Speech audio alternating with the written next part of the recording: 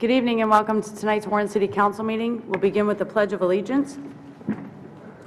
I pledge allegiance to the flag of the United States of America and to the republic for which it stands, one nation, under God, indivisible, with liberty and justice for all.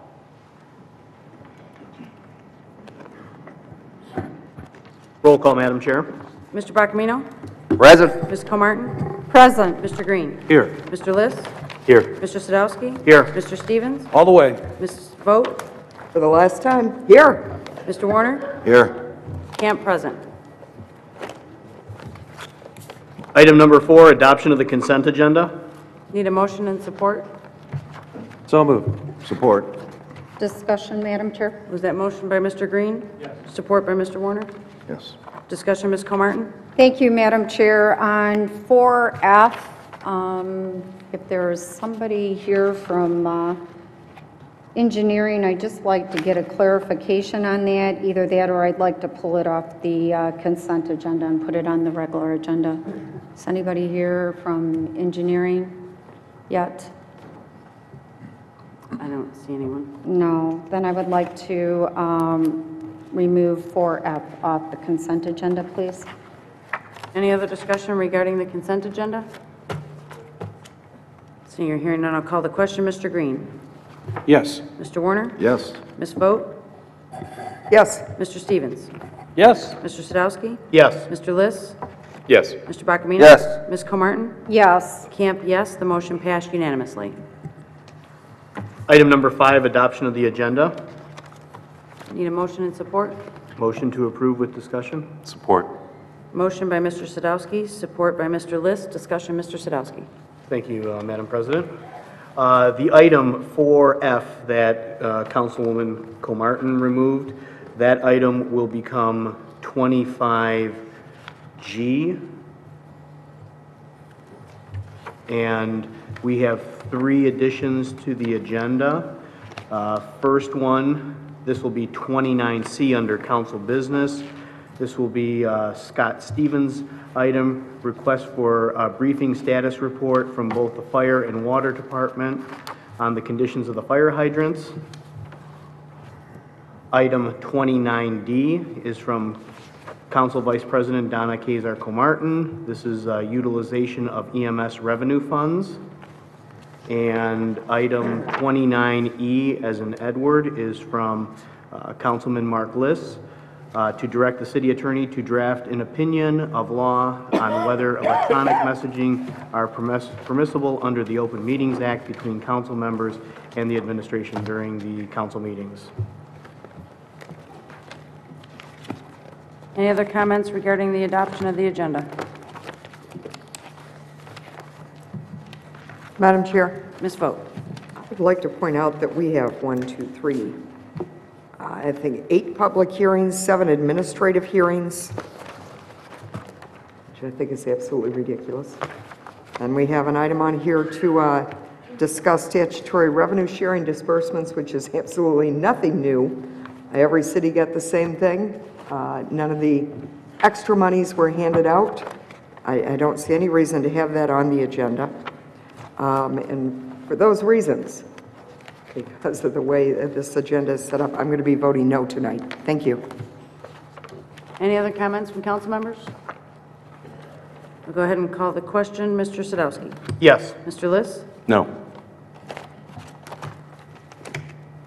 Mr. Green? Yes. Ms. Comartin? Yes. Mr. Bacamino? Yes. Mr. Warner? Yes. Ms. Vogt? No. Mr. Stevens? Yes. Camp, yes. The item passed 7-2. Item number 6, approval of the minutes of the regular meeting of October 11th, 2011. Need a motion and support on the minutes?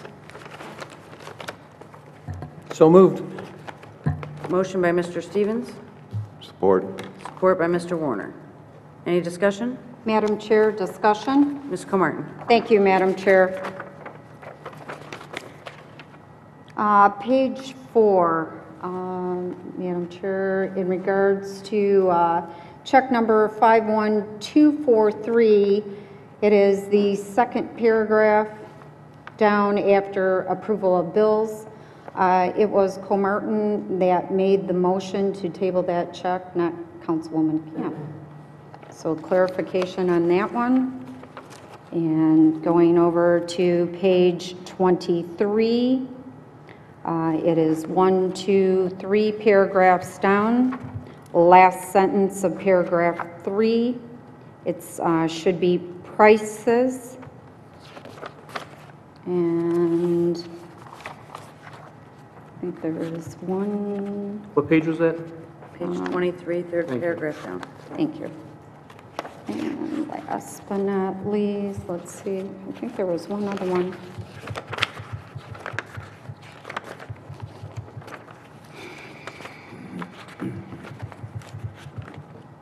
No, I think I got them all, I hope. I think I got them all, Madam Chair. Any other discussion regarding the minutes? Seeing or hearing none, I'll go ahead and call the question. Mr. Stevens? Yes. Mr. Warner? Yes. Ms. Vogt? With the changes, yes. Mr. Sadowski? Yes. Mr. Liss? Yes. Mr. Green? Yes. Ms. Comartin? Yes. Mr. Bacamino? Yes. Camp, yes. The motion passed unanimously. Item number 7, approval of the bills. Need a motion and support on the list of bills? Motion to approve bills. Motion by Mr. Sadowski, Madam Chair, support with discussion. support by Ms. Comartin. Discussion, Ms. Comartin. Thank you, Madam Chair.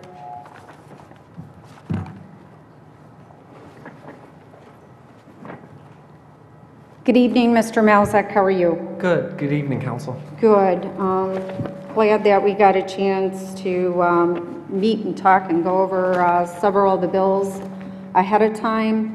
The question that I have for you, and I know you texted me with the message this afternoon on it, it was check number 511651. That check was for $9,937.84, and that was to Acumed Billing. Just the question on that one for the residents, and I had gotten several calls on it. They wanted to know how much that we have accumulated so far in the funds. Sure. And if you could go ahead. I'm sorry, sure. okay. Right now, through yesterday, we had $3,693,517.61. Okay, and does that include this current billing? That's collected through yesterday. I don't know, this billing right here, this billing is actually the payment out that we pay the company to do the work for us. Right, but it has the total collected EMS up at the top of it, an Correct. additional 141,000. Is that included Yes, in it? right. It is? Yes. Okay, perfect. And then the other question on that, was that set aside in a separate dedicated fund? It is not separated in a dedicated fund. It's part of the general fund. It's all in one bank account, though, at this point. Okay, and has any of the money been spent? Out of that bank account, no. Okay, so none of it has been spent yet. That's correct, not out of that bank account. All right, thank you very much. You're welcome. Appreciate it. Any? Madam Chair. You finished, Ms. Comartin? Let's see. One other question, check number 511445. We have the abandoned vehicles, and that one, I know that we have an excess, and this check in particular goes to the Michigan Department of Treasury.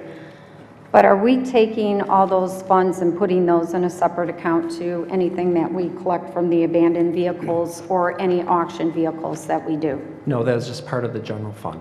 Okay, so that also is going into the general fund? Yes. All right. Thank you very much. Thank you, Madam Chair. Mr. Stevens? Thank you, Madam Chair. Mr. Melzick, excuse me. That $3 million that you just, well, actually over $3.5 million that you just spoke of, goes into the general fund, and the money to pay Acumed comes from the general fund, right? That's correct. So kind of technically, we're using that money to pay Acumed in a roundabout. Yes. Matter of speaking. Yes, and you could also argue the cost of the firefighters, the cost of the equipment, et cetera, would bring that balance way down. That's correct. Okay. Yeah. But in any event, I mean, without a doubt, bringing back EMS has been a home run, without a doubt. And this has really been over, what, about 20 months now, that we've collected that amount of money? That's right, yes. Yeah. So had EMS not been taken away over all these years, just think how much money that the city would have realized had those 36 firefighters not been laid off and we had been continuously collecting this money. We would have been able to buy new equipment, and also we would have been able to refurbish firehouses. So thank you for bringing it back, council, those of you that voted for it. Thank you. Madam Chair. Ms. Vogt? Thank you, Madam Chair. I guess right along those same lines, so the EMS monies, millions coming in is an issue. Mr. Melsek, has anyone ever calculated what it has cost the city? Total. Not just equipment, supplies, manpower, overtime, what have you, to have EMS. Has anyone calculated that? In the year that I've been here, no, I have not personally done that. I know that there was a study done before when it was being brought back. Okay, and that was mainly how much money would come in. No one has ever looked at what does it cost. And as far as, was there an option back in 2004 for EMS? That wasn't an option that was given to council. We actually looked into it. Ms. Comartin and I, very specifically met with members of that administration and questioned why don't, if EMS is so expensive, not EMS, the transport portion of EMS is so expensive, why aren't we charging as other cities do? And that administration was very straightforward and said, we don't believe it's legal to charge some and not charge others. We think the insurance would come back and reject the claims because we're not charging everyone. Now, that was the information that was provided to us. And so, as always, we rely very much on information you provide us, Mr. Melsek, and other members of administration when they're permitted to talk to us. But as a council member, that's what you have to do. You have to get your information as you can. And so because of the information we were provided back then, and because nobody was billing for transport back then, there's not millions that was lost. It was not initiated back then. So, but I would, seeing as I'm only going to be here another 2 weeks, I would love to know what was the cost. I know no one else seems to be interested in that, but you know, a couple of weeks after the election, maybe we will be getting into that. So, or maybe the next council will be concerned with expense. Thank you, Mr. Melsek. Any other questions? Go ahead and call the question, Mr. Sadowski. Yes. Ms. Comartin? Yes. Mr. Bacamino? Yes. Mr. Green? Yes. Mr. Liss? No. Mr. Stevens? Yes. Ms. Vogt? Yes. Mr. Warner? Yes. Camp, yes. The motion passed 8-1. Item number 8, budget expenditure report. Motion to receive and file. Support. Motion by Ms. Vogt, support by Mr. Stevens. Any discussion? Go ahead and call the question, Ms. Vogt. Yes. Mr. Stevens? Yes. Mr. Sadowski? Yes. Mr. Liss? Yes. Mr. Green? Yes. Ms. Comartin? Yes. Mr. Bacamino? Yes. Mr. Warner? Yes. Camp, yes. The motion passed unanimously. Next agenda item is number 9, announcements. Madam Chair. Mr. Green? Thank you, Madam Chair. Trunk and Treat was last weekend. What time to go? 7, 8 o'clock? or six, 6 to six to 7. I think all of us were there, most of us were there. We went through about 2,000 kids. Councilman Vogt had a great display. A lot of kids ran away. That was pretty good. But on another note, we now have high school football playoffs. And for the first time, I think, since last year, we have Warren Mott versus Warren Cosno this Friday night at Mott at 7 o'clock for the first round of the districts. Also in Warren, we have LaSalle playing Roseville, and then the winner of those two games will play each other. So we have a lot of great Warren football still going on. And I believe even the Warren Collegiate, I think they're, well, what I would call Class D or Division, I can't remember the division, but they went 9-0.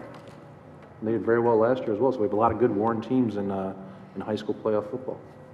Thank you, Madam Chair. Any other comments from council members? Madam Chair. Mr. Litz. Thank you very much, Madam Chair, for the floor.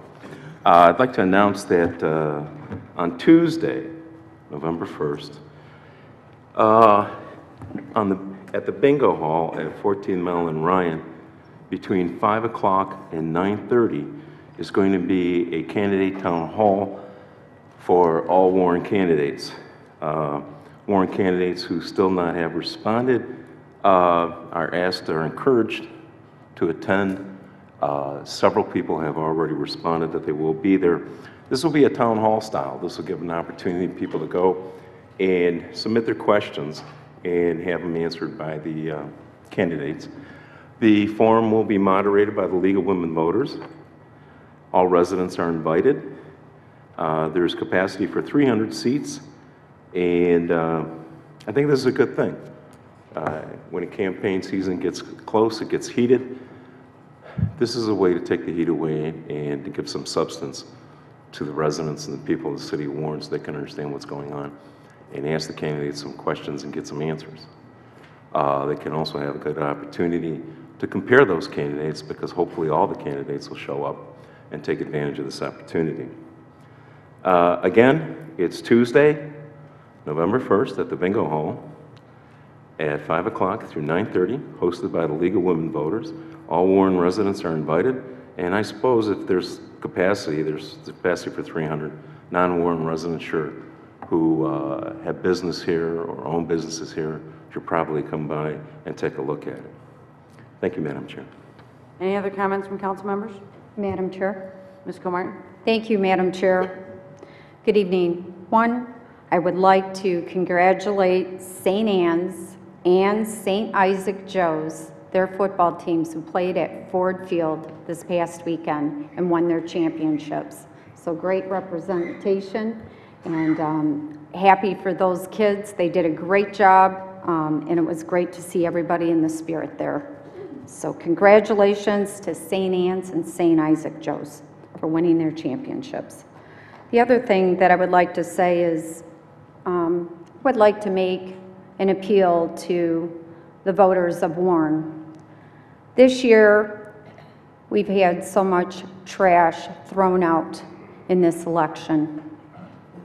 It has been full of personal attacks, dirty politics. It has been the worst that I've ever seen in the city of Warren, in the history of Warren. A lot of residents have called and said that they're appalled at what's going on.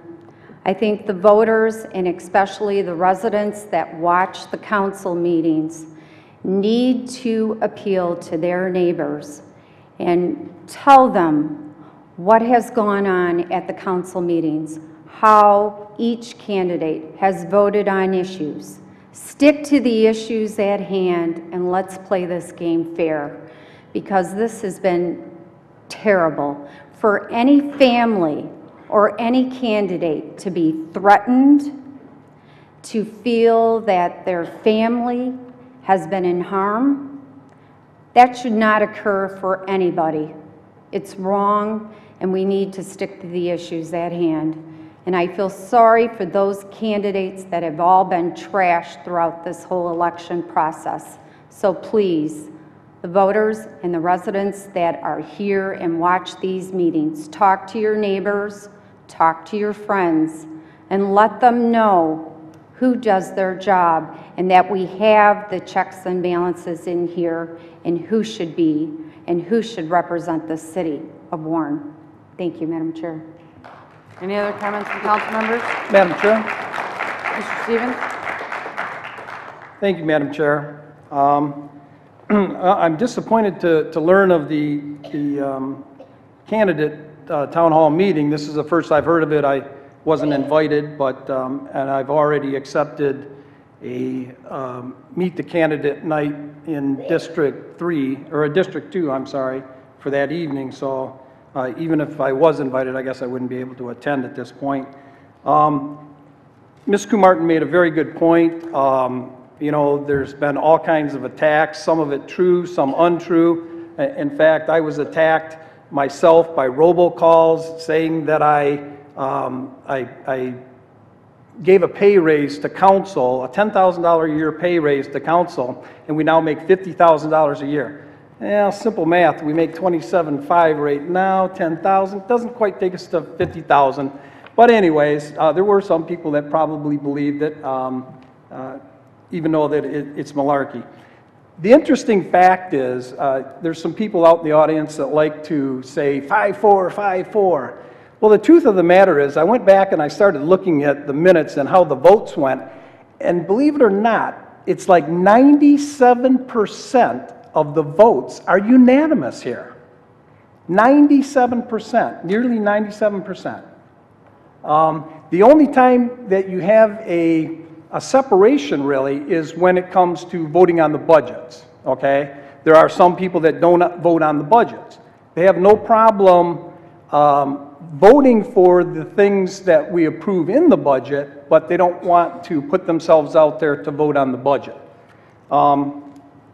So yes, check out who you're voting for. Make sure that they're doing their job, and make sure that the things that they say are true. And that's an easy way. For those people that want to attend the Meet the Candidates at the Bingo Hall on, what was that, 14 Mile Road, I apologize that I won't be able to be there.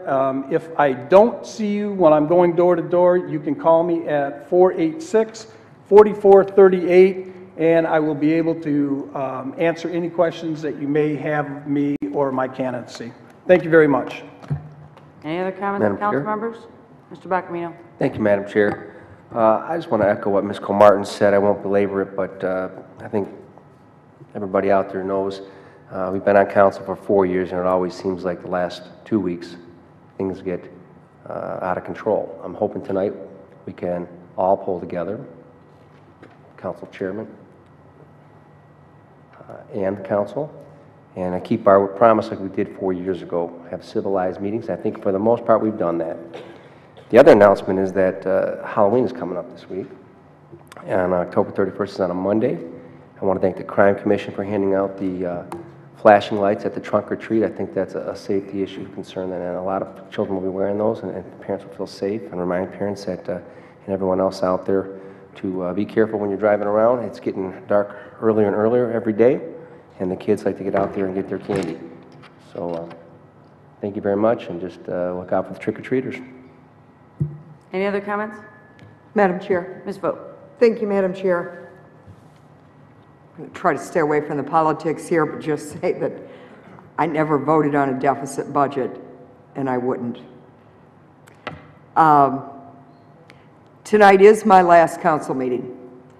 It's been an honor and a privilege to serve the city for the past 8 years.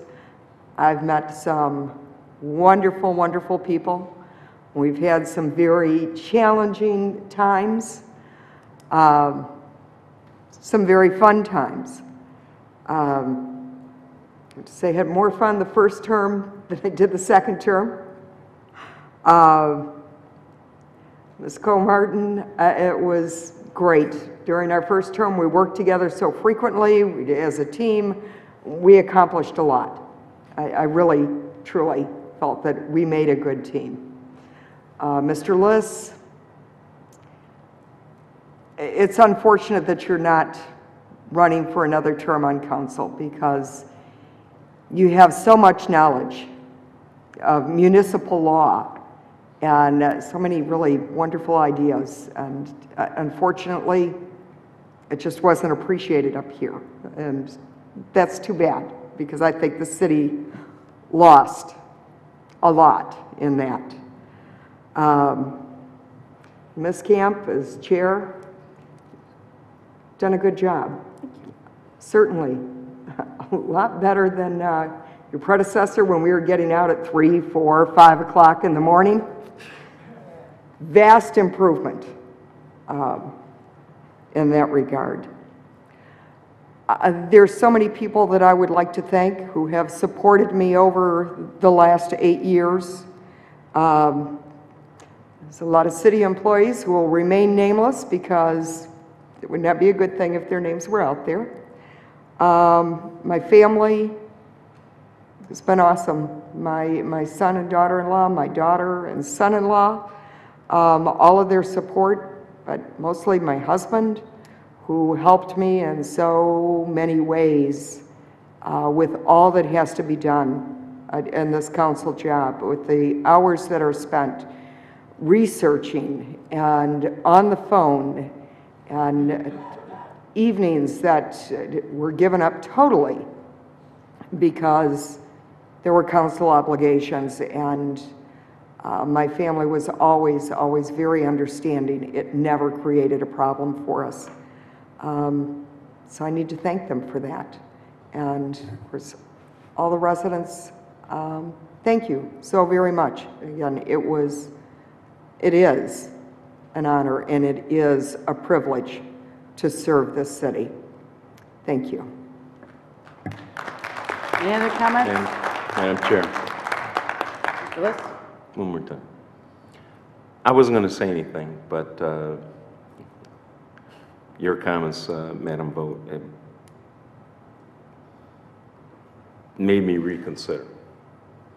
I want to end on a positive note. I think there's a lot of things that are good with the city of Warren. I think a lot of work still needs to be done. And it was a pleasure to serve on council, and I appreciate the people who voted for me, who listened to me, who called me, complained, and gave compliments, and voiced their concerns. I specifically would like to thank Councilwoman Kathy Vogt. She took me under her wing, and even though I think I know a lot about the law, I didn't know anything about council meetings and how the city was run. And you taught me how the city was run. I'm not sure that's a good thing. But it made the learning process much faster, and I appreciate it. Councilwoman Donna Comartin, I think, is one of the most researched council people here. Always prepared, always goes through everything. Carries way too much paperwork. Got to get electronic, got to get an iPad. And I appreciate your friendship. And I have to compliment our chairperson, Mary King. She's held these meetings together, and there have been some meetings that really, quite frankly, shouldn't have been as disruptive as they were. And I guess it'll always be Warren. You know, it's not going to be any other city. But I think under the strong leadership of Mary King, I know it wasn't easy. I know there are a lot of pressures on you from the other council members. I know there's pressures on you from the administration. And I know there's pressures on you from our residents, because you're the visible face of the city council. You're the leader of our council, and I appreciate that. And I'd like to thank the residents who, once more, who voted for me, the residents who are here today. And we're going to have a get-together sometime after this election. Right? We're going to have to get together after this election. We'll get some of our supporters together and commiserate. Maybe I'll write a book. I don't think anyone will buy it. That's my speech. I took a look at Eisenhower's farewell speech, and mine doesn't come close. I took a look at George Washington's. His is far better than mine. But I want to encourage the residents, especially people who are watching on TV, those who don't come to the meetings regularly, to get involved. Council really does listen to what happens. We're the voice of the people. You come here, you're allowed to speak, and I know sometimes for 3 minutes, sometimes longer, But you don't have to make an appointment with us. We're always here twice a month. If you want to complain, you can come here. If you want to give us compliments, I appreciate more of them, you can come here. So keep it up. I know a lot. You've heard a lot of this. I'm not concerned about the people here getting involved because I know you're involved. But in the next few years, we need to take a look at where the city's headed. I think there are going to be some serious financial problems coming up. I hope we can handle them. I think we can, but we have to start taking a look at that. I think that's going to be the fundamental big issue that's going to be facing the city for the next 2 years. With that, thank you very much, and let's finish the meeting. Any other comments from council members? If I may, I just want to make one quick reminder. This is not in regards to the upcoming election. We had an incident yesterday that took place at Martin and Ryan Road. One of our school crossing guards was hit while attempting to cross the children. So I'm just asking to put out a reminder to you, the people driving in the morning, you know, you're in a hurry going to work, or maybe around after school, around the school areas or whatever, to exercise a little bit more caution in making those turns off of some of those major side streets like Martin and Common and that. And I'd also like to send my best wishes to that crossing guard, praying that they have a quick and full recovery. And in closing, I do want to say to all my colleagues that I want to wish you all success in your future endeavors, whether it is currently running for re-election or pursuing other interests. And I just want to say that I have appreciated the opportunity to have had that ability to serve with you and the honor and the privilege of being the chair of this council. So I thank you for your service to the city, and I thank you for the opportunity to have been a part of it. With that, we'll go to the next agenda item. Item number 10 is a public hearing, appeal of determination of nuisance at 20827 Jetner, vacant one-story vinyl house with concrete slab, shed, fences, gates, and miscellaneous debris, and consideration and adoption of a resolution. Item number 10 is a public hearing. Anyone that would like to address this agenda item may do so at this time. Seeing or hearing none, I'll close the public hearing and open this up for council action. Motion to abate. Support. Motion by Mr. Green, support by Ms. Comartin. Any discussion? Mr. James?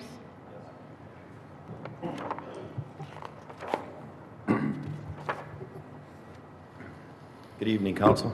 Good Dean evening. James. Thank you for being here. Quick question, and I'll try and just only have you here the one time, at least in my regard. All of these that will be hopefully passing tonight in regards to abatements, do you know, is this something that we will be able to address before the winter season, or do we expect that some of these may carry over to spring? That's funny you asked that. I was going to recommend that we do a 21-day on these, the ones that passed tonight. A couple of them are really bad, and we do need to get them down immediately. We're all ready to go. We're just waiting to hear what you have to say this evening. Okay. All right. Well, I'll take that advisement. Glad we got that in. And not off topic, but just quickly, I had contacted the office after our last meeting and had requested that to get a list of those that are in process and those that have been demolished this year. And the girl was very nice on the phone, and she said, "Oh, I'll send that over to you." And I have not received it. I wanted to know if I could get that listing, please. I'll get right on it. All right. Thank you. I am aware of it. We just don't have a total for you yet. Oh, I'm sorry. She made it sound like it was like, oh yeah, I've got that right here. I could give you what has been deemed a nuisance and been tore down. Those numbers we could give you right away. The question was a little confusing as to how many nuisance cases we bring in a year's time, say. We do over 200. We probably do 96 because we do 8 a month that actually come to a hearing. A lot of them we take care of prior to the nuisance hearings. A lot of them happen just before we go to council, so we're working on it. The numbers are maybe not quite as high as what I've heard, but they're up there pretty good. Okay, well then no pressure. I apologize. I didn't realize that it was still being compiled. Thank you. Mr. Biernet? May I address this issue? Sure. I'm sorry.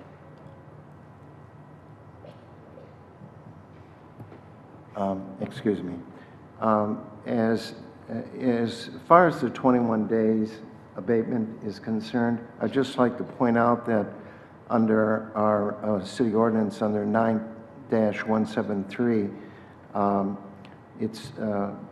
it contains the language relative to 60 days. However, if it's determined that the building or structure has been substantially damaged by fire, wind, flood, or natural disaster, and in the conjunctive, the cost of the building or structure, the cost of repair to the building or structure will be greater than the state equalized value, then you can prepare a 21-day order, the 21 days being 1 day longer than the appeal period to circuit court.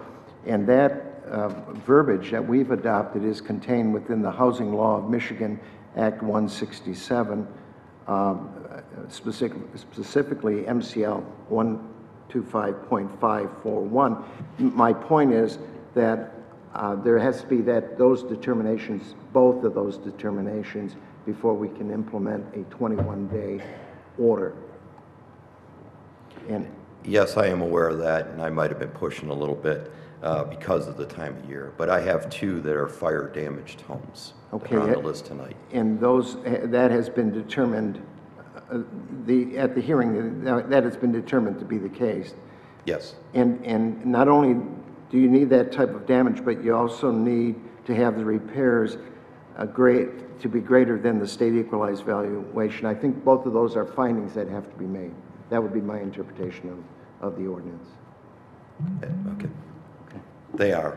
Okay, very good. Thank you. Any other comments from council members? Madam Chair? Mr. Green? Thank you, Madam Chair. Mr. James, based on what City Attorney Burnett stated, has there been damage to this structure, whether by fire or wind? Fire. In the one I'm getting at? Yes, yes. Okay. There was a fire in there. I have the report. It didn't totally destroy the home, but the home is very old and in very poor condition. And it's and is the cost of repair greater than 50% of the SEV? Yes, to bring that house into code, it would be, yes. Madam Chair, based on those findings, I'd like to amend the motion to include the 21-day clause. And Madam Chair, I'll support that motion, Thank you, Ms. Comartin. that addition. With that, I'll go ahead and call the question. Madam Chair? Oh, I'm sorry, Mr. Sadowski? Hold on a second, okay? It's the cost of repair of the building or structure must be greater than the state equalized valuation. I think you said 1/2. Sorry, Madam Chair. Through the chair to the City Attorney, I thought it was greater than 50%. The statute says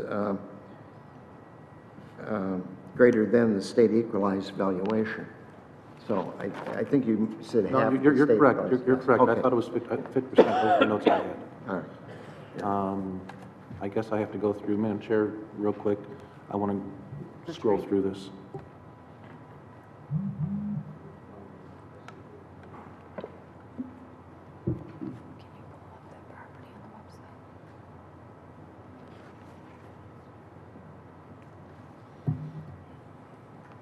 Mr. Green, while you look at that, I have I'm a trying to find the question for the SUV. city attorney.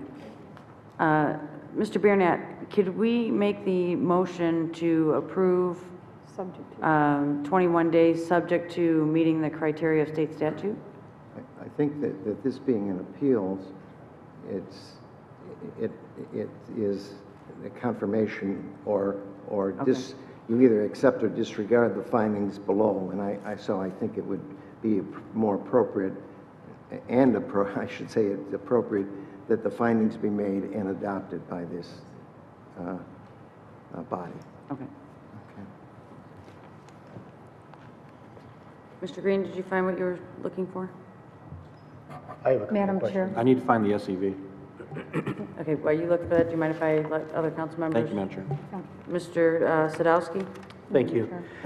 The backup information has a bit of, it's a bit contradictory. It says that the 2010 taxes are due, and this is on the abatement report, dangerous building.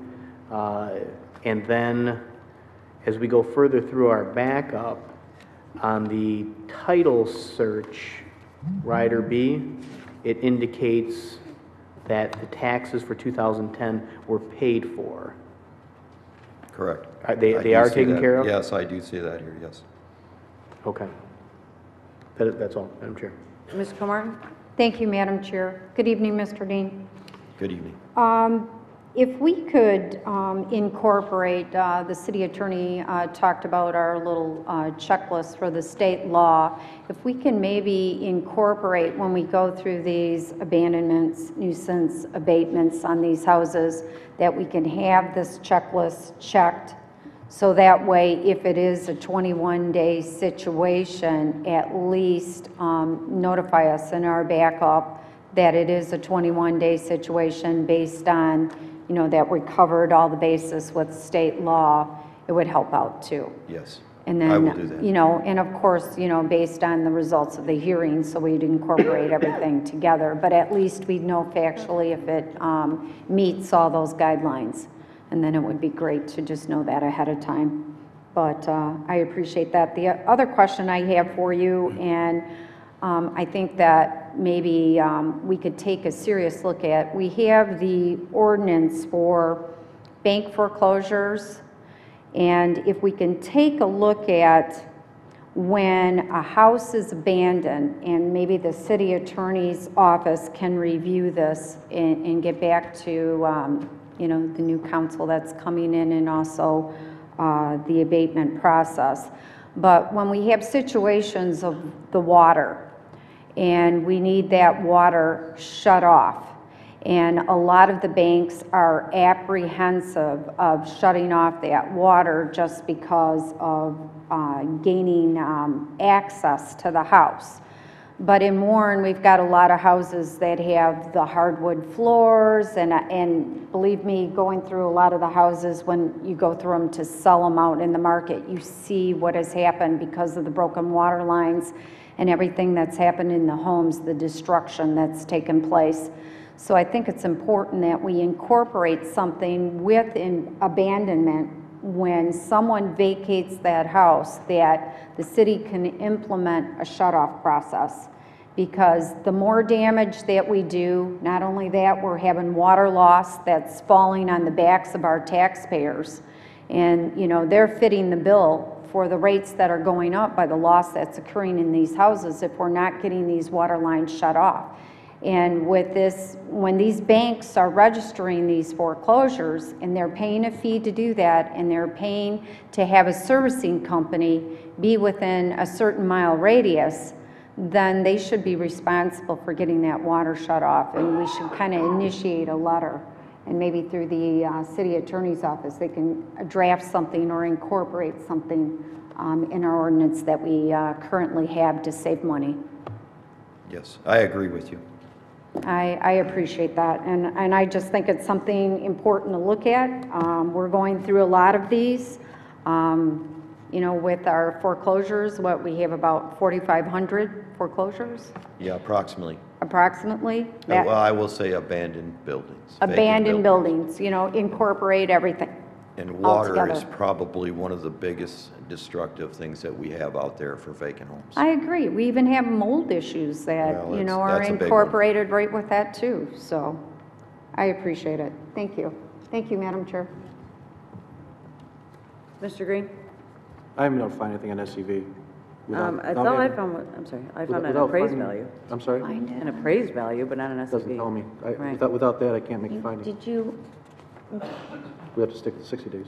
I can't find Did you the go SEV. on the city website? I don't have access. You what? I don't have access to internet. No? Mr. James, do you happen to have an SUV on this property? Yes, I show it as $13,220. That's assessed value. And I do have the state, or the city website here. So it has to be more, Yeah, this home has been abandoned. There's a fire in it. The home was built in 1938. It's a non-conforming home, and it's in pretty poor condition, although I have not been inside the properties, or this property. And most of our properties that we come here for is because no one showed up. We do not have access to the property. So this may have a little bit to do with what the legal department's asking us, because we cannot assess the full damage of the property without getting inside. Madam Chair? Okay, so, Mr. James, you're saying that this assessed value at the bottom of the nuisance abatement is actually off of our city's I SUV? was going to check that real quick. What was the number? $13,220. Is the SEV. It says assessed value, but I want to know if that matches the SEV that the city records. Exactly.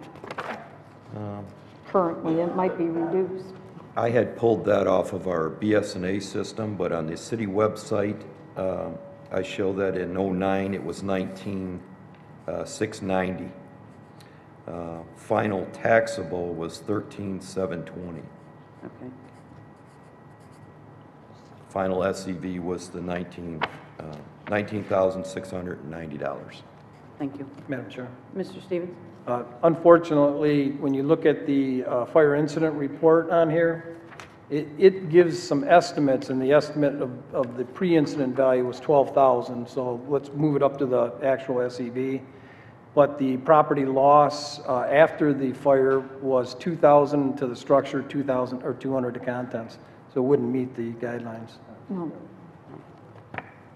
Madam Chair? But to bring this house into code, it may very well do. Yeah, but that's not what the law says. Okay, yeah. Mr. Green? I'm trying. I wish You know, it it's would an work, abandoned but- home, no one responds, you know. Madam Chair, Mr. Green? through Mr. James, to fix this house and bring it to code would cost more than the SEV, regardless of what it I says on believe the it would. initial. I mean, if we look at some of the houses we've done, it costs a lot more than that. I do houses, so I know that this house, I wouldn't touch this Then the house. findings based on your knowledge is what Right. I'm going on, and I'll stick by the 21 days, that I'm comfortable with the findings that we have here. Thank you. Madam Chair, I'll support that. If I may, one more time to the city attorney, could you please go over what the law says as far as? Normally, you would have 60 days to comply with the abatement order. In case of demolitions, if the council of the, in this case, the Nuisance Abatement Board of Appeals decides that, or finds, I should say, that this building was substantially destroyed by fire. I believe it's fire, wind, flood, or other natural disaster. And then, and again, I emphasize that's in the conjunctive, not in the disjunctive, so it's also required that the cost of repairs of the building or structure will be greater than the state equalized valuation of the building or structure. And in that case, a 21-day order could be entered. Yes.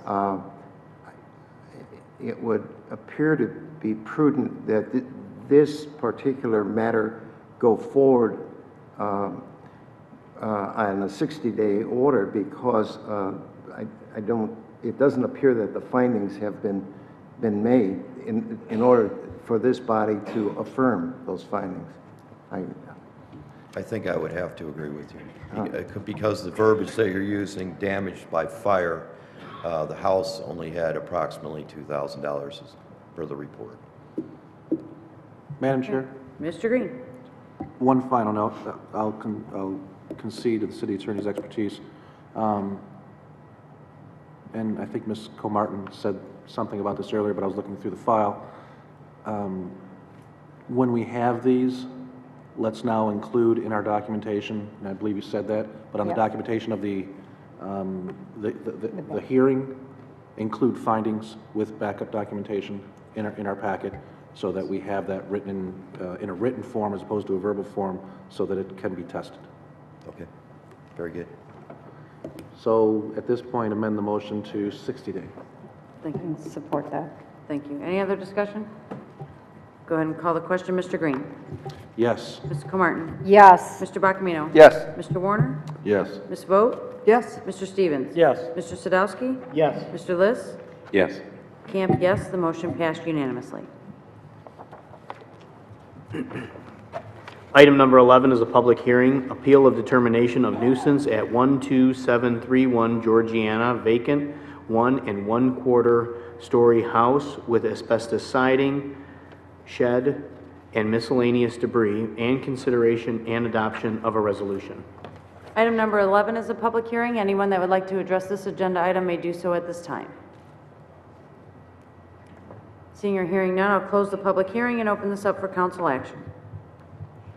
Motion to abate? Support. Motion by Ms. Vogt, support by Mr. Stevens. Any discussion? Seeing or hearing none, I'll call the question. Ms. Vogt. Yes. Mr. Stevens? Yes. Mr. Sadowski? Yes. Mr. Liss? Yes. Mr. Green? Yes. Ms. Comartin? Yes. Mr. Buckman? Yes. Mr. Warner? Yes. Camp, yes. The motion passed unanimously. Item number 12 is a public hearing, appeal of determination of nuisance at 7020 Hudson, fire damage, 1 1/2 story vinyl house, garage, gates at the rear and northwest side of the house, fence, and miscellaneous debris, and consideration and adoption of a resolution. Item number 12 is a public hearing. Anyone that would like to address this agenda item may do so at this time. Good evening. Please state your name for the recorder's records. My name is Alan McGregor. On behalf of Barbara McGregor, the owner of 7020 Hudson. Unfortunately, the demolition company we hired through Warren Building Department, K1 Concrete Construction, has been putting back the date of demolition. And I hate to throw them under the bus like this, but they were supposed to start it last week, but they went up north hunting, so they haven't started on it. And honestly, if we can go and get this pushed back another week, they said they were supposed to be starting tomorrow on demolition. I do have a written contract here from them, and aside from that, everything else should be taken care of. So, Okay. Any other questions? All right. I appreciate the information. Yeah. If you want to just have a seat in the front, some people might want to ask you questions. Sure. Anyone else from the audience that care to address the public hearing on item 12? I'm going to close the public hearing and open this open for council action. Madam Chair, based on the statements, motion to table the next scheduled council meeting. Madam Chair. Motion to table by Mr. Green. I'll hold that Support. motion until Ms. Comartin says something. Thank you. I just Comartin. wanted, if we could just take a look at a copy of that contract that was dated with the demolition company. And then I will, I need a motion for, if nothing else, discussion purposes. Motion to abate. Support. Motion by Mr. Sadowski, support by Mr. Green. Madam Chair, discussion? Ms. Comartin, I thought was, yeah, she. Oh, I'm sorry. he's- I just want to take a look at that. You can go ahead and let somebody else talk while I look at it. and- Mr. Sadowski? Thank you, Madam Chair. Mr. Dean, James? I have a couple of questions. We could still go ahead with the abatement hearing, Yes. even if the gentleman has a contract to have the house demolished. He'll have 60 days from now at least to have the house demolished. What I'm saying is we could still go ahead with the hearing. We could still go ahead with the abatement process. If it gets torn down in a week, then the situation is taken care of.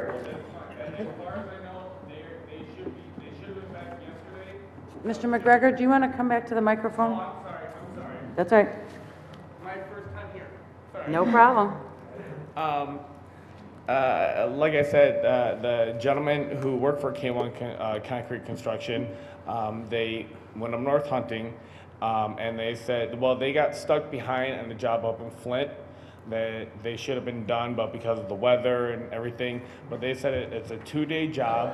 They were supposed to start yesterday, so they should be back today, get it done and over with, and that's it. So honestly, I don't need a 60-day extension. I just need a week, but I know. What I'm saying is, I'm over here. Sorry, What I'm saying is, we can proceed with the abatement process.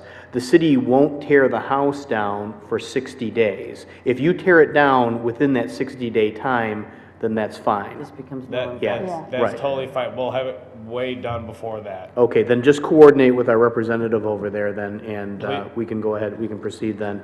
Please and thank you. Okay. The other question that Being I, here. I'm sorry. I was just thanking him for being here. Oh. Go ahead.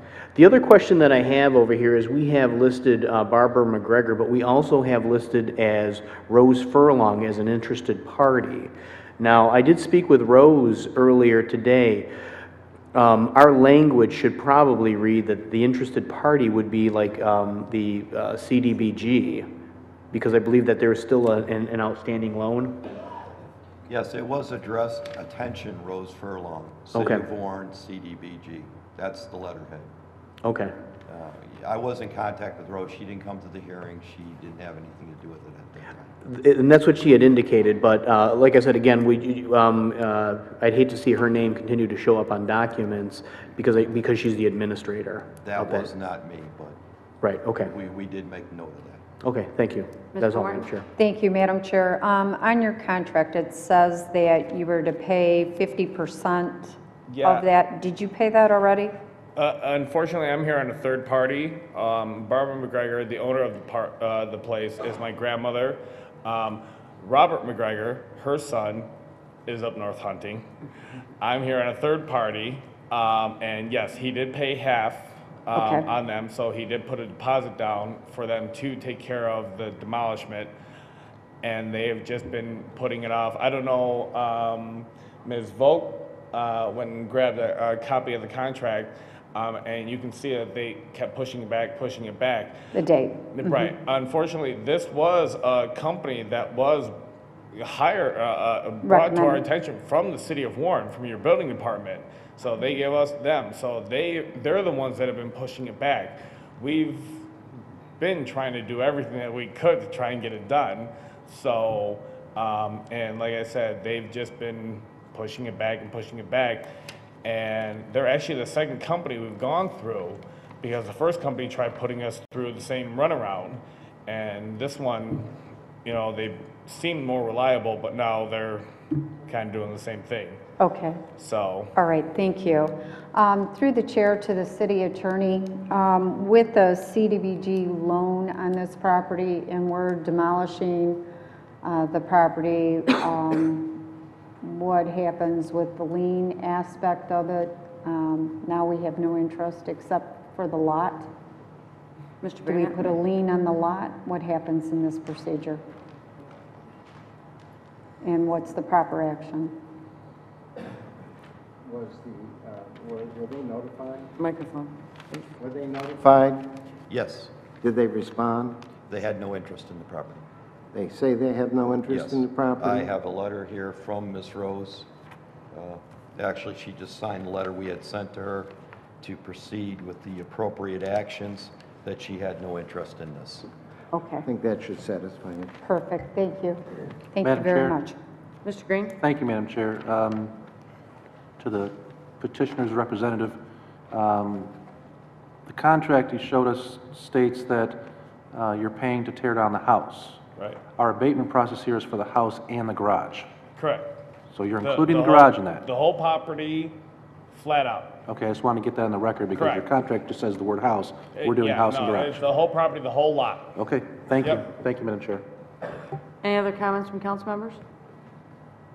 That point, a motion to table, oh no, we're going to go through the No, process, yeah. Yeah, sorry. we had a motion to Apologize. abate by Mr. Sadowski, and you had the support. I'll vote in favor of the abatement and hope that the McGregor family will be able to have this removed on their own. I do have some concerns, though. Maybe we want to look into the practice of the CDBG of stating that they no longer have an interest, because I don't know what the percentage of that loan is or what kind of money we're foregoing for that. You know, that whole situation kind of concerns me a little, but it's not relevant to the issue of the house itself being removed. I just want to look for a way for the city to make sure that that's the best practice. So with that, I will go ahead and call the question. Mr. Sadowski? Yes. Mr. Green? Yes. Ms. Comartin? Yes. Mr. Bacamino? Yes. Mr. Warner? Yes. Ms. Vogt? Yes. Mr. Stevens? Yes. Mr. Liss? Yes. Camp, yes. The motion passed unanimously. Thank you for being here. Appreciate it. Thank you, council. Item 13, a public hearing, appeal of determination of nuisance at 8103 Orchard, 1 1/4 story aluminum sided house, garage, porch, and miscellaneous debris, and consideration and adoption of a resolution. Item number 13 is a public hearing. Anyone that would like to address this agenda item may do so at this time. Seeing or hearing none, I'll close the public hearing and open this up for council action. Motion to abate. Support. Motion by Ms. Comartin, support by Mr. Stevens. Any discussion? Seeing or hearing none, I'll call the question. Ms. Comartin? Yes. Mr. Stevens? Yes. Ms. Vogt? Yes? Mr. Warner? Yes. Mr. Sadowski? Yes. Mr. Liss? Yes. Mr. Green? Yes. Mr. Buckman? Yes. Camp, yes. The motion passed unanimously. Item 14 is a public hearing, review of special assessment roll number 379, in Ray abatement of nuisance at 13859 Sherman, $4,642.50. Item number 14 is a public hearing. Anyone that'd like to address this agenda item may do so at this time. Seeing or hearing none, I'll close the public hearing and open this up for council action. Motion to approve. Support. Motion by Mr. Warner, support by Mr. Stevens. Any discussion? Seeing or hearing none, I'll call the question. Mr. Warner? Yes. Mr. Stevens? Yes. Ms. Vogt? Yes? Mr. Sadowski? Yes. Mr. Liss? Yes. Mr. Green? Yes. Ms. Comartin? Yes. Mr. Buckman? Yes. Camp, yes. The motion passed unanimously. Item number 15, a public hearing, review of special assessment roll 380, in Ray abatement of nuisance at 13750 Marshall, $2,041.50. Item number 15 is a public hearing. Anyone that would like to address this agenda item may do so at this time. Seeing or hearing none, I'll close the public hearing and open this up for council action. Motion to approve. Motion by Mr. Green, support by Ms. Comartin. Any discussion? Seeing none, I'll call the question. Mr. Green? Yes. Ms. Comartin? Yes. Mr. Buckman? Yes. Mr. Liss? Yes. Mr. Sadowski? Yes. Mr. Stevens? Yes. Ms. Vogt? Yes? Mr. Warner? Yes. Camp, yes. The motion passed unanimously. Item number 16, a public hearing, review of special assessment roll number 381, in Ray abatement of a nuisance at 20803 Wellington, $4,342.50. Item number 16 is a public hearing. Anyone that would like to address this agenda item may do so at this time. Seeing or hearing none, I'll close the public hearing, open this up for council action. Motion to abate, or motion to approve, excuse me. Support. Motion by Mr. Green, support by Mr. Warner. Any discussion? Seeing none, I'll call the question. Mr. Green? Yes. Mr. Warner? Yes. Ms. Vogt? Yes? Mr. Stevens? Yes. Mr. Sadowski? Yes. Mr. Liss? Yes. Mr. Buckman? Yes. Ms. Comartin? Yes. Camp, yes. The motion passed unanimously. Item number 17, a public hearing, consideration and determination in Ray request of Detroit Gear Works LLC to establish an industrial development district to create an assessment base for tax relief under the provision of Act Number 198, Public Acts of 1974, as amended, covering premises at 23720 DeQuinder Road in Section 31, and consideration and adoption of a resolution establishing an industrial development district. Item number 17 is a public hearing. Anyone that would like to address this agenda item may do so at this time.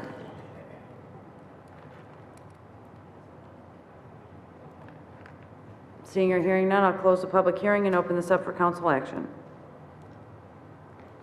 Motion to approve. Motion by Mr. Green, Support discussion. support by Mr. Stevens with discussion. Through the chair to Ms. Burgess, excuse me. I just have one question. And I never really considered this before. On item 12 on the worksheet there, it's got when the project is completed, how many employees will be management/professional, skilled, semi-skilled, unskilled, and then it has the total estimated payroll. That's just a number of employees on the payroll? It's not supposed to be a dollar amount there? That's correct. It's just the amount of employees on the payroll? That's correct. Okay, I never noticed that before, so, okay, Should thank you. probably be rewarded. All right, thank you. You're welcome. Any other comments from council members? Madam Chair? Real quick, Ms. Cromartie, can we have those back doors closed? That conversation outside seems to be carrying over. Go ahead, Ms. Cromartie. Thank you, Madam Chair. Good evening, Ms. Burgess. Good evening. I have a question for you. I just want to make sure they're in compliance with all our guidelines. Yes, they are. Okay, and all reports are in? Yes, they are. All right, and all taxes are paid? They are, as well as utilities. Perfect. All right, and this is an owned property, not leased, correct? That's correct. The applicant of the IDD is Mr. Jamie Pangborn, who is in the audience this evening. He owns the real property and is the applicant for the IDD, and he also owns the property concerning the next agenda item, which is IDC Industries, and his general manager and legal counsel is here with him this evening as well. Okay, on the front sheet, it just said leases the real property and its company making personal property investments of around $710,725. Yes, when That's I IDC. first met with Yep. the general manager and his representative, they had, Mr. Pangborn was not present, and the representative, I'm not sure if it was a real estate representative or if he was a third party, but he led me to believe that IDC leased the property from Detroit Gear Works. And I learned later, and I should have mentioned that in my communication to the council for this meeting, I learned after council scheduled the hearing for this evening that it was owned by the same individual, Okay. the real property. Right. Thank you for the clarification, because basically I think this is what's posted on our website, what the documentation we have. So just to clarify it for the residents. Thank you. You're welcome. Thank you very much, Madam Chair.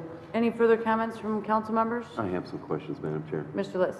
Madam Burgess, are you familiar with the proposal by the governor's administration, Lieutenant Kelly, to eliminate personal property tax on business? I am somewhat familiar with it, yes. If, let's say that passes, whether they do it in a graduated fashion or they do it overnight, would that have an exasperating effect on these type of tax Exemptions. abatements? I believe that there would be, I hope that there would be some language in the new legislation that would address... To preserve these agreements?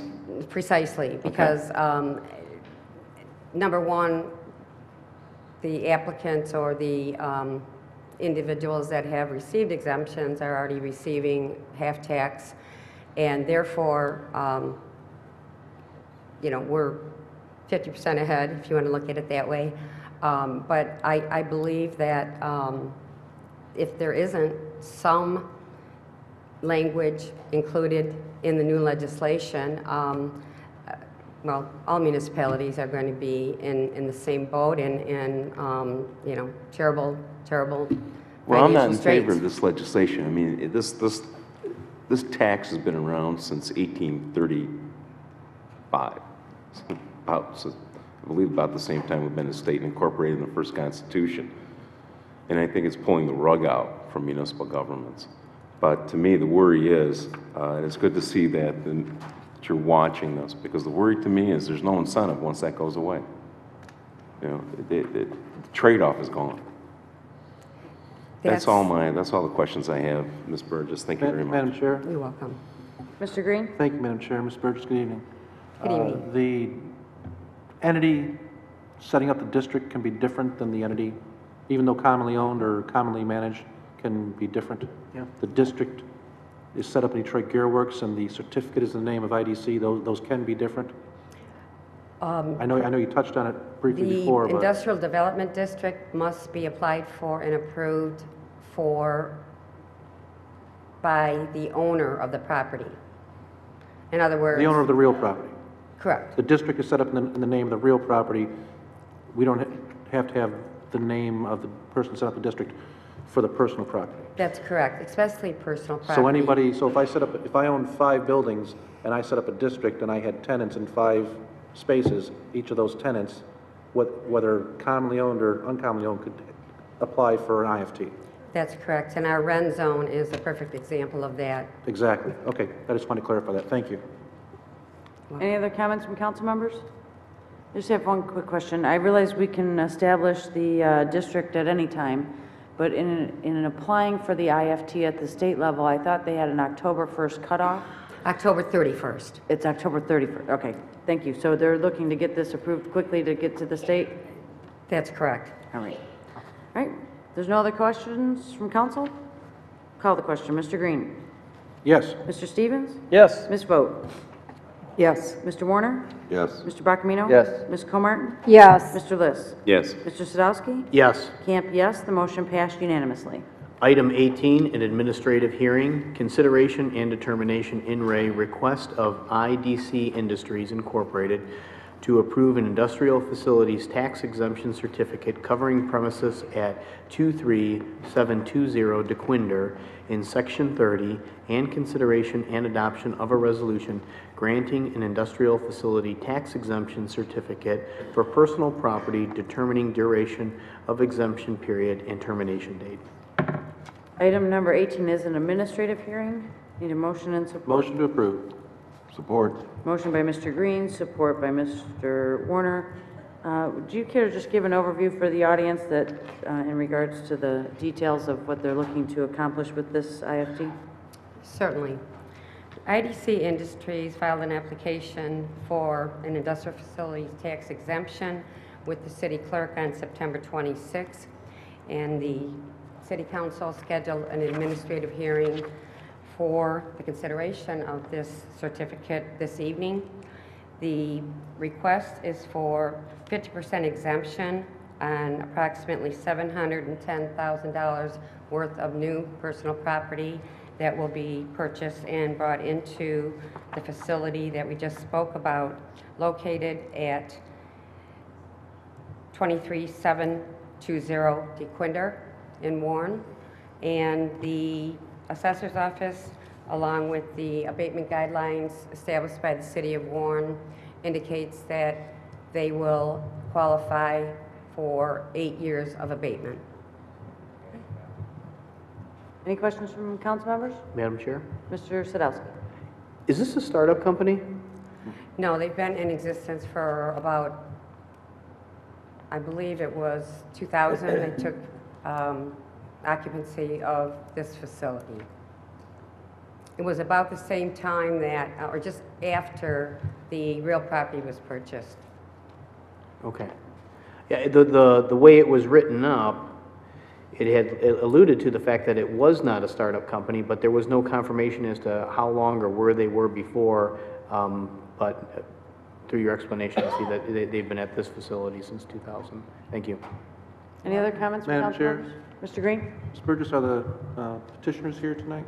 Yes, they are. Would they be able to come up and Absolutely. introduce themselves and just give us a little bit about what they do there, how this investment is going to grow their business, This is- what type of jobs they're going to be creating with the 5 additional jobs? That's the kind of thing we'd like to hear. Certainly, Mr. Jamie Sanborn, the owner of the real property Good and evening. building in question. And this is Mr. Chris Banjer, the general counsel and general manager. Thank you for being here, Evening. gentlemen. Madam Can you just Chair, give us a ladies quick and little gentlemen. overview? Yes, thank you very much. We are a gear manufacturer. We manufacture gears and gearboxes, and we export them throughout the country, and we're beginning to have a reach throughout throughout the world. We've decided to make a sizable investment in our manufacturing operations, and we're investing in some new technology that will allow us to get more throughput through and increase the size and scope of our product range. The type of jobs that are going to be created in Warren will be skilled positions, machinists, and engineers primarily. So there'll be some clerical support of that, of course, but primarily it's skilled machinists and engineers. And how we be advertising for those jobs? I think we've talked about that before with, help me, on this, have we put on the city website before job openings? Yes. That's Well, we something that offer we it do as a service. where we put that out there and then local residents can find it. That's wonderful advice. So we'll have communications send you data on that. That's a great point. The hardest thing to do is to find the people. You get, if you're having some success, you can work with banks and people such as yourselves and try to get the equipment in place, but without the people, it's a non-starter. So that's great advice. Thank you, gentlemen. I'm done, Madam Chair. Any other comments from council members? Go ahead and call the question. Mr. Green? Yes. Mr. Warner? Yes. Ms. Vogt? Yes. Mr. Stevens? Yes. Mr. Sadowski? Yes. Mr. Liss? Yes. Ms. Comartin? Yes. Mr. Barkamy? Yes. Camp, yes. The motion passed unanimously. Good luck to you. Item number 19, an administrative hearing, consideration and determination in re request of Futuramic Tool and Engineering Company to approve an industrial facility tax exemption certificate covering premises at 24727 Gibson in Section 26, and consideration and adoption of a resolution granting an industrial facility tax exemption certificate for personal property, determining duration and exemption period and termination date. Item number 19 is an administrative hearing. I need a motion and support. Motion to approve? Motion by Mr. Sadowski. Support. Support by Ms. Comartin. Ms. Burgess, did you want to give an overview on this, on the administrative side? Absolutely. Good evening again. At the council meeting of October 11th, the City Council scheduled administrative hearing for 3 IFT industrial facility tax exemption certificate considerations for Futuramic Tool and Engineering located in the Gibson IDD district. The Industrial Development District, or a new development, Industrial Development District, was also approved by council at the October 11th meeting for the address of 24775 Gibson and another address which is not being considered here this evening. Futuramic has proposed to invest approximately $2.3 million at their facilities being considered by the City Council this evening at the 3 locations as listed on the agenda. And I hate to speak about them as a whole, but they are located in the same district, same address, same street, and in each application, they propose to hire 2 new employees to their existing 146 existing employees at the 24727 address, 2 additional new employees at the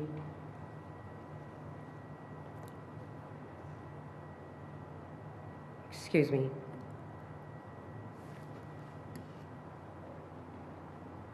(24776) Gibson address, and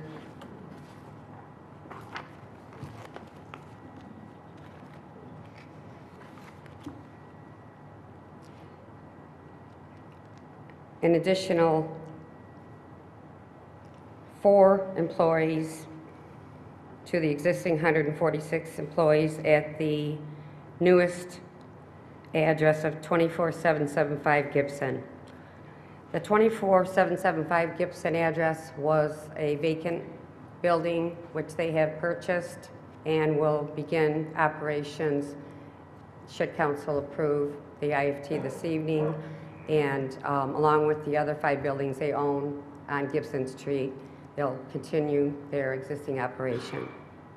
I also wanted to point out that Mr. Mark Jerzyk, the president, and Mr. Asevitz, the controller, is present in the audience this evening for council's questions, should they have any as well. Thank you very much. At this time, is there any other comments or questions from council? Madam, Mr. Liss. questions, Madam Chair. Madam Burgess, are the representatives here from Futuramic? Excuse me? I see gentlemen standing up. I'm sorry, I was too quiet. I was asking if there were gentlemen here representing Futuramic. Yes, they are. Futuramic. This is Mr. Mark Jerzyk, the Good president. evening, gentlemen. I think we might have met at your reception. I think you did. Good evening. Unfortunately, you didn't give me a ride in the F-35 simulator. Sorry about that. I'll have to arrange a better one. Some other day. I think I can get that on my Xbox. There you go. Question I have for you, is this work dependent on the F-35 contract? No, this work is work on, we're working on even greater diversification of our product line. We do 80% aerospace, and we're working on another... I see you supply Boeing, Bombardier, that Bombardier owns Learjet, right? Is that? Bombardier owns Learjet. No.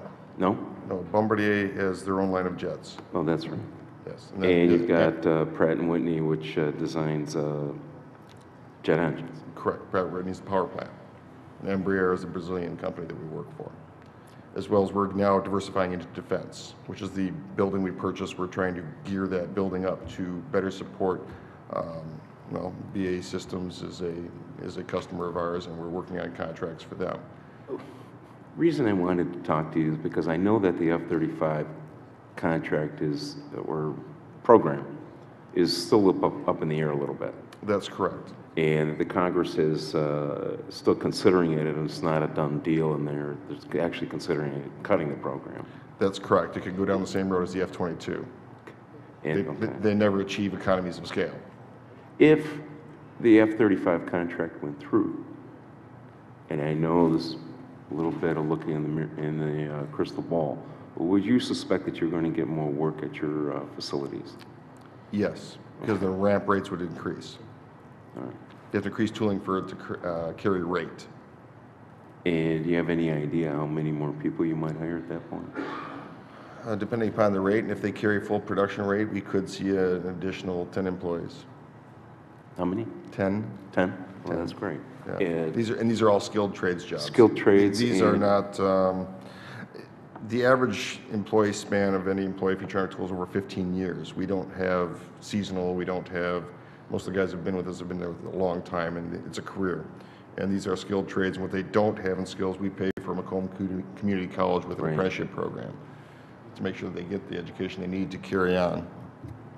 I saw that as part of the presentation there at the reception, and I appreciate it. I appreciate the invitation and the opportunity to come and see your facility.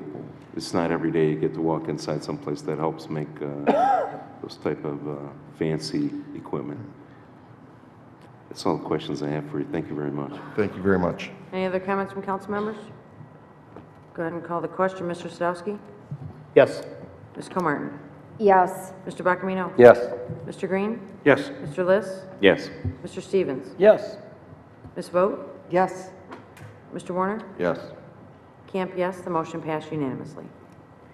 Item number 20, an administrative hearing, consideration and determination in re request of Futuramic Tool and Engineering Company to approve an industrial facility tax exemption certificate covering premises at 24775 Gibson in Section 26, and consideration and adoption of a resolution granting an industrial facility tax exemption certificate for personal property, determining duration of exemption period and termination date.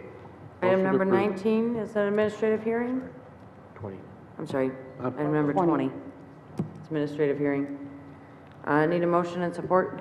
Motion to approve. Support. Support. Motion by Ms. Vogt, support by Mr. Stevens.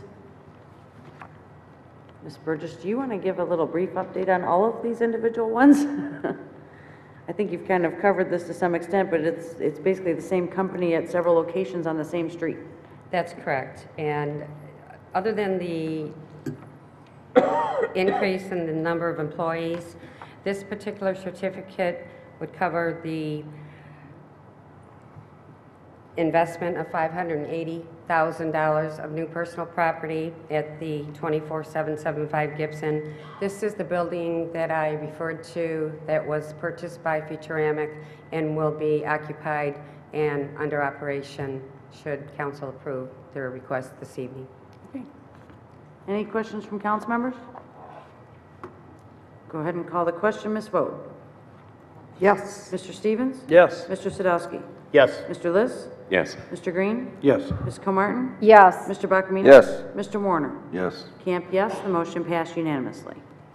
Administrative hearing, consideration and determination in re request of Futuramic Tool and Engineering Company to approve an industrial facility tax exemption certificate covering premises at 24776 Gibson in Section 26, and consideration and adoption of a resolution granting an industrial facility tax exemption certificate for personal property, determining duration and exemption period and termination date. Item number 21 is an administrative hearing. Need a motion and support. Motion to approve. Support. Motion by Mr. Warner, support by Mr. Green. And again, a continuation on these locations. Yes, it is. And this is the third address of 24776 Gibson. This application proposes another $1.2 million in new personal property at the location just referred to, and an additional 4 new employees to their existing 146 employees. Perfect. Thank you. Mr. Warner? Thank you, Madam Chair. Ms. Burgess to the petitioner. That's okay. I just like how he got Good your evening attention. Get the cane. For $800,000, what is a vertical turning machine? It's considered a VTL. It's a live axis. You understand what a lathe is? Spinning something, you turn a tool this way. Okay, a VTL it turns it vertically. It means you have a large table, some of them with, tables the diameter the size of your entire stage here. So you can stick a large piece on it and it spins horizontally. So then your turning goes up and down the sides or inside of it, as well as then you have a live spindle for machining pockets and holes 5-axially. How many people does it take to run it? It's a very large machine. It takes one person to run it. Oh, that's specialized training. Yes, it is. Very specialized training. Okay, thank you. You're welcome. Any other comments from council members? I think Mr. Liss spoke on this, but I wanted to thank you for the opportunity to come into the facility as well. It was a very nice evening. Appreciate it. Okay, with that, if there's no other comments, go ahead and call the question. Mr. Warner? Yes. Mr. Green? Yes. Ms. Comartin? Yes. Mr. Bachmino? Yes. Mr. Liss? Yes. Mr. Sadowski? Yes. Mr. Stevens? Yes. Ms. Vogt? Yes. Camp, yes. The motion passed unanimously. Good luck to you. Item 22, administrative hearing, consideration and adoption of a resolution requesting the State Tax Commission to revoke the industrial facility tax exemption certificate number 2007-639 granted to the Power Alternative TPA at 24855 Romano. Motion to approve. Motion by Ms. Comartin? Support. Support by Mr. Stevens. It is Discussion. an administrative hearing, so I don't know if Ms. Burgess wanted to give us the background on this. Looks like she's reloading her files. Regroup it.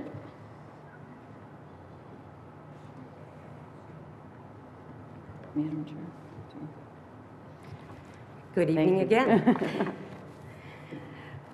We should get you a chair. The power alternative, let me get my bearings here on the agenda. The power alternative company located at 24855 Romano basically went out of business when they were requested to submit their project status report on the existing IFT that was approved by council in 2007. They did not respond. 4 letters in total were sent to their location, the 4th being a certified letter which was returned, at which time I contacted the president of the company by telephone and was advised that the company was going to be completely closing their doors on July 1st of 2011. Therefore, on that basis alone, I'm requesting that council revoke or approve the resolution to revoke and recommend to the State Tax Commission the revocation of their certificate. Thank you. Madam Chair. Mr. Martin? Thank you, Madam Chair. Good evening, Ms. Burgess. Good evening. One, I really want to thank the assessing department for passing along the information as a cross-reference point. I know we talked about this a lot of times for having those checks and balances and the cross-references on some of these files and the reporting system and who's handling those. Now, I know this is actually before your time, so, but just to stay on top of these. The one thing that I want to know if there's anything else that we can implement and maybe through the chair to the city attorney, when we have personal property that when someone is getting ready to go out of business, or if we find out that there is equipment on the property, there's certain procedures where some of that equipment can be kept or tagged. In this situation, all the equipment was moved out of the facility. Is there anything that we can implement internally to prevent that and have maybe a little better method of acting on it or being proactive? Well, in most cases, I would assume that the equipment probably has liens on it that take priority under the Uniform Commercial Code. Although if it turns out that these entities owe money back to the city and a judgment could be obtained, then I believe you could the city could perfect its lien. Perhaps you've had more experience with that. To the city attorney and council members through the chair. The president of the company was of the understanding that their taxes were up to date as of July 1st. I spoke with him again today, and he was going to check into with his accountant whether or not they owed any back taxes, any back utilities, and whether or not they were responsible for taxes upcoming, which will be, of course, assessed or mailed on December 1st. My understanding is that if there were back taxes owed, the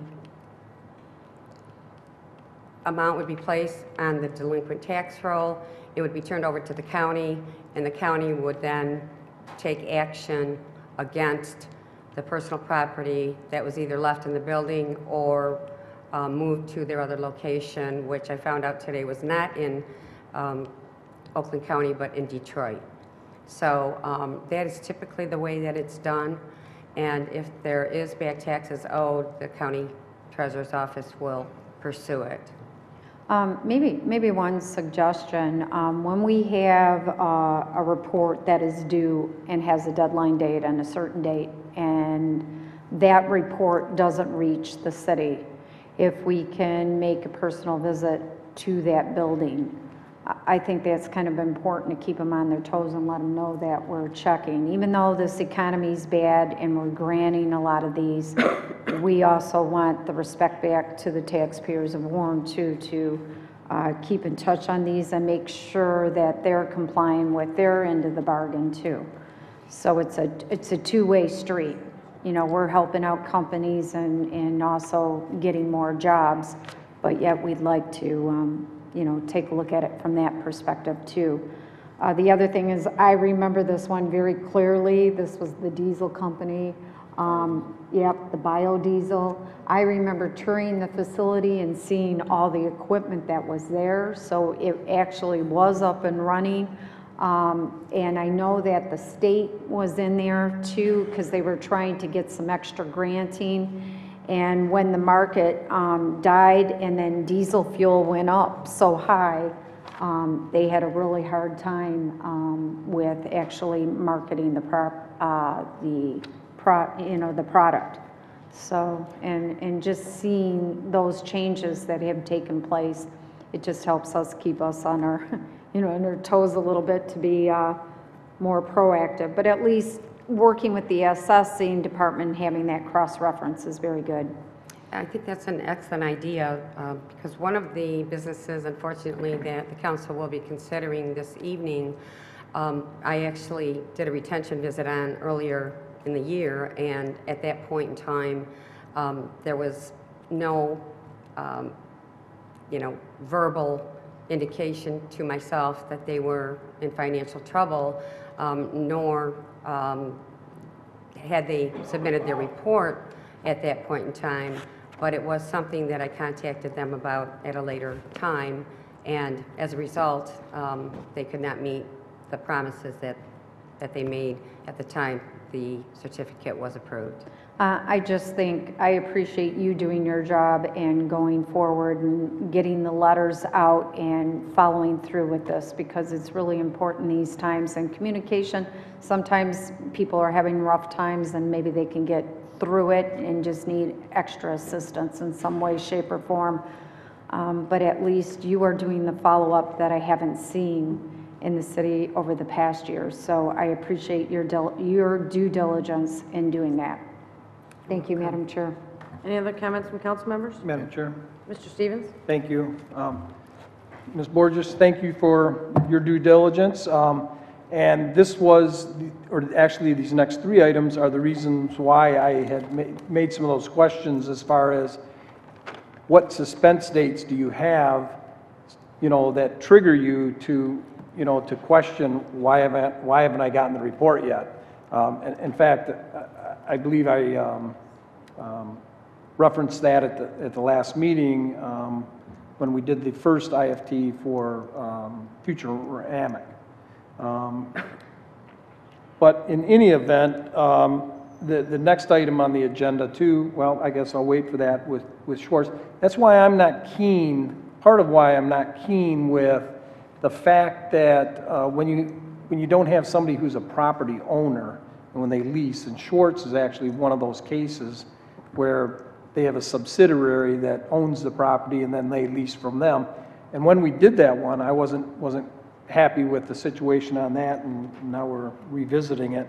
But through the chair to the city attorney, reference your comment as far as who would have priority as far as on a claim to the being reimbursed.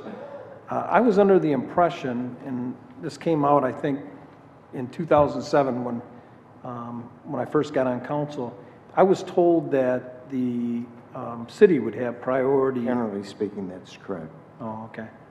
All right. Thank you very much, Madam Chair. That's all I have. Any other members of council? Madam Chair? Mr. Sadowski.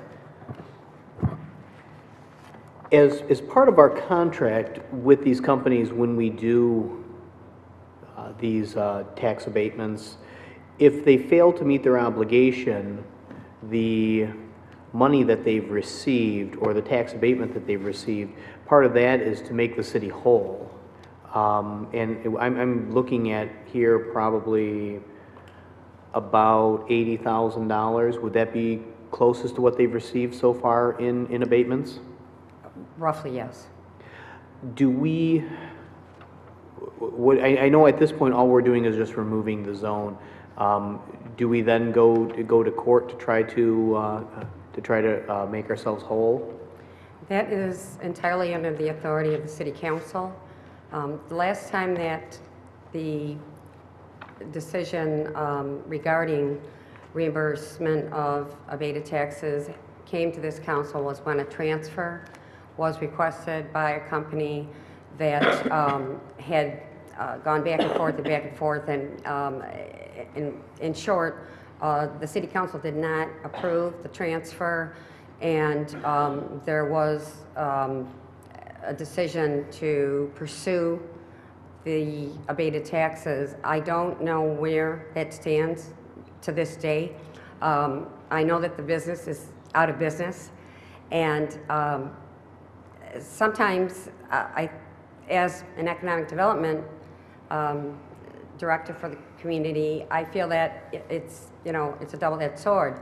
You have a business that is at least operating and paying some taxes, and obviously they're struggling because they have not been able to keep the promises that they pledged to the city at the time they were granted the abatement. On the other hand, they did make the promise, and the city council has the authority to direct the legal department to pursue the back taxes or the taxes that would have otherwise been collected had the abatement not been granted. Again, though, I do want to say that I have a concern about pursuing that to its fullest, because I know for a fact, and I won't name names because I don't want to not only put the company in a bad light, but I know that there are companies that will close their doors, maybe by the mere fact if the council should take action to revoke the certificate this evening. So if the council were to revoke the certificate and pursue back taxes and were successful in that endeavor, I don't know if the business will continue to operate. So it's something that, that's why we do retention visits. We go out and we talk to the owners to find out if there's anything that the city can do to assist them. And right now, there are a lot of businesses struggling. There are some that are growing, as you know, from those that I brought before this council over the last year. Okay. I understand and appreciate your caution. I guess one of the point that I'm trying to make is that when we offer these abatements based upon investment, based upon growth, based upon the number of employees that they're going to hire, if there's no disincentive, then why would there be the incentive for them to take the tax abatement and then not follow through on it? And that's why we try to hold people to it. Obviously, you don't want to destroy a company, and that's why compromises and whatnot need to be made. So this facility, as of right now, is closed, and all the equipment is gone. Then, correct, but they do and are operating out of their initial facility in Detroit. I do know that. So was it your impression that they just consolidated their operations into the one? I'm sorry? Was it your impression that they consolidated their operations just into the one business in Detroit? They actually came to Warren and grew their business from Detroit, right? And now are consolidating back to their initial location. So, I don't know what their financial condition is. I did not see their books, but if the council's decision is to pursue the back taxes, that is absolutely within your authority based on the agreement that they signed. But again, that's not what we're doing tonight. All we're doing tonight is just revoking the district, then at this point. Revoking the, adopting a resolution recommending that the State Tax Commission revokes the certificate. Correct, okay. The district will stay in place unless the city council decides to direct this department to bring back to them consideration to dissolve the district. And I don't recommend that at this time in the event that another company should come forward and want to operate at that facility, that in itself would be a small incentive to operate and locate there. Okay, thank you. Madam Chair? Mr. Stevens?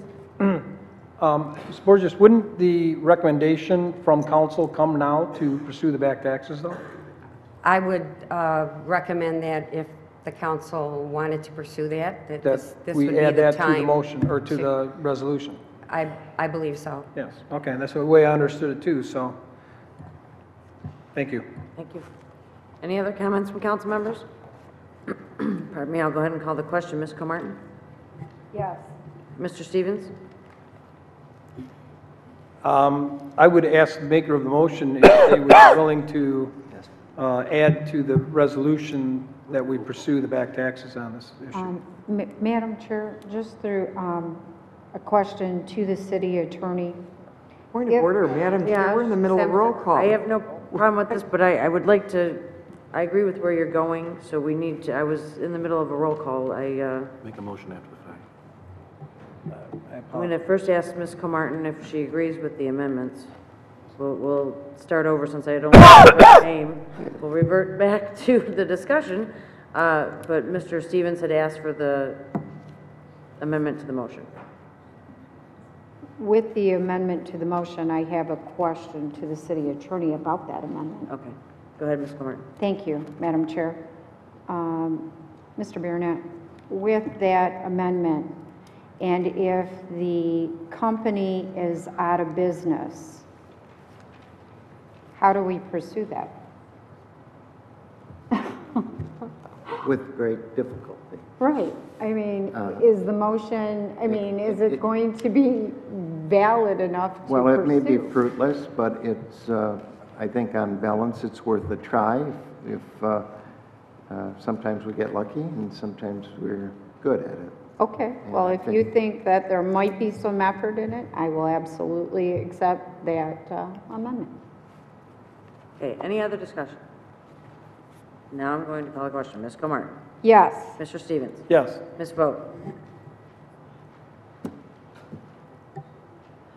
I don't agree with the amendment. I wish that we'd gone through with the roll call on the original motion as we were in the process when Mr. Stevens interrupted and threw that in.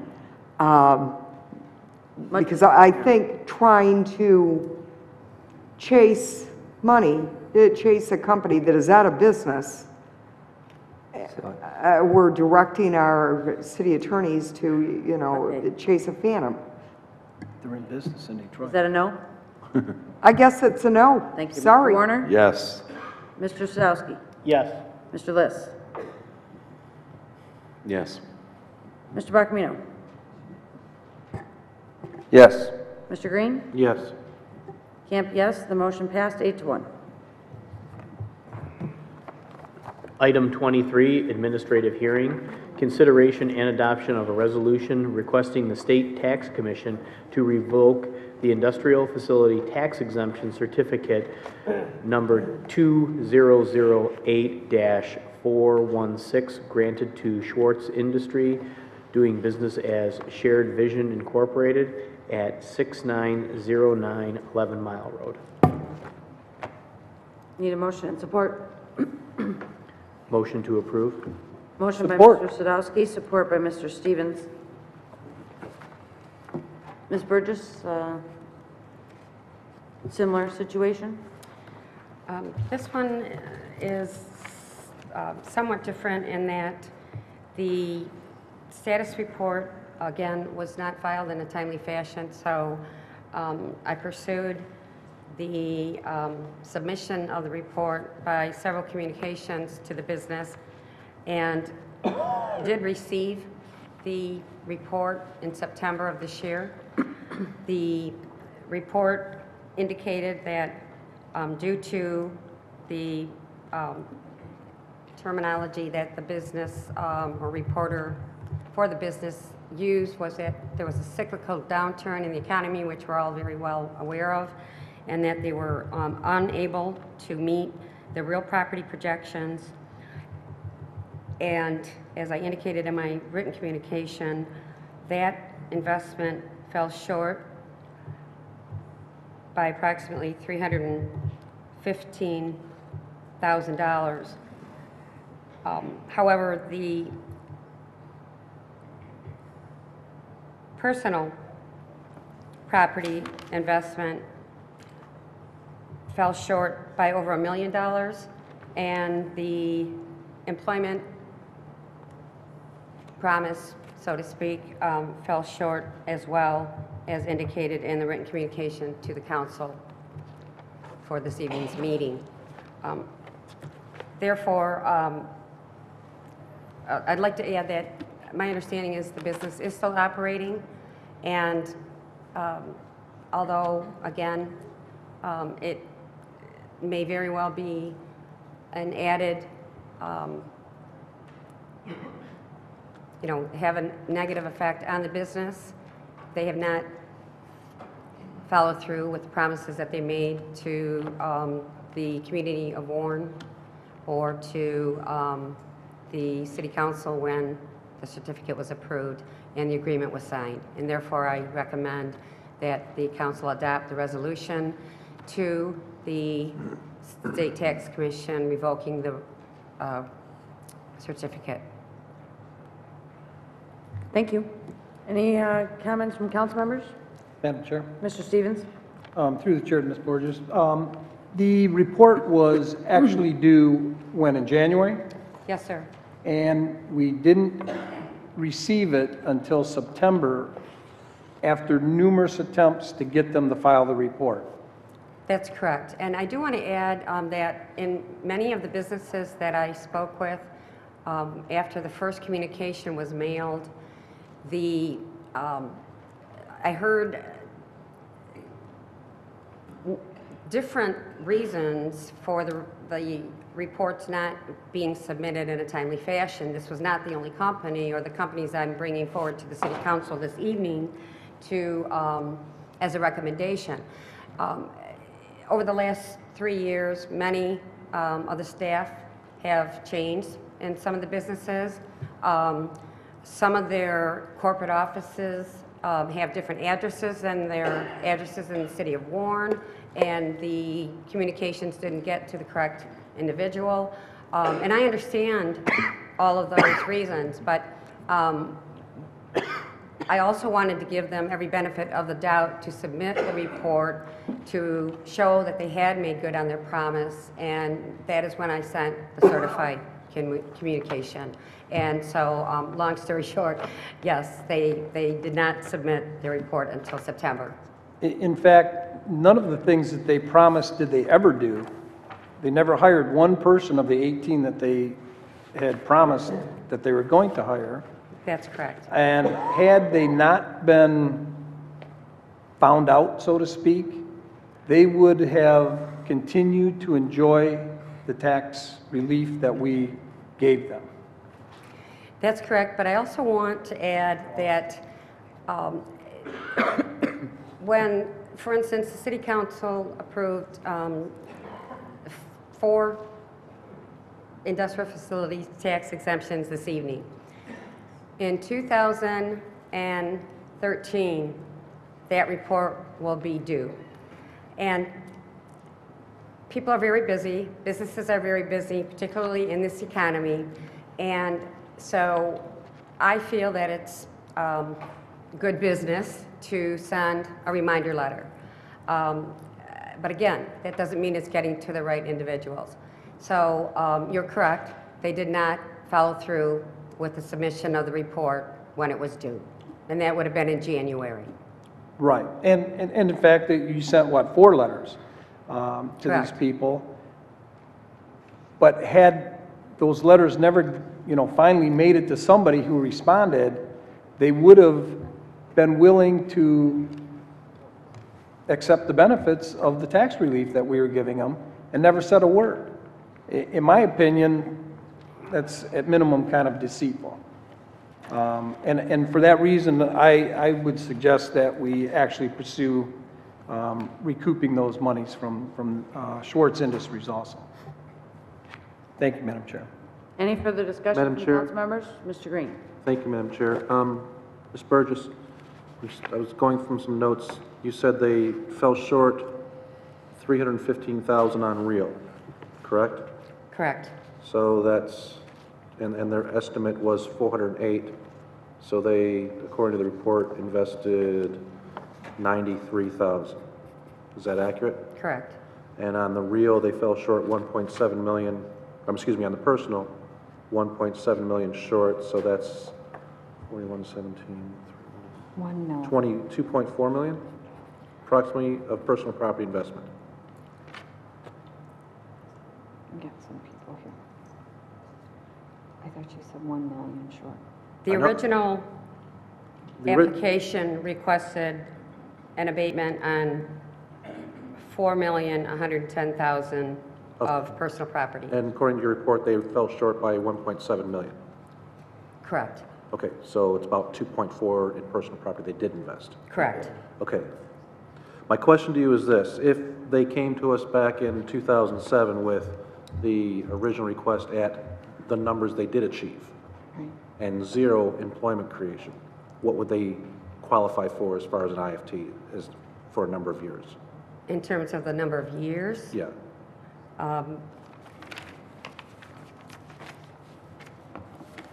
The point I'm It getting would be at- less, but what they could have done and what I'm trying to get the message to the businesses that are facing the same problem is that they can ask for an amendment. We frequently see businesses come to the city and ask for amendments to increase the amount of the real property or personal property investment, but I'm not aware of any that have come forward and asked for an amendment to decrease it.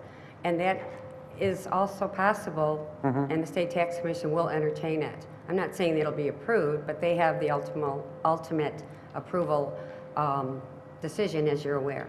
So they could have done that. Through the chair, I believe the people standing might be from Schwartz Industries, Okay. and they're chomping at the bit, I think, to come up here. I did Would it not- be acceptable for them to come up and answer a couple questions? Absolutely. They were notified. It I'm is sorry. part No, of it's the on hearing the- you suspend the process. rules. I did not speak. Are you Mr. Pratt? No, I'm Mr. Chan. Okay. Hi. Hi. Excuse me, please. In the hospital. Okay. I did not, this is the only company that I did not have conversation with, so. I guess the point I'm trying to get to, if you could state your names for the recorder, please. I'm John Channing. I'm the general manager of Schwartz Industries.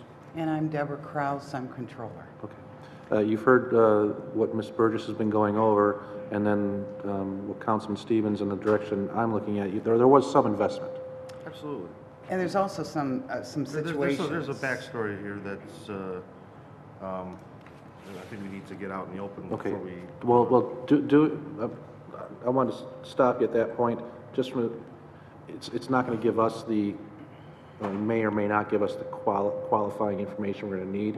Well, there were some allegations that we were deceitful. And that's, what I want to get at is, would council and Ms. Burgess, if we were to table this, have them get together with Ms. Burgess, because there was some investment here. Now, not as much on the real, but more than 50% on the personal. And there are abilities here to make amendments. If we're not going to be able to achieve it within a time period, then we amend the plan, send it up to the state. This is not an uncommon issue right now, but we should communicate and get it resolved. Further, when we talk about losing taxes or not getting enough taxes, I agree wholeheartedly. But on an IFT, we're only taxing the investment, not the existing personal property, not the existing real. We're not depreciating or eliminating the tax there. It's only in the investment. So if they only invest $93,000 in real, that's all we're going to get. We're not losing, because they said 4 and 8, we're not losing $300,000. So at this point, I'd like to make a motion to table to the next scheduled council meeting, allow Ms. Burgess and the people from Schwartz to get together here, and then come back with some type of plan, whether amendment or not. While I understand that the rules are we have to revoke this when it's not met, in the same stance when we have the opportunity to work with a existing business, I'm sure all of us want to do that. Motion to table by Mr. Green. I had a support to table by Mr. Warner. Mr. Green? Yes. Mr. Warner? Yes. Ms. Vogt? Yes. Mr. Stevens? Yes. Mr. Sadowski? Yes. Mr. List? No. Ms. Comartin? Yes. Mr. Bacamino? Yes. Camp, yes. The motion to table passed 8-1. Thanks. Now you guys will get together with Burgess at some point in the next 2 weeks and. City Council, I'm Thank you. sorry, I did want to add one, and I tried to get your attention, but on each application that comes before you, there's a project start date and project end date. And the amendment request would need to come before this council, before the end date that is listed on the application. And Ms. Cross? Ms. Burgess? I'm sorry, since we've already voted to table it, I'm going to give you the opportunity to work this out with them. If you get that information or are able to present it in another way, we can bring it back later at the agenda, but we need to go to the next agenda item. Item number 24, administrative hearing, consideration and adoption of a resolution requesting the State Tax Commission to revoke the industrial facility tax exemption certificate number 2008-148 granted to United Lighting Standard Incorporated at 24874 Groesbeck. Need a motion and support? Motion to approve. Motion by Mr. Warner, Support. support by Mr. Green. Discussion. Mr. Warner? Thank you, Madam Chair. Ms. Burgess, in the backup, it said they failed to meet all of the real property investment for $990,000, which consisted of a construction of a 15,000 square foot building. What was the reason they didn't construct the building? The reason was due to the fact that it was postponed based on the overall economy. And I would like to point out that their original application date was considered by the City Council in March of 2008. Their project date began in April of 2008 and ended in October 2008 for the real property component, and fairly similar regarding the personal property component, which was May of 08 through November of 08, which is a fairly short project period for most projects. However, that was the reason given. And what about they hired only 7 of the 20 employees they agreed to? Again, they failed to hire the projected or the proposed number of employees due to the lack of growth in the company. So the economy hindered their expansion and Correct. they just remained stagnant? Which also led to the reduction in the overall personal property that they proposed originally, because they weren't going to build the real property structure. They had nowhere to put the new new personal property, nor to operate it. Okay, thank you. Any further comments from council members? Madam Chair. Mr. Stevens? Through the chair, Ms. Burgess. This is another one where the actual applicant was not the landowner, or did not own the real property. Isn't that true? I need to look that up quickly.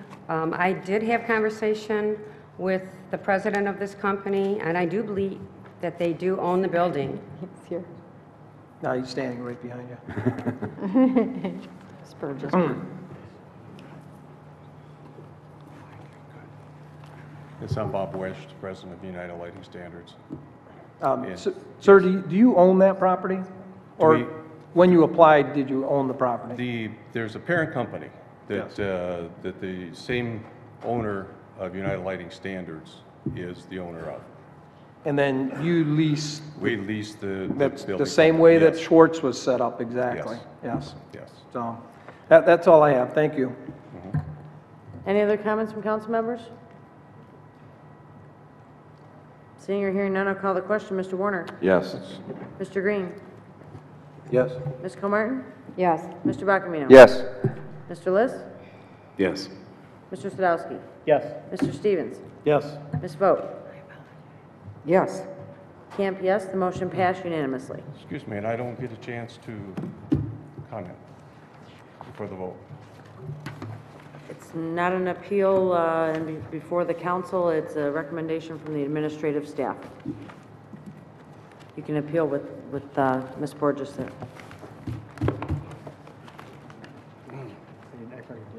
Madam Chair, Ms. Vogt? I'd make a motion for a brief recess, please. Support. I just want to advise that that was not recommended for tonight's meeting by members of the police department, but I'll leave it up to the discretion of the council. There was a motion by Ms. Vogt to take a break. Mr. Warner had a support. All in favor? Aye. Those opposed? Nay. I'm a nay. Call the question. Ms. Vogt? Yes. Mr. Warner? Yes. Mr. Stevens? No. Mr. Sadowski? No. Mr. Liss? Yes.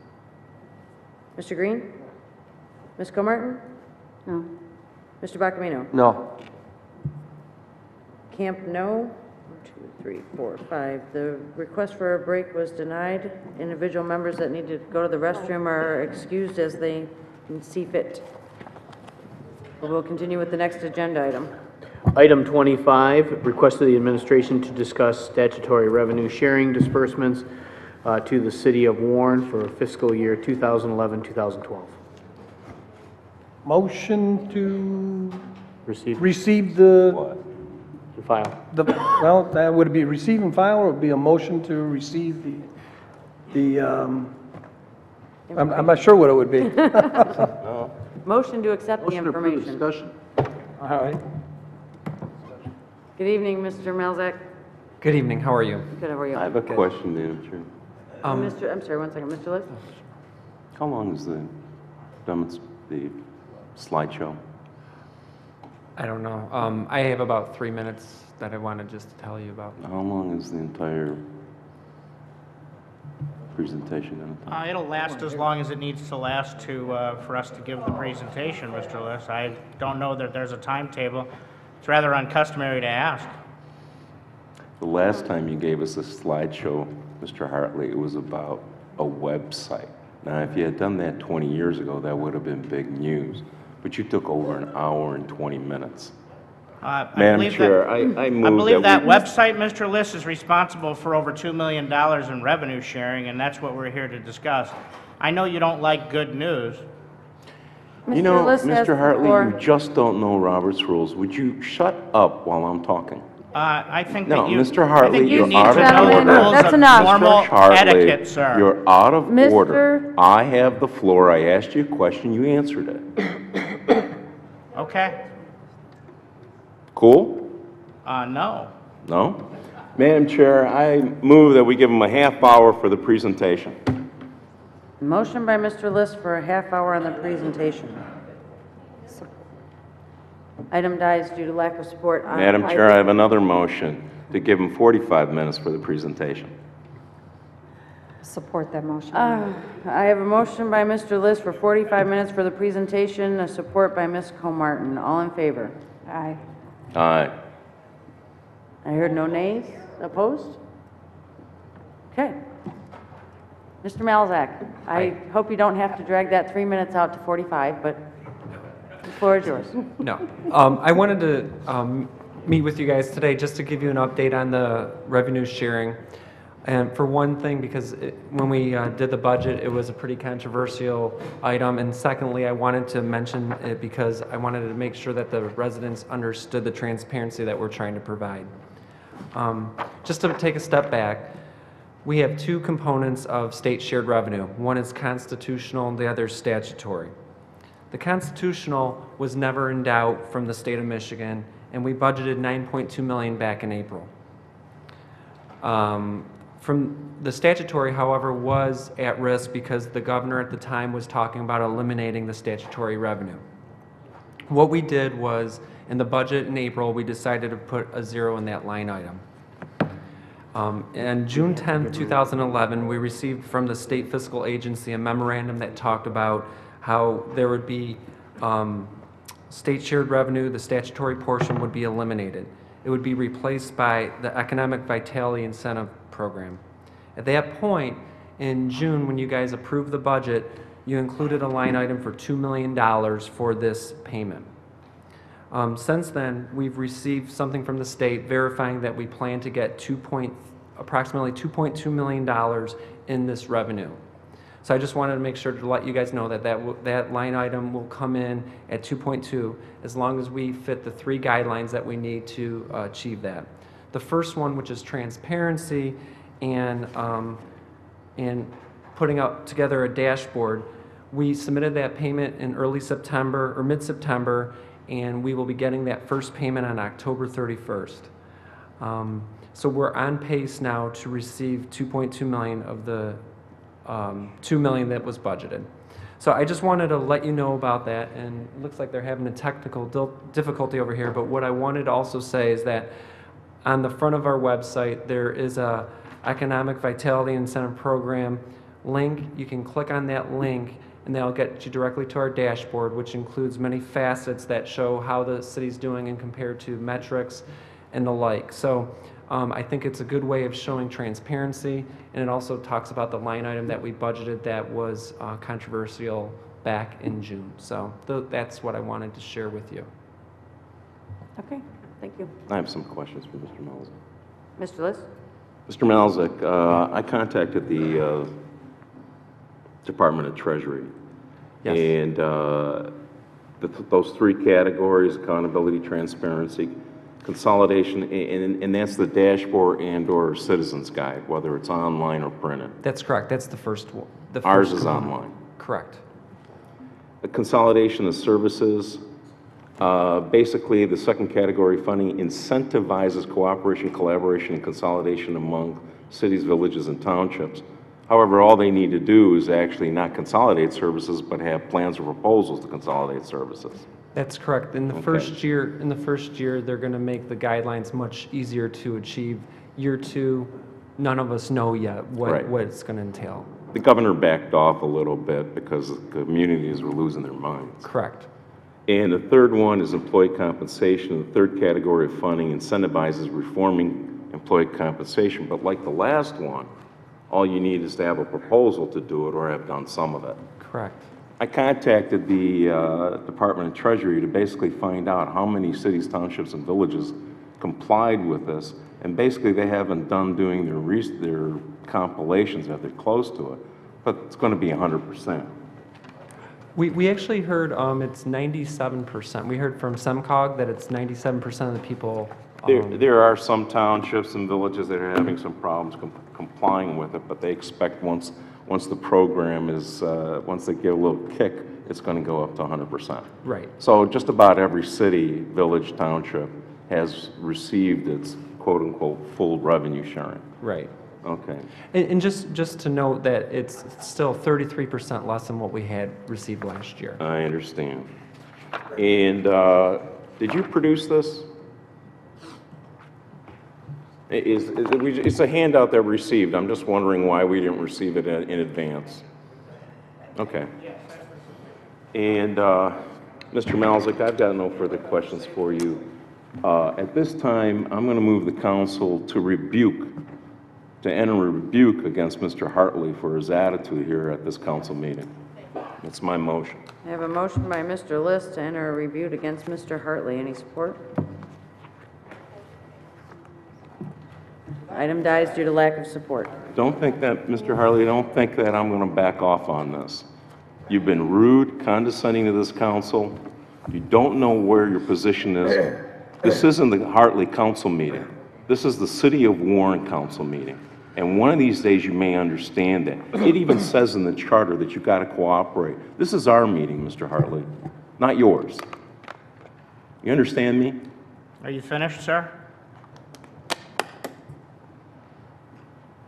Please go forward with the presentation. Thank you. Appreciate your time, members of council. The reason we're here today is because we've made the first submission to the state for the Economic Vitality Incentive Program. Let me give you a little bit of history. First of all, the amount that we are assured to get from the Department of Treasury is $2.268 million, exactly. So it's $2,268,750. And that's divided amongst the 3 tiers of the Economic Vitality Incentive Program. I'm going to take you on a little tour of what we've done. The handout to answer the question that you received is the physical copy of our dashboard. It is a requirement of the state that you submit a written copy as well to the state. And there's obviously citizens who don't have computer access. So the purpose of the written copy that you've received is our official submission to the state. It was submitted on September 12th, several weeks in advance of the October 1st deadline. And it does fulfill all of the requirements of the Economic Vitality Incentive Program. A little bit of history. You're all aware of our revenue sharing that we've gotten since 1971 due to Public Act 140. And it was originally intended to distribute revenue on the basis of relative local control or local tax effort and population, and was used to help major cities receive additional state aid. And previous to the current fiscal year, plans included over 700 communities, but some of them didn't even get $1,000. There were actually ones that got less than 10. So what the governor did, he took all of the 1,800 communities in the state. Those that were eligible for revenue sharing were only 700. And they created a system where roughly 400 some odd communities would get it, and it was anything over $6,000. In our case, because we're an older community, we get the $2.268 million. And in order, we don't just get the money as we did in the past, we now have to actually provide due diligence back to the state that we're fulfilling one of the 3 major premises of the new act for the Economic Vitality Incentive Program. The first, basically the goals of the new program are to reward best practices, lead to more prosperous communities, provide incentives and flexibility for serious cost control, and ultimately the intention is that it will ensure that vital public services are not cut. And that's ultimately a goal of this administration, and I imagine this council. So the Economic Vitality Incentive Program is a best practice that we're all supposed to achieve, and basically what we're trying to do is that because we are a statutory community, in order to get any of our funding, we must fulfill all 3 of these. Now, I'll show you the table of the schedule of payments in a few minutes of actually the day of the year that we're supposed to be receiving each portion of it.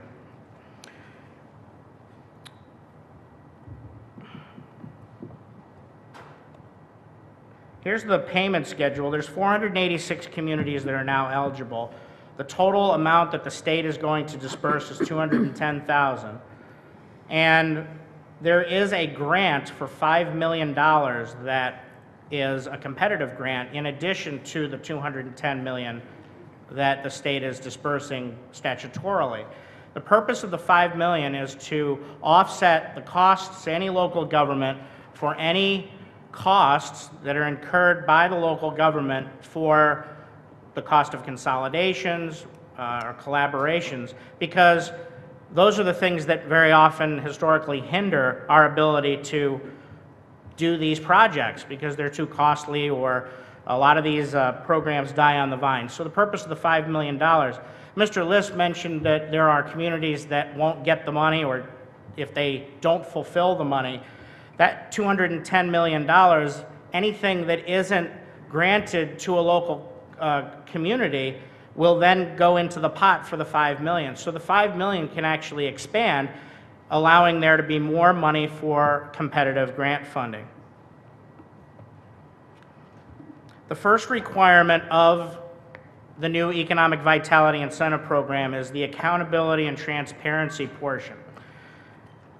Basically, this first portion must be produced a dashboard and fiscal citizen guide by October 1st. We already submitted ours on September 12th. This portion alone is worth $756,250.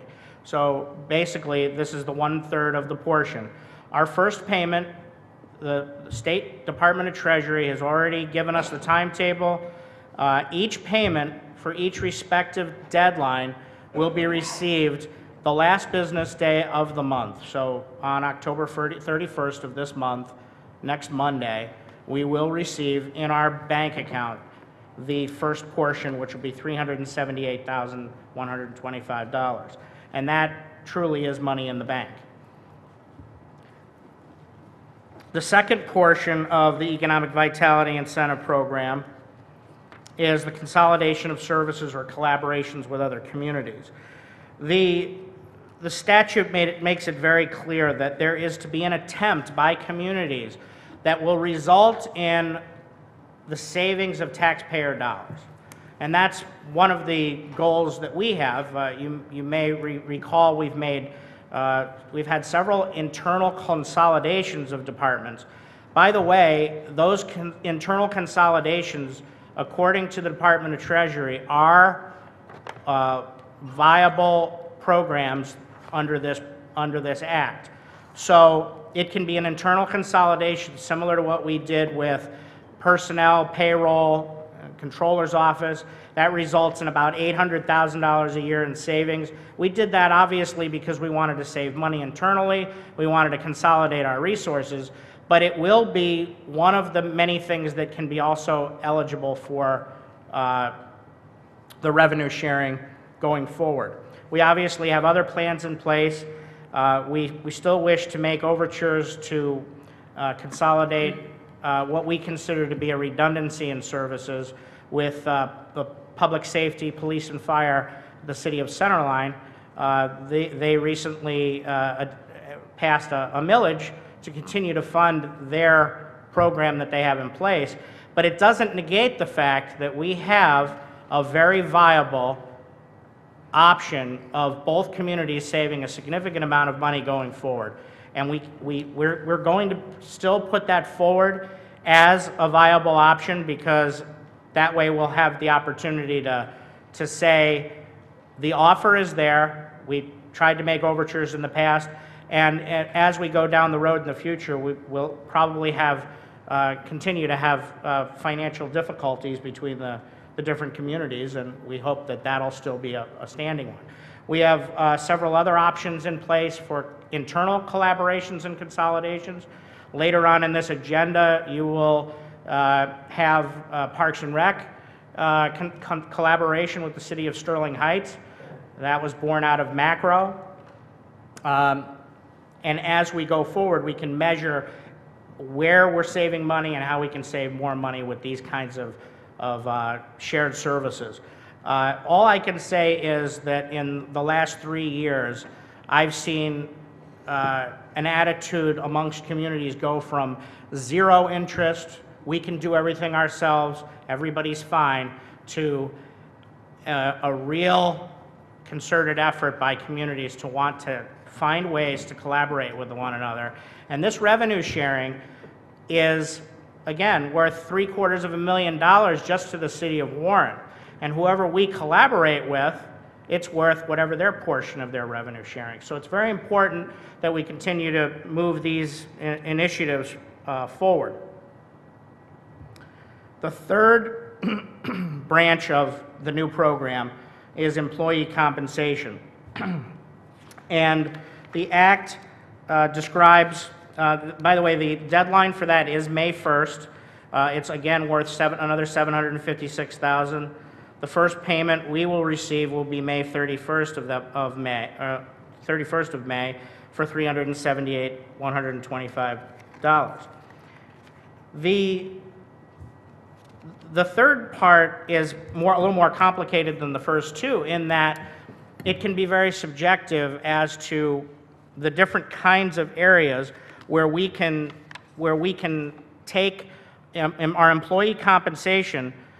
We already went through some of the first phases of that with the different collective bargaining agreements that this council has already had and passed before it. And we hope to get the rest of our bargaining units on board where there's a shared cost for benefits. In the city of Warren, that really never happened in the past. The state is mandating this because the theory is that, very much like the private sector, public sector employees should have a version of shared sacrifice for the cost of their benefits that you have in the private sector. And the city of Warren is already making inroads to do that. Basically, by May 1st, the act requires that the city or local unit of government must develop and publicize an employee compensation plan that it intends to implement with any new, modified, or extended contract or employment agreements. The plan must be submitted to the Department of Treasury, and as I stated before, May 1st is the deadline.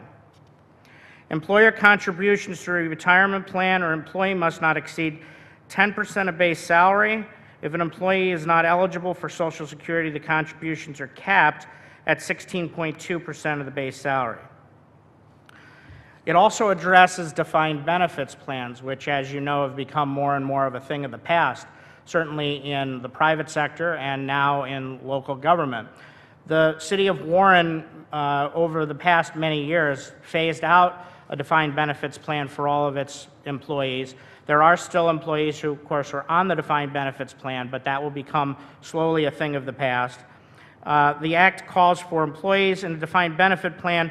The multiplier used to compute the annual pension amount for an employee who is eligible for Social Security may not exceed 1.5%, unless the employee does not receive post-retirement health care coverage.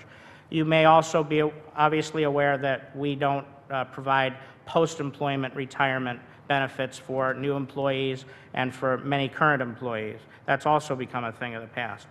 Also, regarding health insurance, as I mentioned before, new employees must pay at least 20% of their premium, or the employer's cost must be competitive with the state's new preferred provider organization plan. And the programs that we instituted in our recent collective bargaining agreements, coupled with our self-insured plan that we've had for many years, we believe will, at least for the initial year, will comply with this and lead to us getting the third portion of the revenue sharing. Again, if you look at the payment schedule, the payments are distributed every even month, so October, December, February, April, June, and August, and these are the respective payments that we will receive. This is to the dollar the amount of money that this city will receive in compliance with the new Economic Vitality Incentive Program.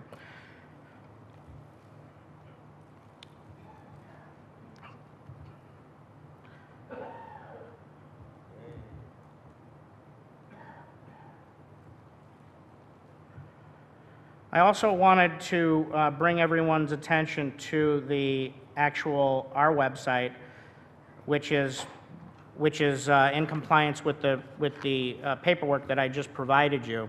The dashboard is built off of all of the requirements that we were given by the state. And when one goes to our website, we have a couple of different areas that you can go in the dashboard. The first is the Economic Vitality and Transparency dashboard that shows us, it can take us to Munetrics, which gives us a dynamic look at all of our finances. It's based off of the previous most audited fiscal year F65 data. In addition, we have all of the information for all of our previous fiscal years. So someone can analyze our finances from a very complex way, but they can also do it in a very easy to use by just going to Munetrics. It takes you straight to, you have to accept the guest user, it takes you straight to the City of Warren's financials, and it goes back to 2006. So you get a a very good idea of all of our different aspects of our finances for each year, from fund balance to revenues and expenditures. The Act also requires that we show our unfunded liabilities, and you'll find them here. All of our pension fund status. You can go into a particular fiscal year, like the most recent 2010 fiscal year, and these are all audited figures. It shows all of our basically our balance sheet. It shows how the city allocates its money, how it's spent, where the money comes from. And the Act was very specific to want there to be a very simple to use and simple to understand dynamic to this, so that average folks can go, push the buttons, and very easily in charts and graphs understand where it is that the city stands with its finances.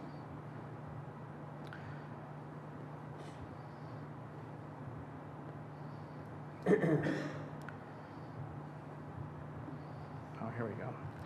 Also, when you go back to our main page, we then have, which is the other component to the first phase of the dashboard, which is the Citizens Guide and Performance. Now, what we tried to do is customize this so that it gives residents of the city of Warren an overview of what's important to the city of Warren.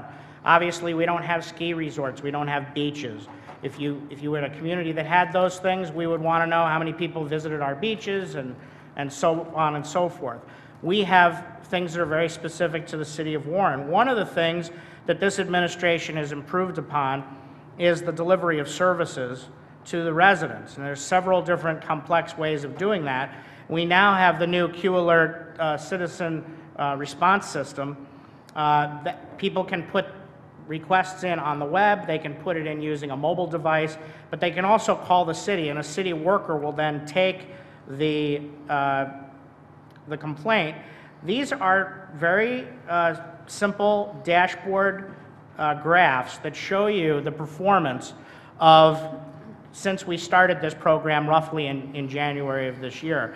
And just to give you an idea, our customer service improvement over time, if you look back in the early year part of the season, we had tall grass, we had all the different seasonal things that were going on. And we also were just implementing the system. And as you can see, the improvement of the amount of days that it takes us to complete a service request is slowly moving down. It was at 27 days, 12 days, 9 days. This month it looks like it's averaging 4 days.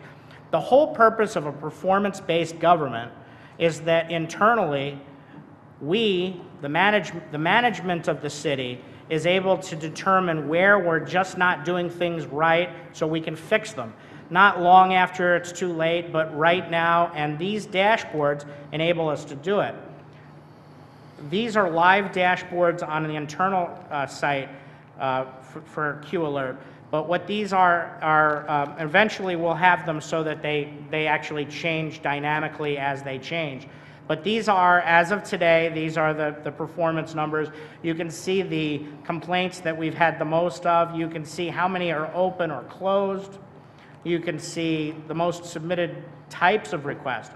A lot of people don't realize the kinds of requests that are made to the city. Obviously, they're seasonal. Again, we're just getting over the summer grass season, so there's a lot of that. We're going to be now heading in the spring. We had a lot of potholes that we had to repair, and going into the winter months, we're going to have water main breaks. We're going to have different utility issues that we're going to measure. If you look at the past 2 weeks activity by day, it literally breaks it down by how many are open, active, and closed, so you can get an idea on a daily basis how our workflow is working. And then finally, you can tell how many open requests we have by department, so how each department is handling resolving these issues. So this is the performance part of government, and we've really never had anything like this before. The good news is that we were already building this system. Councilman Green was on our RFP to get Q Alert 2 years ago, I believe, and we've got it implemented and now it's in place. It took a long time to build it. We're trying to deploy it throughout the rest of the citizens or their departments and things. Finally, at the very bottom of the screen, you'll see our 2009 Citizen Satisfaction Survey results, and it brings up the presentation that council received back at the time that basically showed us the different areas where we did well, how we scored, how our citizens. It's important to this administration to know how our citizens feel about the delivery of service so that, again, we can improve that delivery of service, or we know where we're not doing things well. It also helps with budget. It's something that when we get into performance-based government, we want to start looking at where we can cut costs in areas that we really don't need to spend money based upon citizen engagement, also based upon the delivery of service. So the previous dashboard that I showed you along with this, both of these will enable you to quickly get to all these. The last part I want to show you is the Munetrix dashboard. This is a dynamic dashboard that shows you fiscal, for instance, our fiscal stability. It shows you our public safety numbers, where in different categories crime is either up or down, quality of life issues. And the statute and the mandate are very clear that we want to customize these things to what's important to our local government, and we believe that we've done that in this citizen dashboard engagement. We've made the first deadline. We did get a response from the Department of Treasury that they indeed did receive our submission, and we will be receiving the money for the first leg. And again, the next deadline will be January 1st, which will be the consolidation and collaboration, and we'll be sharing that with council members when the time comes there. And with that, I'd be happy to answer any questions about this submission or the amount of money that we're getting. And Mr. Hartley? yes. The accountability and transparency, the phase 1. Yes. Was that because we submitted a budget to the state? What was that based on? No, it's based upon what you're holding in your hand. The dashboard? That's correct. Okay. What you're holding in your hand is a paper version of what I just took us through online. Okay, right. So there's we- two, that because is we- it. Because we created a dashboard on the city website, they're going to give us $736,000. That's correct. That's their version of transparency and accountability. Well, as long as you fulfill the requirements, and we can add more, whatever we want to our dashboard, but we fulfilled the basic requirements that were called for in the act, and that is correct. Okay, I have no problem with that, but I'm just clarifying that it was the state mandated that we create this website to promote transparency and accountability, and in exchange for having done that, they're going to pay us $736,000.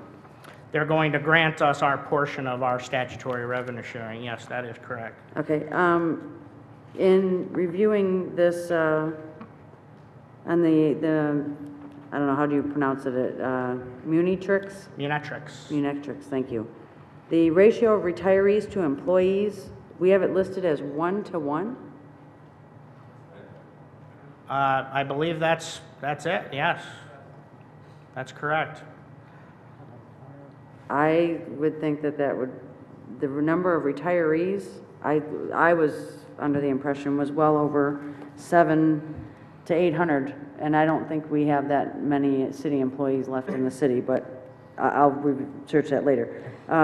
One other issue that you discussed was the Q Alert. Now, I've heard several reports from different departments, especially those that are driven by seasonal aspects, that they're not using it. That's correct.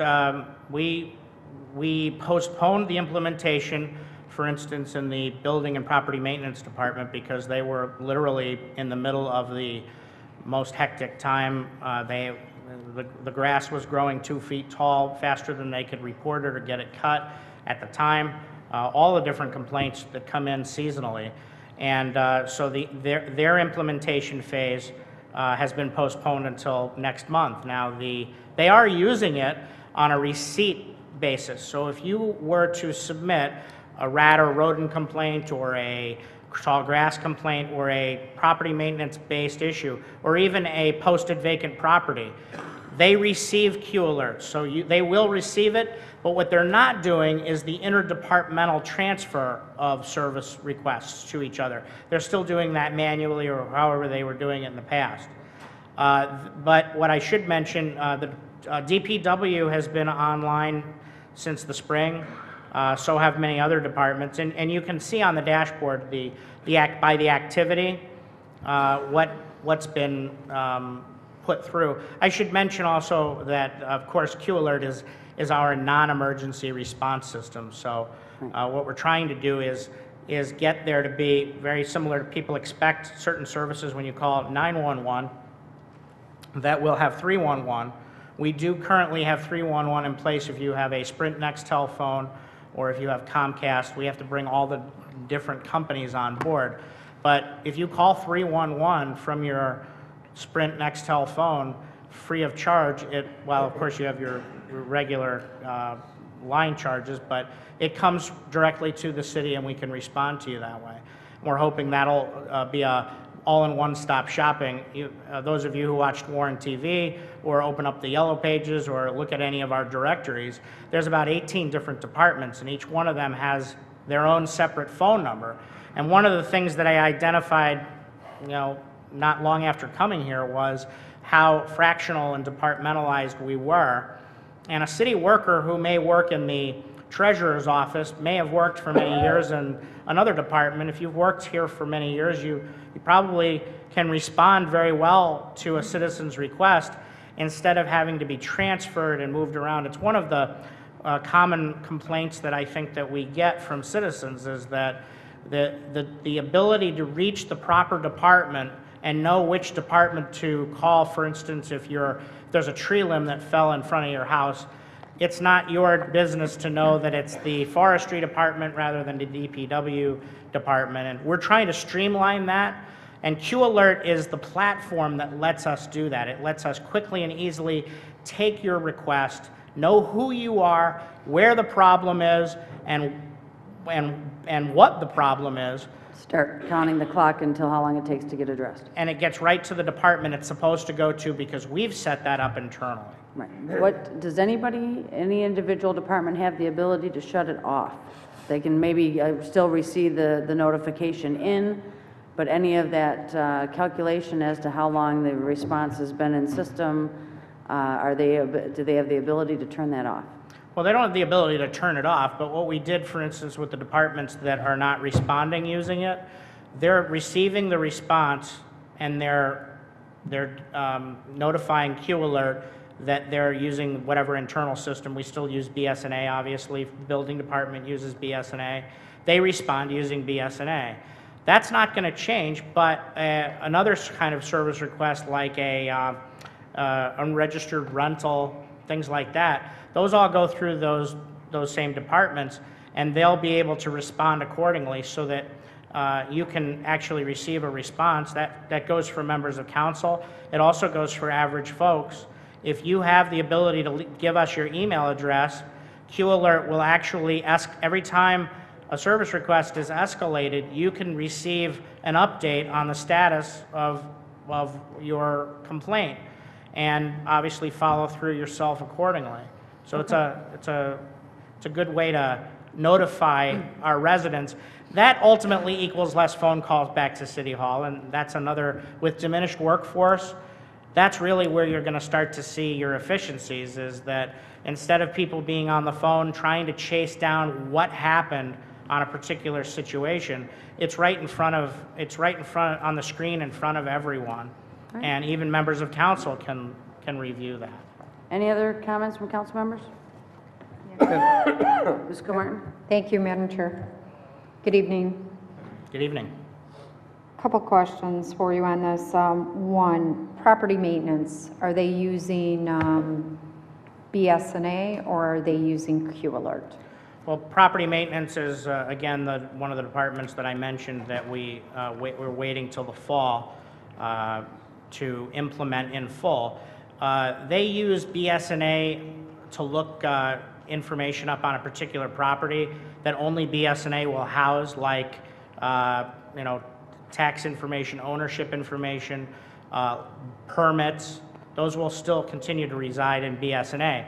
But the actual response to a delivery of a complaint or delivery of service will ultimately be weaned onto QAlert.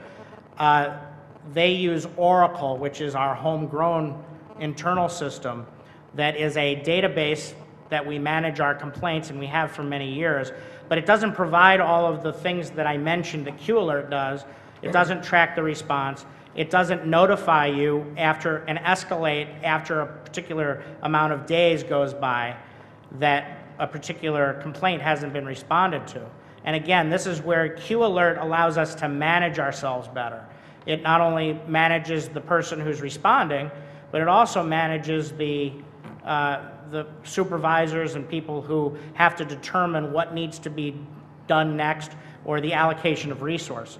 Well, when you came before us before and you talked about the QAlert, the biggest problem that I saw out there was once a problem was implemented for a resident in their neighborhood, especially with property maintenance, the problem that we were finding was that we didn't know where it was in the process and if it was completed or done.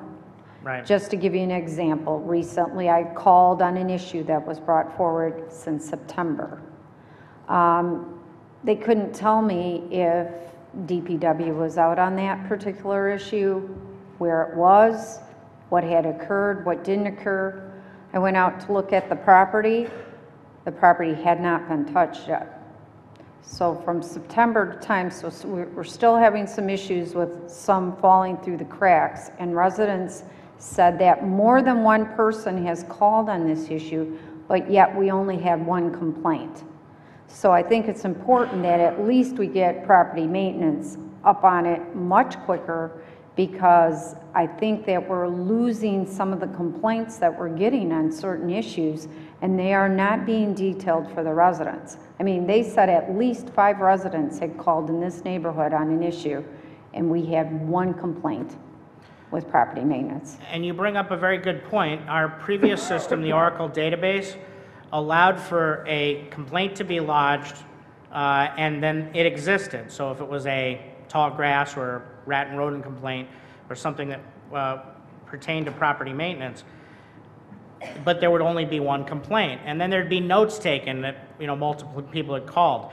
QAlert is built specifically to respond to multiple citizen requests. So, and I always use potholes as an example. We're going to be heading back into pothole season. If there's one pothole on the road, 10 people would see that pothole, and all 10 of them may call.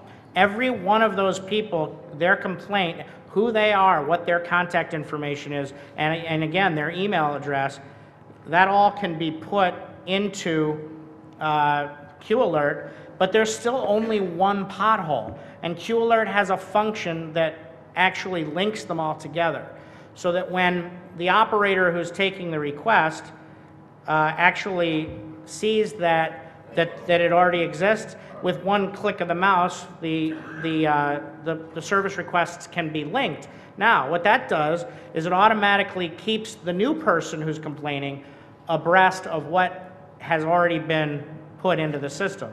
So in other words, we already know about the problem, we're responding to it in whatever way that we're responding to it, but we're not actually, secluding it to just one person or the first person who called. The other thing that I was going to say too is we talk about this coming from the state as a transparency measure. The city controller brought up that it was a transparency issue. The thing that I think too, especially with council, this you said, and tell me if I'm wrong, you said this was put together September 12th of 2011, correct? This dashboard program? Well, not QAlert, but yes, the Citizens dashboard Guide, program. that's correct, yes. Okay. I would think, on behalf of council, and any council member could correct me if I'm wrong, but I think that council should have had a special session on this where we were updated of what was going on, and if you had this information back in September, that all of council should have been well informed of the program, not just to make a program to the citizens right here now. I think it's an additional measure that is good to take to let the citizens know what's going on and to be changed. But for council to be able to have good communication with the administration and to go back and forth and ask questions about some of these things that are in here, it would have been really helpful to have a work session where really council was involved with the administration. And I think that's important, and I think that's something that's been lacking. I don't want to find out about it in news media. You know, there's so many times where things come out at the end, or, I mean, you handed this to us tonight. I would have liked to review this ahead of time. And be able to be more detailed with it. The other thing is looking at Warren 2010, how money is spent. We talk about police is 21% and public works is 26%. That's surprising to me because police and fire are our two number ones for coverage. So I'm really surprised of the expenditures, that those are flipped. Well, actually, that graph that you're looking at is available in the budget that you receive every year, so it's the same numbers. It's just the fiscal, we're just putting it on our dashboard now. It's probably been available for 2 years now, or a year and a half. So I that's not new understand that. information. No, but I understand that. But we're talking about police and fire protection and numbers and the equipment and everything that we've had, and seeing these numbers out in the public is amazing. Well, absolutely. I mean, again, as a council person, you've had those numbers for many years.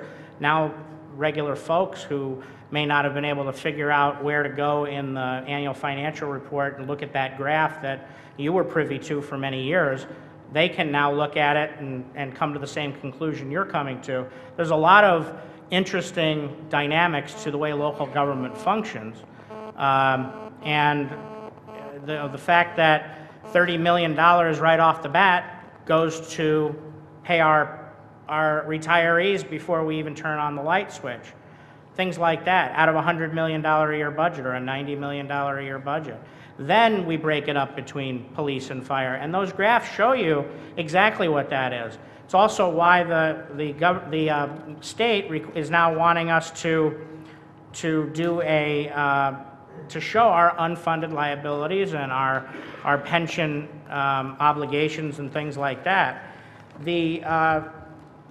As far as having a work session, just a few moments ago, Mr. List was excoriating me because I bored everyone with a 45-minute long or an hour and a half presentation on the very subject that you wanted me to bring to your attention. You talked about a website, and had you invented it 20 years earlier, it would have been news. Mr. List, I'm sorry, you're out of order. Mr. Hartley has the floor through Ms. Comartin. And that was the kind of a sarcastic remark that caused my response, Mr. All right, List. So Mr. Hartley, just really, what this was is you were trying to give information to us, but when I was talking about a working session, I was talking about council members getting together and going over some of this in advance before a presentation takes place.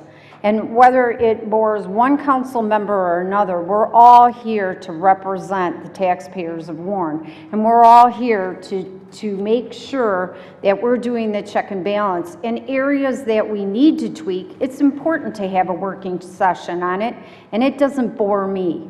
So just to let you know that it's important that we do get together more on a regular basis and communicate with the residents and give them some advanced information, because this has not been the past precedence.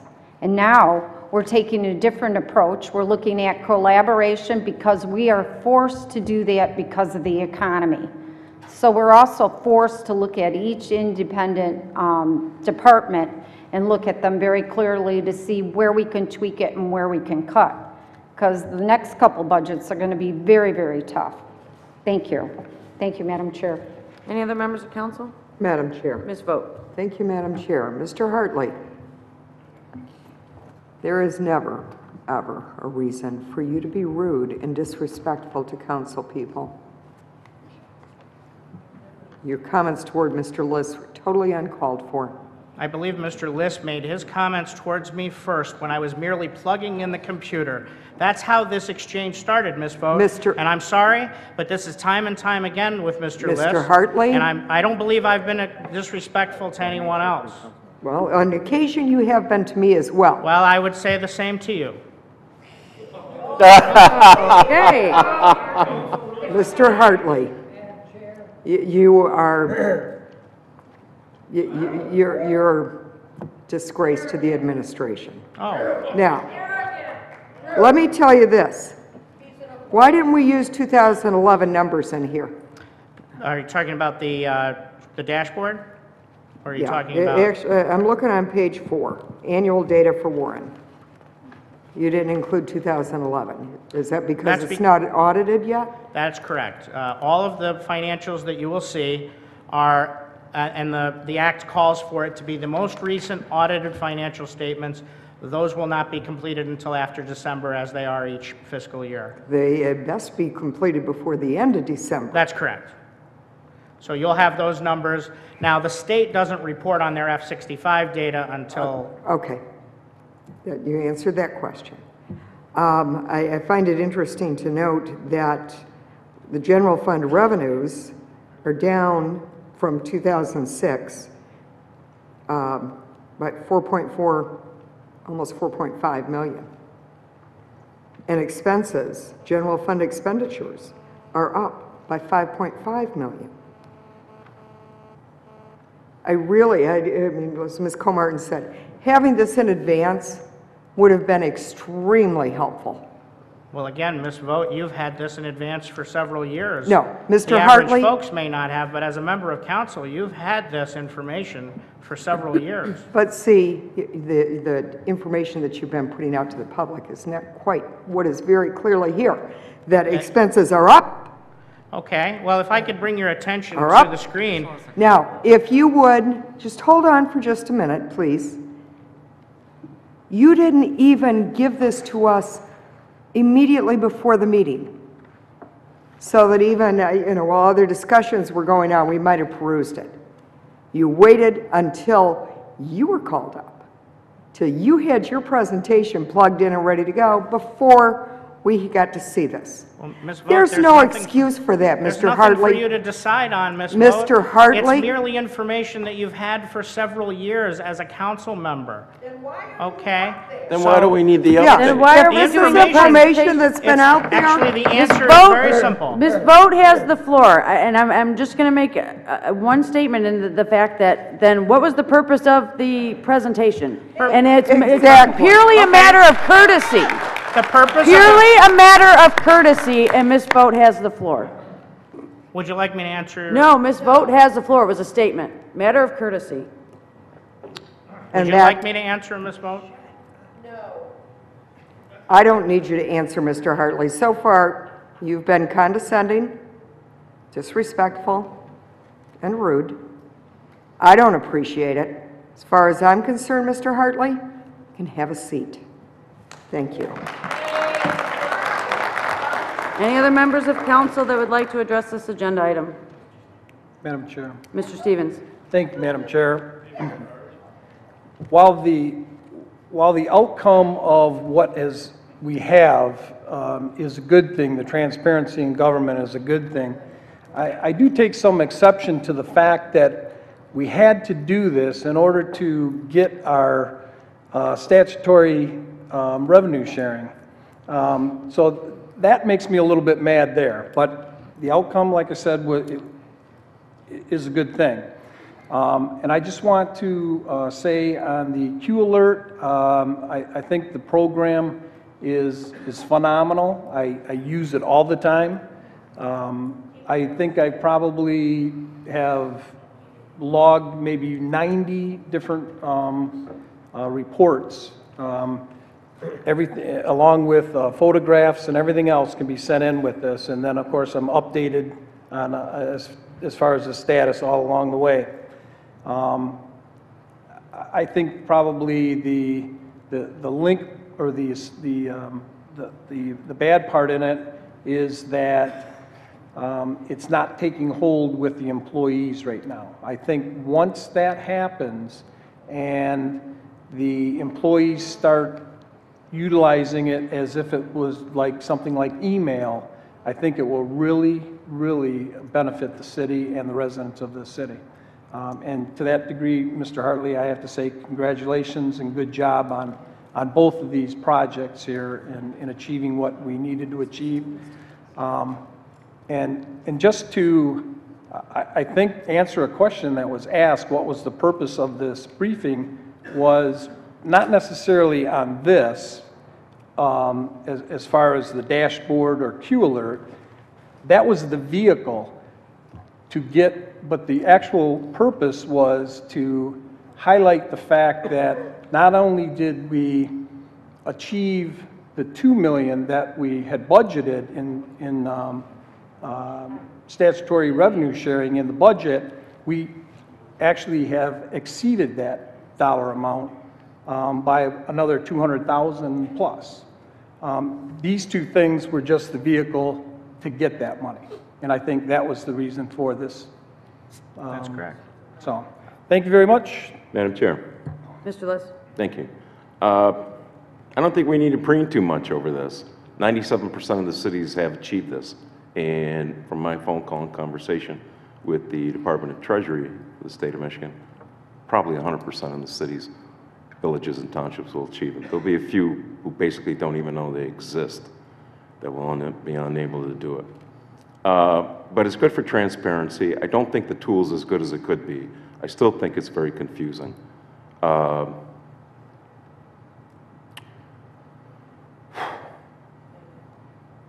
don't appreciate the fact that if they were talking about transparency, that the council gets information at the last minute. Whether we've had the information before or not, I don't appreciate that fact. I mean, the council's treated like mushrooms, and you know where they grow mushrooms. I agree. As for transparency, Mr. Hartley, I don't even know what your educational background is. Do you think that these taxpayers, you all live in Warren? You think these taxpayers have the right to know what your educational background is? I don't know. Apparently you do. What is the purpose of your question, Mr. Liss? I don't know, other than being a big bag of gas. I don't know what your background is either, sir. I'm not taking questions from you. Okay, unless the discussion is specific to the item, we're going to move on to the next. I We have a don't long believe that my agenda. education was specific to this. I'm not, either. yes, but your And it would have comment, been a good time to jump in when he made that remark. Mr. Hartley, sit down. Sit down. Get away from the podium and sit down right now. Thank you. That's what transparency is. People know where I went to school, Mr. Hartley. I went to the University of Michigan, Mr. where I Liss? achieved 2 bachelor's degrees. The regents of the University of Michigan conferred upon me 2 Mr. Liss, I bachelor's appreciate the degrees. point you're making, but can we get to this agenda item? The We have point many is other this, items to go. And I'll leave it at this. I need another 20 seconds. I'm reading our website right now, the mayor's office website, which you helped put together, and quote, "When I became mayor in November of 2007, I instructed city employees to be courteous and responsive to anyone who contacted City Hall. So far, I'm happy to report that city employees have reacted positively to my directive."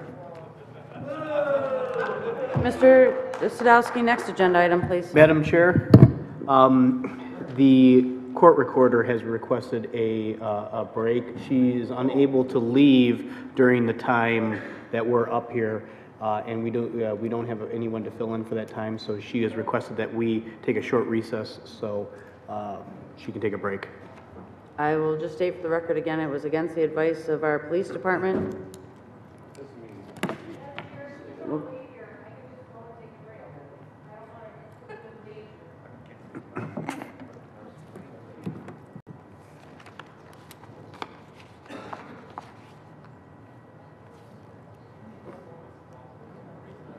You're free to leave, Mrs. Moore.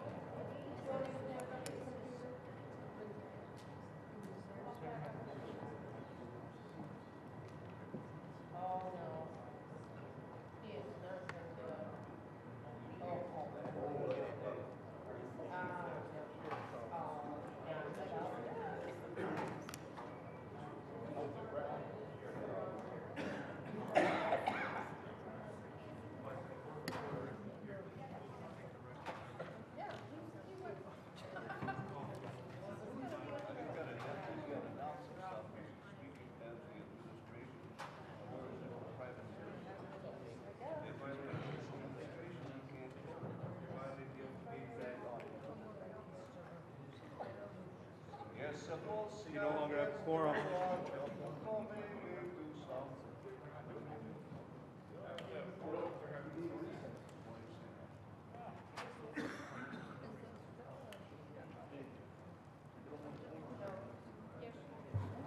Mr. Biernack? Being that we no longer have a quorum, can we adjourn the meeting? I no longer have a quorum present. Well, Bertha's temporarily gone. Okay, well, I don't think we can take that action. I think the meeting should be adjourned. We don't have a quorum. We don't have the power to call it. We go directly to audience participation.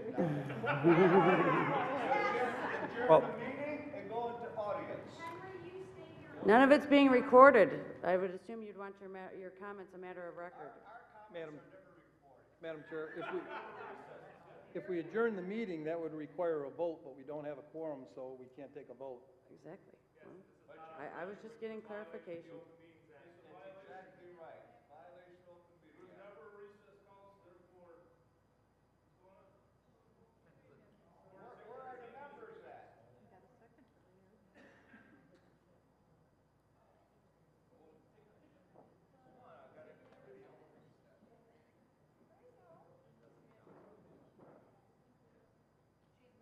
Our recorder is back. If we can have council members return. Motion to adjourn. I was told I don't have a quorum. I can't take that vote. We'll vote for you.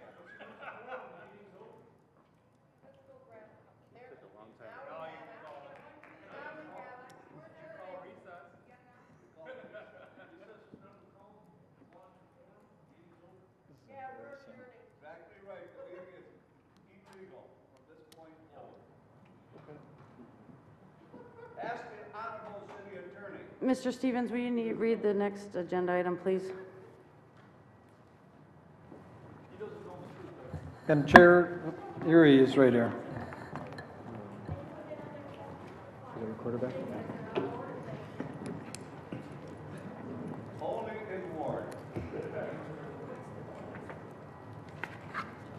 25B, consideration of an ordinance amending Article 5 of the Code of Ordinance of the City of Warren to add Article 3, which relates to the reimbursement of medical and transportation costs for confined persons, Section 5-30-5-40, first reading. Move to approve. Support.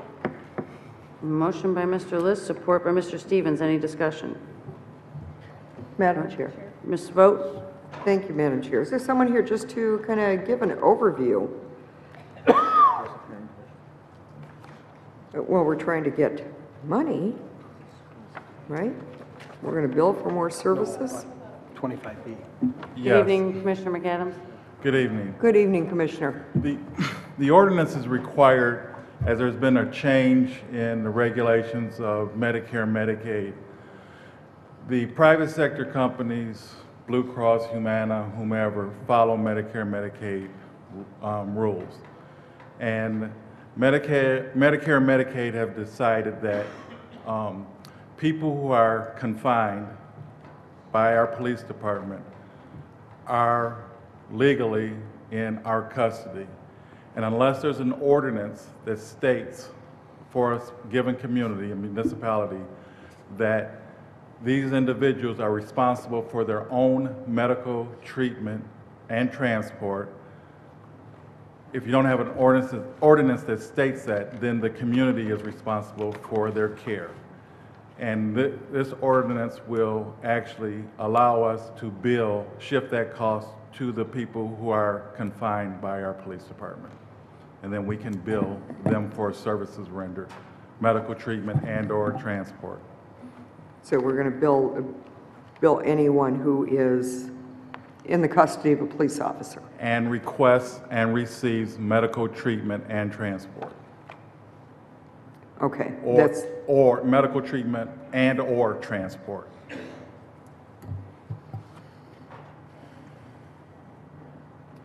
Okay, and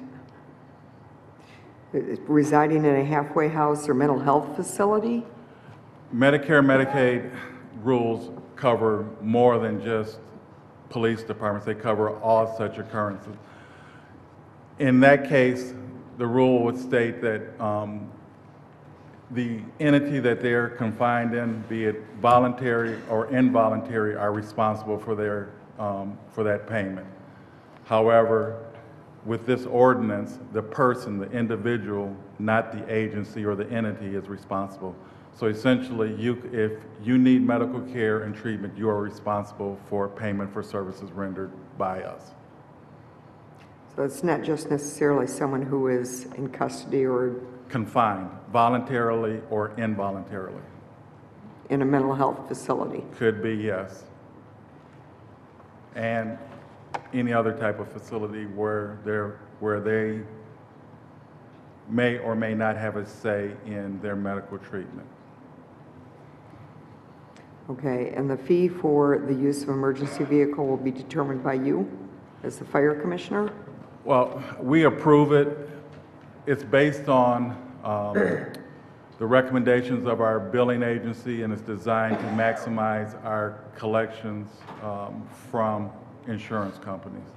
So essentially, Medicare and Medicaid sets the standard, and you set your rate to maximize your capture for providing those services covered under their guidelines. Okay, so it's mainly about getting the money. At the end of the day, yes. Okay, thank you. Any further comments from council members? Madam Chair. Ms. Comartin? Good evening, Commissioner McAdams. Are we going to be using, with this ordinance and the billing that's going to take place, are we still going to be using Acumed? Yes. Okay. And is this money, once it is billed, going to go in the same account that we're Yes. basically dealing with? Yes. All right. Thank you. Any other comments? Go ahead and call the question. Mr. Liss? Yes. Mr. Stevens? Yes. Ms. Vogt? Yes. Mr. Warner? Yes. Mr. Sadowski? Yes. Mr. Green? Yes. Ms. Comartin? Yes. Mr. Buckerman? Yes. Camp, yes. The motion passed unanimously. Thank you. Item 25C, consideration and adoption of a resolution authorizing the mayor and clerk to execute the interlocal government agreement for parks and recreation programs between the city of Sterling Heights and the city of Warren. Move to approve. Support. Motion by Mr. Liss, support by Ms. Comartin. Any discussion? Discussion, Madam Chair. Mr. Green? Thank you, Madam Chair. Through the chair, the city attorney, page 8, item 17, liability.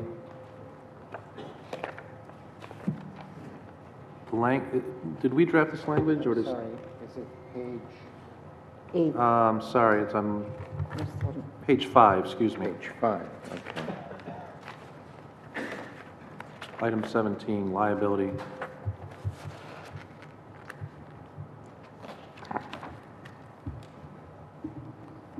We're holding each other harmless in this clause.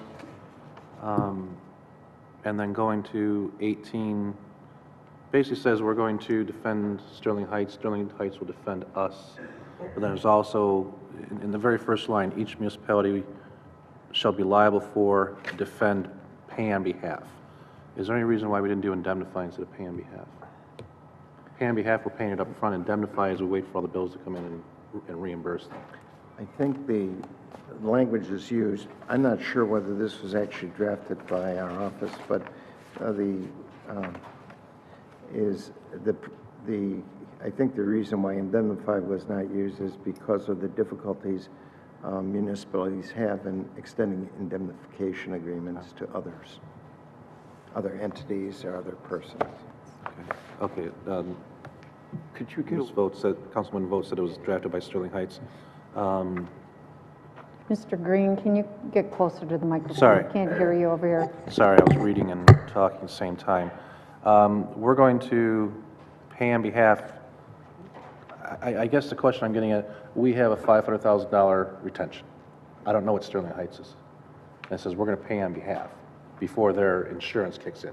If our retention's $500,000 and they decide next year to go up to $750,000 or $1 million, and we have to pay on behalf before their insurance kicks in, I don't know if that's a valid argument or not, but it just kind of jumped out at me. Because we're going to pay on behalf of their obligation before insurance kicks in, then we could have a bigger pound of flesh in the game than they would.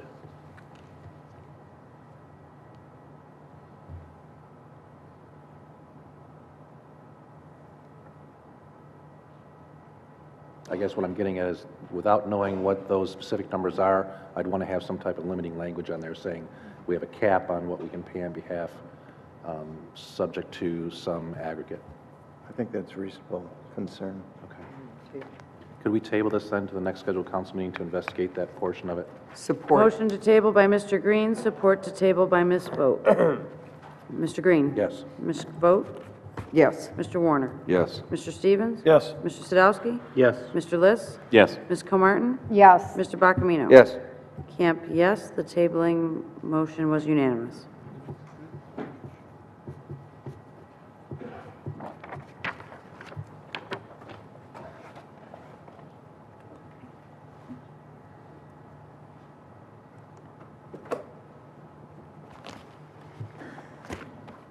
Item 25D, consideration and adoption of a resolution approving change order number 1 and final, which decreases the original contract amount by $1,210.80 with Mondo Construction Incorporated in connection with contract PR-11-536 Owen Jack Activity Center wall replacement and Wiegand Park doors, and authorizing the mayor and the clerk to execute said change order number 1 and final, also to issue payment number 4 and final to Mondo Construction Incorporated in the amount of $1,394.80.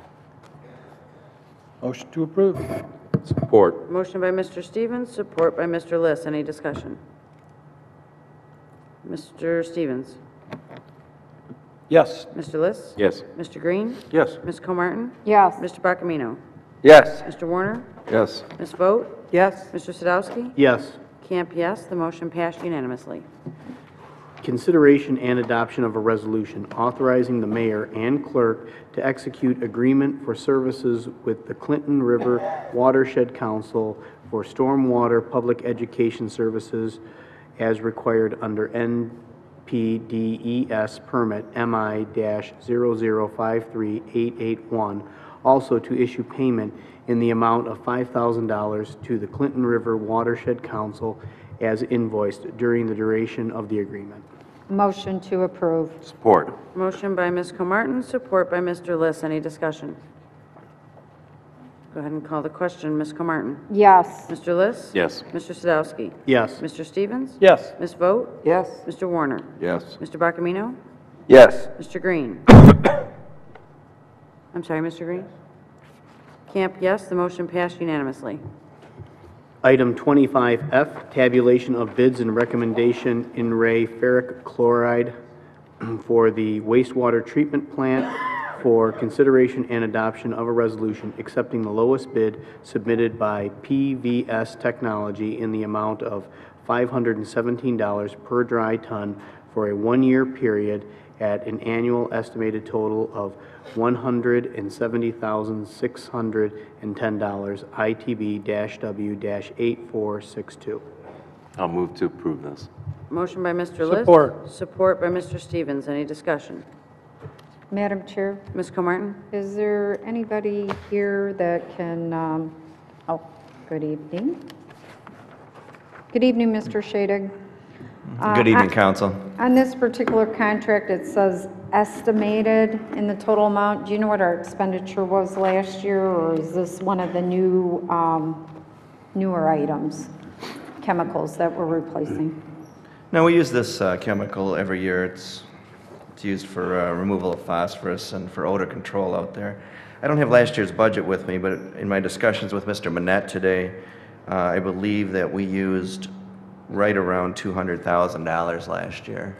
Okay, so why would we be estimating this one then at 170 if we utilized, or is this all we have in our budget? No, it's slightly variable depending on flow. So the flows have generally been dropping over the years, and this chemical use and the budget has slightly been dropping from year to year, but you can't nail this one down to an exact science just because we can't say exactly how much flow we're going to have through the plant in a given year. So that's why it's estimated. All right, so you can't guarantee that we'll exceed that amount, or we're gonna be close? No, we'll be very close to it, but it may be slightly above or slightly below by the end of the budget year. All right. Anything? Yep, thank you, Madam Chair. Any other comments from council members? Go ahead and call the question. Mr. List? Yes. Mr. Stevens? Yes. Mr. Sadowski? Yes. Ms. Vogt? Yes. Mr. Warner? Yes. Mr. Bacamino? Yes. Ms. Comartin? Yes. Mr. Green? Yes. Camp, yes. The motion passed unanimously. Item 26A, consideration of an ordinance amending Chapter 11. I'm sorry, we have 25G, which was Oh, 4F. I'm sorry, you're right.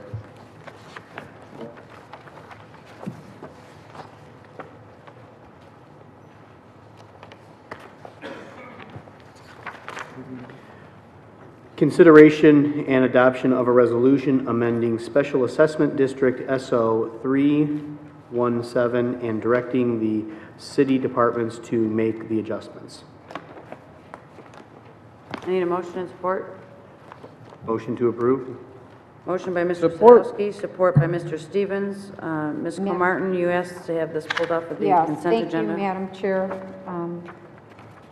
Good evening, Stordusky.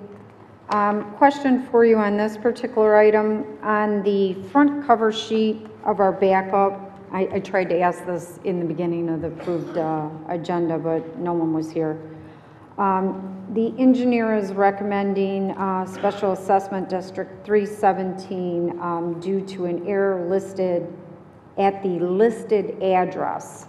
Okay, so then you have a resolution that is attached, but in the resolution it says listed addresses per the attached list. So now it's saying it's more than one, but your list only shows one. Can we have the resolution just to coincide with what we're approving here? In this particular one, there is only one location that's involved.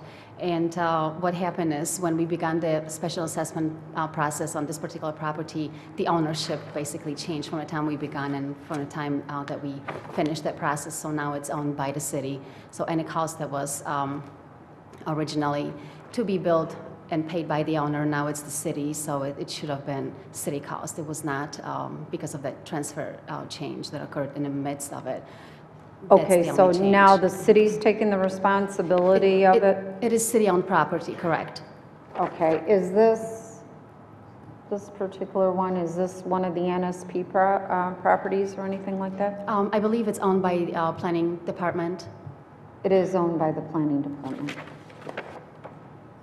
Okay, so can we just address the, as far as I'm concerned, if everybody feels good about it, just to keep it to the address that's listed on the back? The 11395 Cadillac? Correct. so it coincides.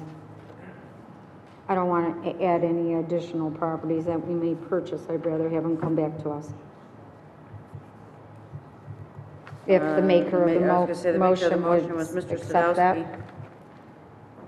Sadowski. May I have the floor? You finished? Yes, yes, manager. Does that pose an unusual problem to you?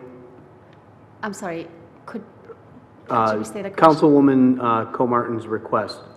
We can correct the resolution to match. to make that language, yes. In this particular case, the list contains one address, so we can change the resolution to specifically state that address of that particular property. Okay, that's fine. I Yes, don't have a problem with that. thank you. Thank you. Mr. Stevens, you didn't have any trouble with that? Nope, none whatsoever. Good catch. Any other discussion from council members? We'll go ahead and call the question. Mr. Sadowski? Yes. Mr. Stevens? Yes. Ms. Vogt?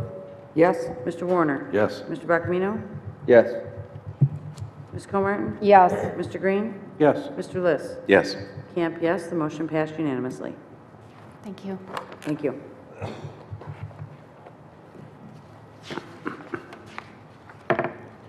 Item 26A, consideration of an ordinance amending Chapter 11 of the Code of Ordinance of the City of Warren to add Article 2, which relates to cost recovery, first reading.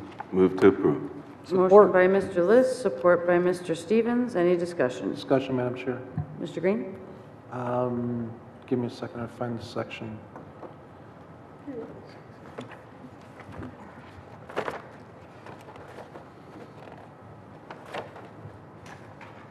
The page, I can't remember what page it is. Page 3, I believe, emergency response. I think we just covered, didn't we just cover a portion of this with the fire commissioner's section, so aren't we duplicating effort? No. No. No? It was specifically written. One differently. specific to Medicare recovery, another is not. Yes. They are separate? Yes. Okay, thank you. Any other comments from council members? I'll go ahead and call the question. Mr. Liss? Yes. Mr. Stevens? Yes. Ms. Vogt? Yes? Mr. Warner? Yes. Mr. Bacamino?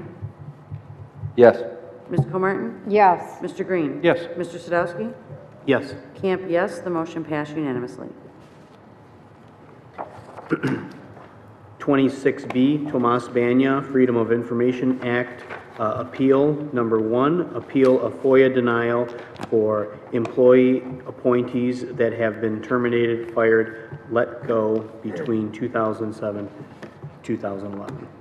Motion to grant the appeal? Motion to grant the appeal by Ms. Vogt. Support. Support by Ms. Comartin. Any discussion? Go ahead and call the question. Ms. Vogt? Yes? Ms. Comartin? Yes. Mr. Bacamino? No. Mr. Green? No. Mr. Liss? Yes. Mr. Sadowski? No. Mr. Stevens? No. Mr. Warner? No. Camp, yes. 1, 2, 3, 4, 5. The motion failed, 5-4. B2, Appeal of FOIA Denial for Employees Appointees that have resigned between 2007 2011. Motion to approve. To, Support. There was a motion to approve the appeal, Mr. Liss? grant the appeal. Thank you. Support by Ms. Comartin. Mr. Liss? Yes. Ms. Comartin? Yes. Mr. Bacamino? No. Mr. Green? No. Mr. Sadowski? No. Mr. Stevens? No. Ms. Vogt? Yes? Mr. Warner? No. Camp, yes. The motion failed, 5-4. B3, Appeal of FOIA Denial for any and all documents referenced by City Attorney with respect to certification of Building Authority articles of incorporation and bylaws from 1989 to present during meeting of City Council on 9/8/11. Motion to approve. Support. Motion by Ms. Comartin, support by Mr. Liss. Ms. Comartin? Yes. Mr. Liss? Yes. Mr. Sadowski? No. Mr. Stevens? No. Ms. Vogt? Yes? Mr. Warner? No. Mr. Bacamino? No. Mr. Green? No. Camp, yes. The motion failed, 5-4. 4, appeal of FOIL denial for any and all documents, scripts, logs, forms, notes, descriptions, paperwork, illustrations, interpretations, or similar possessed, used, or created by city attorney during city council meeting 9/8/2011. Motion to grant the appeal. Motion by Mr. Liss. Support. Support by Ms. Comartin. Mr. Liss. Yes. Ms. Comartin. Yes. Mr. Bacamino. No. Mr. Green. No. Mr. Sadowski. No. Mr. Stevens. No. Ms. Vogt. Yes. Mr. Warner. No. Camp, no. The item failed, 6-3. Number 5, appeal of FOIA denial for all key card pass card usages in City Hall in 2007. Motion to approve the appeal with discussion. Motion by Mr. Liss. Support by Ms. Vogt. Mr. Liss. This information was already released, thank you, Madam Chair. This information was already released in 2007. So denying this appeal is like, well, blocking the barn door after the horse is out. I yield. Any other discussion? Madam Chair, Ms. Comartin. as far as the privacy issues go, we aren't giving any key codes, any combinations, nothing like that. It's just access record. Okay. Thank you. No other discussion? Call the question. Mr. Liss. Yes. Ms. Vogt. Yes. Mr. Warner. No. Mr. Stevens. No. Mr. Sadowski. No. Mr. Green. No. Ms. Comartin. Yes. Mr. Bacamino. No. Camp, yes, based on the fact that the item's been released before. The item fails, 5-4. 6, appeal of FOIA denial for any documents, decree, call record, voicemail, memo, memorandum, correspondence, telegraph, email, publication, or similar authorizing the placement of Buy American Products, They Are Better and Safer bumper stickers on city vehicles. Move to grant the appeal. Motion by Mr. Liss. Support discussion. Support by Ms. Vogt. Ms. Vogt, discussion. Thank you, Madam Chair. I would also like to know who authorized the placement of those bumper stickers. If they were paid for by a private party, they should not be on city vehicles. So, yes, I'd like to know that. Any other comments from council members? Go ahead and call the question. Mr. Liss. Yes. Ms. Vogt. Yes. Mr. Warner. No. Mr. Stevens. No. Mr. Sadowski. No. Mr. Green. No. Ms. Comartin. Yes. Mr. Bacamino. No. Camp, yes. The motion fails, 5-4. Number 7, appeal of FOIA denial for all duties and responsibilities of Amanda Mika, City of Warren employees at any point in time during her employment to the City of Warren. Motion to approve. Motion by Ms. Vogt. Support. Support by Mr. Liss. Any discussion? Madam Chair, Mr. Stevens. especially on this item here, we've gone through this, and where there is nothing that exists to give anybody, there's nothing that we can give them. So going through this again, this is the second time we've been through this item. Somebody else FOIA'd it. Unfortunately, the abuse of this is getting to many people. Many people have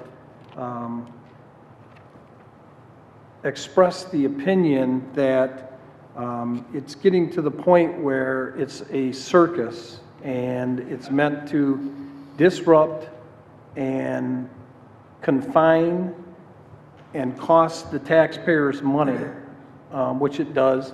We have one assistant city attorney that spends a large portion of their time doing these FOIA requests and doing the research and everything else.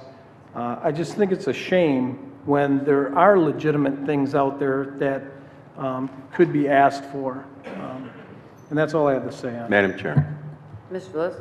Thank you, Madam Chair, for the floor. I don't mind grandstanding so much if it's right, but the genius of the Freedom of Information Act, even though I think it's been somewhat constrained by recent court rulings, one thing that still stands is that the person who requests the information has to pay for it.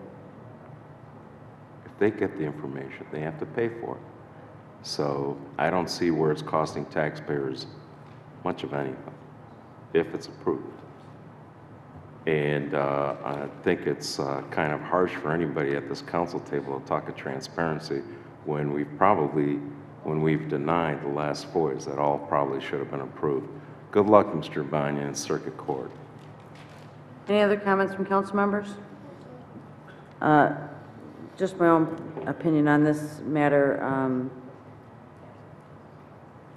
It's my understanding that this employee has worked in other departments in the city, and I would think that being that she was not an appointee originally in her employment, that some records would exist, would be my estimation. Maybe not in her current facility or duties, but at some point they did. And I think it's very clear in his request that at some point during her employment. Madam Chair? Ms. Comartin? Another thing too, if there is an internship, if anybody takes an internship job with the city, there is guidance that is issued with that job, and there are some definite direction that is given. So based on those things, I also agree.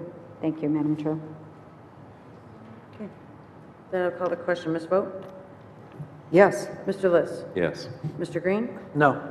Ms. Comartin? Yes. Mr. Bacamino? No. Mr. Warner? No. Mr. Stevens? No, the information doesn't exist. Mr. Sadowski? No. Yes, it does. Camp, yes. The motion passed, failed 5-4. 8, appeal of FOIA denial for number of FOIAs denied year to date. Move to approve the appeal. Motion by Mr. Liss, support by Ms. Comartin. Any discussion? Call the question. Mr. Liss? Yes. Ms. Comartin? Yes. Mr. Bacamino? No. Mr. Green? No. Mr. Sadowski? No. Mr. Stevens? No. Ms. Vogt? Sorry. No, because I don't believe that exists as a list. Mr. Warner? No. Camp, yes. The motion failed 6-3. 9, appeal of FOIA denial for any and all notebooks of the mayor and the mayor's secretaries. Move to approve. Support. Motion by Mr. Liss to grant the appeal, support by Ms. Vogt. Madam Chair? Mr. Stevens? Thank you. The comment was made that the individual must pay for the FOIAs, but in fact, if one claims indigence, then the first $20 is not necessarily charged, providing they prove their status. And I believe that this is the case in this individual's situation, and I just wanted to point that out. Although the individual has the right to request the information, as I said, if the information doesn't exist, we can't give them what doesn't exist. Thank you. Any other comments from council members? Go ahead and call the question. Mr. Liss? Yes. Ms. Vogt? Yes. Mr. Warner? No. Mr. Stevens? No. Mr. Sadowski? No. Mr. Green? No. Ms. Comartin? Yes. Mr. Bacamino? No. Camp, no. The item failed 6-3. Appeal of FOIA denial for voter registration of James Richard Fouts. I'm sorry. Oh, I'm sorry, I did. My apologies. Number 10, appeal of FOIA denial for resolution by council regarding publication in mailing commission. Move to grant the appeal with discussion. Motion by Mr. Liss. Support. Support by Ms. Comartin. Discussion, Mr. Liss. This document exists. There was a resolution by council adopting the Publications and Mailings Commission. It exists. It's in our minutes somewhere. Any other discussion? I concur. Go ahead and call the question. Mr. Liss? Yes. Ms. Comartin? Yes. Mr. Barkamino? No. Mr. Green? No. Mr. Sadowski? No. Mr. Stevens? Yes. Ms. Vogt? Yes. Mr. Warner? No. Camp, yes. The appeal request has been granted, 5-4.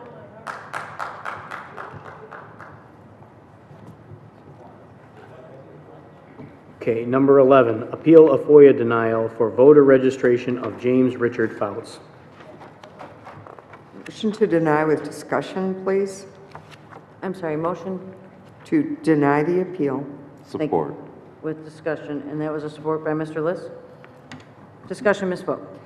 I don't believe the voter registration is, I think it would be the Secretary of State is where you would find that. Through the chair to Mr. Biernat.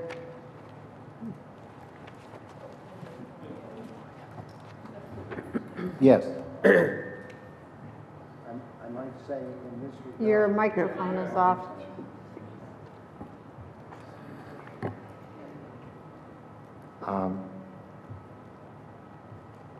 I'm not certain of the answer to that because I did not address this. This was addressed by Annette Guattari-Ross, and I couldn't say who would be the keeper of this particular record. But I might note that there is no record of response to this inquiry. And pursuant to MCL 15.235A, or rather 3, there being no response, the response was deemed to be a denial. In trying to figure out why there wasn't a response, the only thing I can say is that within a period of 13 days, we received 110 FOIAs from Mr. Banya, and on that particular day of 9/20, we received 10. All of those 109 were printed off, and one was missed, so there was no response to that particular FOIA. And All right. I think the appropriate place to find that record is with the Secretary of State. Madam Chair. It's just my belief. Ms. Comartin? Thank you. Just for clarification to the city attorney, when anybody moves into a city, we register to vote with that city. So there should be some record that we fill out. I mean, we all get a voter's card. You do that when you change your driver's license at the Secretary of State. That's true, but the city prepares, the city clerk does have some record that you get that is mailed out to you. It's not just mailed from the Secretary of State. And this, there was no response at all. there was no response because it wasn't caught. The incoming request was not caught by the office. Oh, okay, so. 9 were printed out on that day, 1 was missed. We had, as I said, we had 110 within 13 days. All of them were caught for some reason, but this one was not caught. So- That's why we've answered it in the fashion we've answered it. Okay, so since this one wasn't caught and there was no response given, then that becomes an automatic denial, Yes, correct? it does. Yes, it does. Okay, so we could kind of pursue the avenue of reversing it to check to see, since it was not addressed. So reversing the motion to reverse the denial, because it's an automatic denial. because there was not an explanation, and apparently nobody looked for the voter registration. Right. All right, I'll withdraw my motion to deny. And I'll make a motion to reverse the denial. A motion by Ms. Comartin to reverse the denial. Any support? Support. Support by Ms. Vogt. Are you finished, Ms. Comartin? Yes, Madam Chair. Mr. Liss asked for the floor. Madam Chair, Mr. Burnett mentioned that they received quite a few FOIAs. I'm wondering if the city attorney's office has taken advantage of the statute and contact the applicants, the people who are requesting FOIAs, for more time, as the statute does allow it. Generally speaking, you've got 5 business days to respond to a FOIA. You can extend it another 10 business days. If it's received electronically, either by fax or email, you get an extra day, so it's 16 days. But the statute does allow the recipient, the respondent, to ask for more time. I know that I'm looking at my spreadsheet here. I know that when I sent some FOIAs here back in February, March, and there were a number that were never answered. But Mr. Burnett, have you considered contacting some of the applicants to get more time?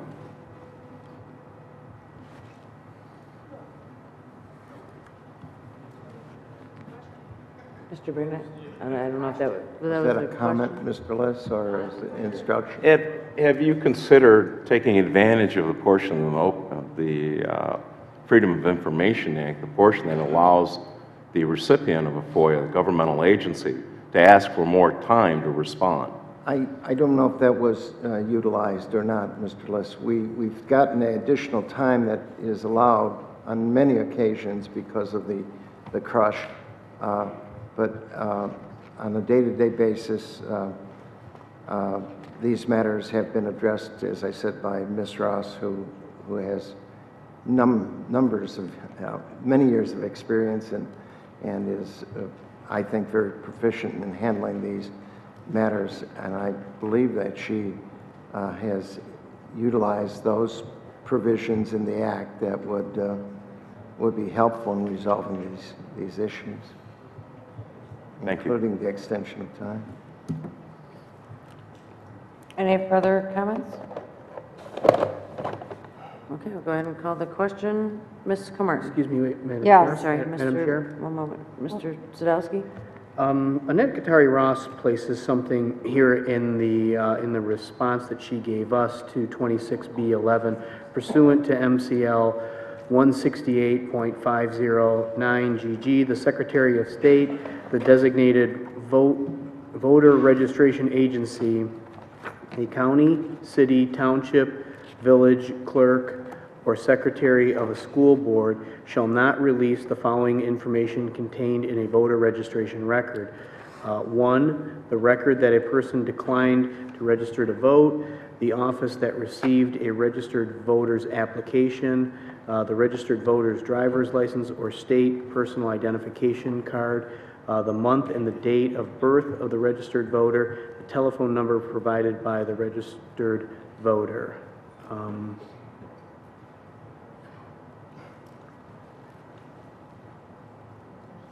Okay, never mind. Before the vote was taken, I just wanted to make sure that what she had listed on here was something that we were not allowed to give, so. Madam Chair? Mr. Green? Thank you. In addition, what was provided to us and what was delivered, letter C, FOIA appeal time to respond. Number 4, under unusual circumstances, City Council can issue a notice extending for not more than 10 days. So and unusual circumstances is not defined. So if I understand, this is the one that got missed? That's correct. We had an abundance of FOIAs coming in. 110. We could give the opportunity for the city attorney to investigate it as opposed to approving and denying it without giving them the opportunity to look at the clerk's office or request the clerk to give it to them. I believe that's what Ms. Comartin's motion was, to overturn the denial, but the automatic denial, to put it back to the city attorney. Yeah, clarification. but there's still, It's- there's still information that's on that, why is this doing that? There's still information on there that, from what Mr. Sadowski said, that's not releasable. Madam Chair? So, I mean, if it's just a voter registration record, are we then circumventing what the city attorney has to do? The order could not contravene, if I may speak. Please. The order of this body could not contravene the statutory provisions. Right. Those would have to be And anything that could be redacted. That's right. Right. Right. Yeah, that's what Yeah, that's what I was trying to get at. Madam Chair, I was just going to say, the items that are going to be redacted would be redacted off of that document. The only thing that wouldn't would be the year of birth. That's it. I said the only thing that would not be redacted was the year of birth. And his name. All right. Everybody good? Go ahead and call the question. Ms. Martin. Yes. Ms. Vogt. Yes. Mr. Warner. No. Mr. Stevens. No. Mr. Sadowski. No. Mr. Liss. Yes. Mr. Green. No.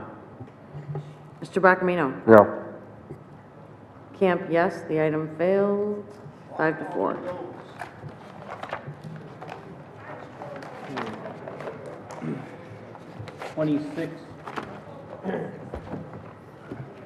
Twenty-six C1 FOIA ID number 43172, water meter replacement program bid proposal and information related to Aclara Star Field Programmer. Need a motion and support. Motion to deny. Motion by Mr. Sadowski to deny. Support. Discussion. I'm sorry, support by For Mr. Green. information, Chairperson, No discussion. Ms. Springer, I just want to make a statement. This is my day in court, so I would like to speak, and I request to be heard, and I want my due process. Thank you. okay.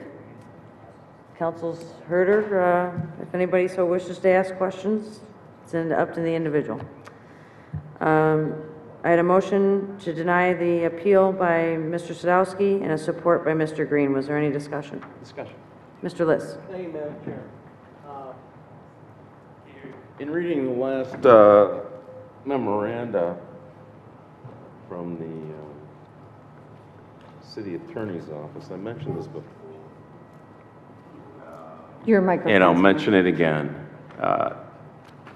In the memoranda we received for Mr. Banya's appeals, Ms. Springer's appeals, and some appeals that occurred a few meetings ago. There's a statement here in the memo that states, when council is considering a FOIA appeal, it must consider the facts and ascertain whether there was a basis by the FOIA coordinator to deny the request. For example, if the FOIA coordinator cites an exemption of the FOIA as a basis for the denial, council simply has to determine whether the exception applies and whether it believes the information should or cannot be disclosed. The way this is written, it sounds almost like we have to rubber stamp everything. And this council released an attorney-client privilege memoranda. I can't remember if it was 1 or 2, but we released it. We didn't have to release it. We could have voted, we had a clear exception to it. No, we're not going to release it. This body isn't acting just in a quasi-judicial role. It's acting as a quasi-legislative role and a policy role. If we want to release something, it doesn't matter if there is an exception. The whole purpose of FOIA is to set a minimum standard for transparency, not the maximum standard for transparency. If we want to have more transparency, maybe we could just open up the doors of City Hall and everybody can come in and take a look at everything. That'll be the day.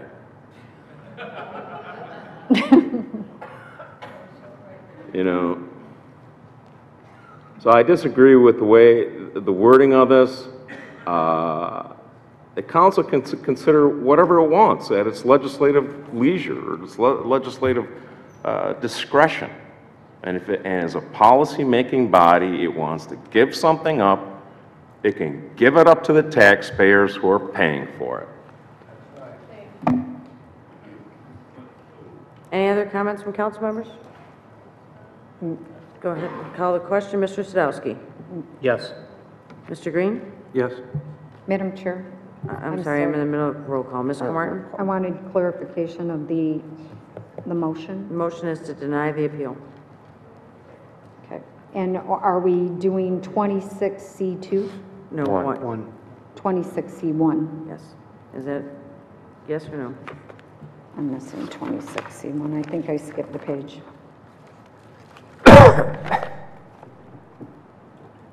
No. Thank you. Mr. Liss? No. Mr. Stevens? Yes. Ms. Vogt? Yes. Mr. Warner? Yes. Camp, yes. The motion was denied 7-2. Madam Chair. The motion was approved 7-2. I'm sorry, motion was approved Madam Chair. 7-2. Thank you. You didn't call me. I'm sorry, I called her just before Ms. Comartin. I didn't, no, I did not respond. Okay, I had a yes to deny, but I'll, Mr. Bacamino? Yes, to deny. Thank you. 2, FOIA ID 43703 from the Water Department. I specifically request a certification from Clara RF Corporation that an RF radio frequency device from United Laboratory, UL, and FCC certified by providing the material safety data sheet. Motion to reverse the denial.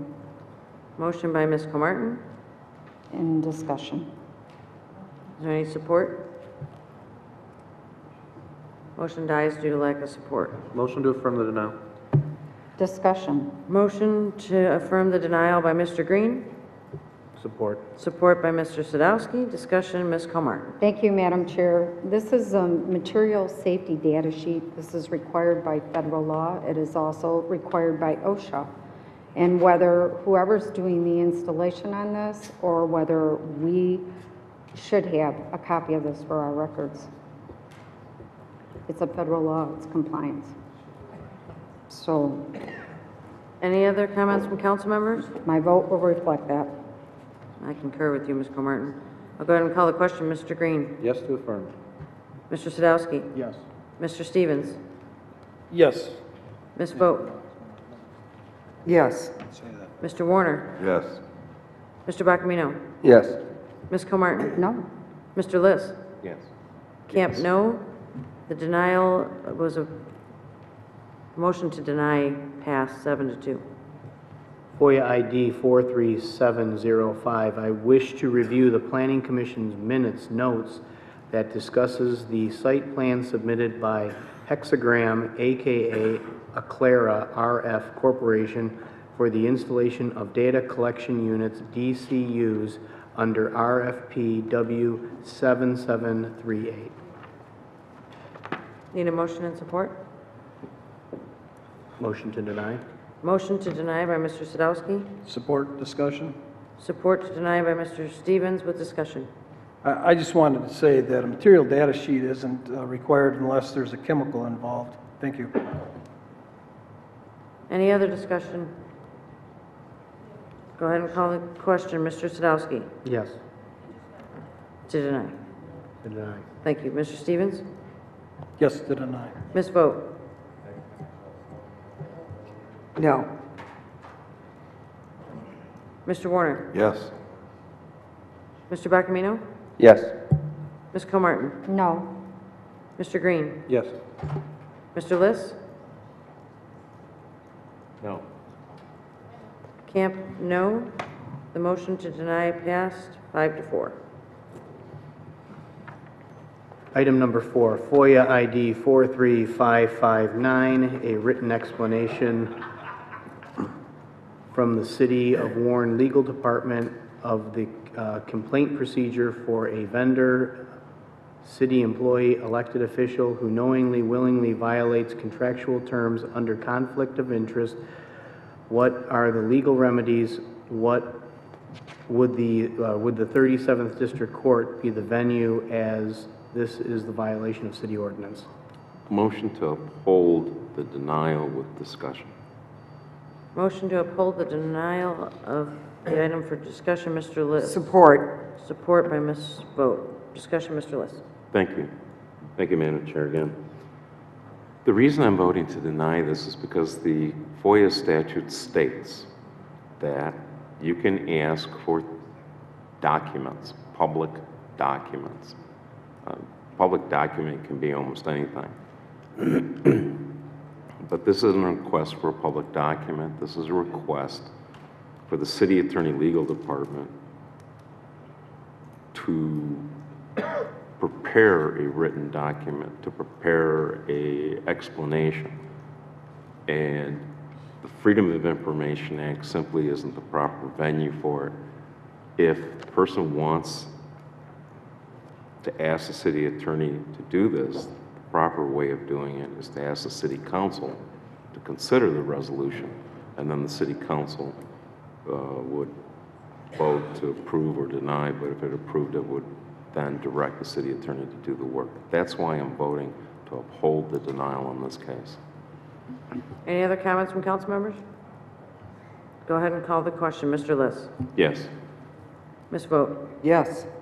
Mr. Warner. Yes. Mr. Stevens. Yes. Mr. Sadowski. Yes. Mr. Green. Yes. Ms. Comartin. Yes. Mr. Barkamino. Yes. Camp, yes. The motion to deny passed unanimously. Number 5, FOIA ID number 43585 and FOIA ID number 43720. All electronic correspondence presented in either electronic or printed format between Mayor James R. Fouts and Robert Vanderpool, sent and/or received between the specified email addresses dated between September 11, 2010 and December 1st, 2011, dates inclusive. All electronic correspondence presented to either electronic or printed format between Mayor James R. Fouts and Council Secretary Keith Sadowski, sent and/or received between the specific email dates between May 22nd, 2011 and June 15th, 2011, date inclusive. Motion to grant the appeal. Motion to grant the appeal by Mr. List. Support. Support by Ms. Comartin. Discussion, Madam Chair. Mr. List. When I brought an appeal to the City Council on the City Attorney's FOIA coordinator, the City Attorney FOIA coordinator's denial of my request for emails, I asked to be recused. I think that was a direct conflict of interest because I couldn't be on both sides of that equation. In this circumstance, Mr. Sadowski is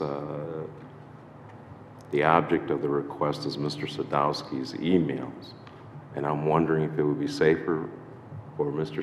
Sadowski to request a recusal from this vote. That was going to be my question to the city attorney, is if I'm allowed to vote on this. Mr. Chairman.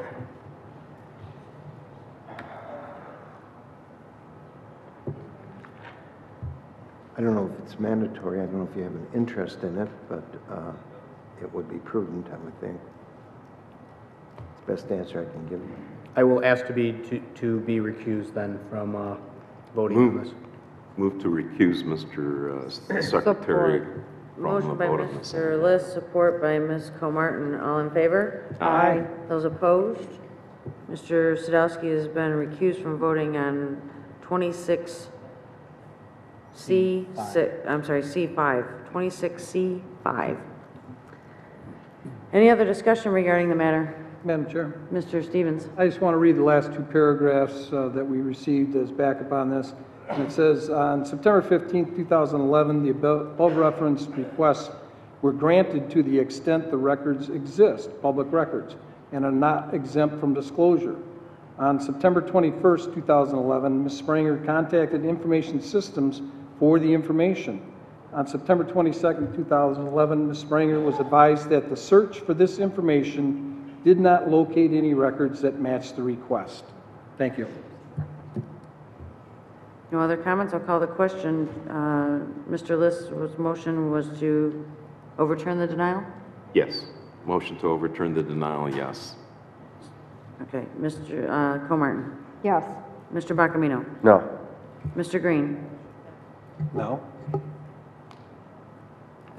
Mr. Stevens? No? Ms. Vogt? No, no. Mr. Warner? No. Camp, no. The motion to overturn the denial failed. 6-2.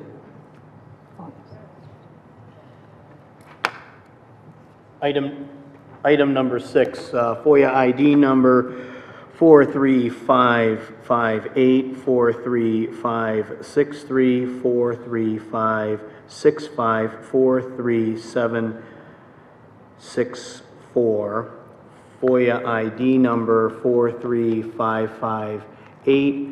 How do I, as a citizen of the City of Warren, file a written complaint against the current Warren City Council Secretary for failing to place an item on the agenda that may affect the health, safety, welfare, and privacy of every citizen? FOIA ID number 43563. How do I, as a citizen of the City of Warren, file a written complaint against the current mayor of the City of Warren for failing to act upon information that negatively affects the health, safety, welfare, and privacy of every citizen? FOIA ID number 43565. Documentation related to the exact date of which National Field Service registered as a vendor for the City of Warren. This shall include the names, addresses, and phone numbers of the officers/employees of this company currently performing service work within the City of Warren. FOIA ID number 43764, aggregate various requests.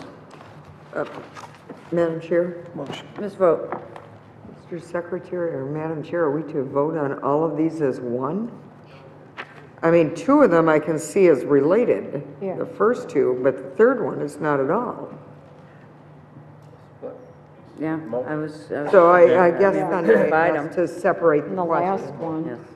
I have a motion by Ms. Vogt to separate these items. Madam Chair? Mr. Sadowski? Just for clarification, the reason why these were lumped together, because that's how the request came back for appeal, was lumped together like that. If council decides they choose to separate them, they may do so. But that's the way I have to present it, because that's the way it was asked.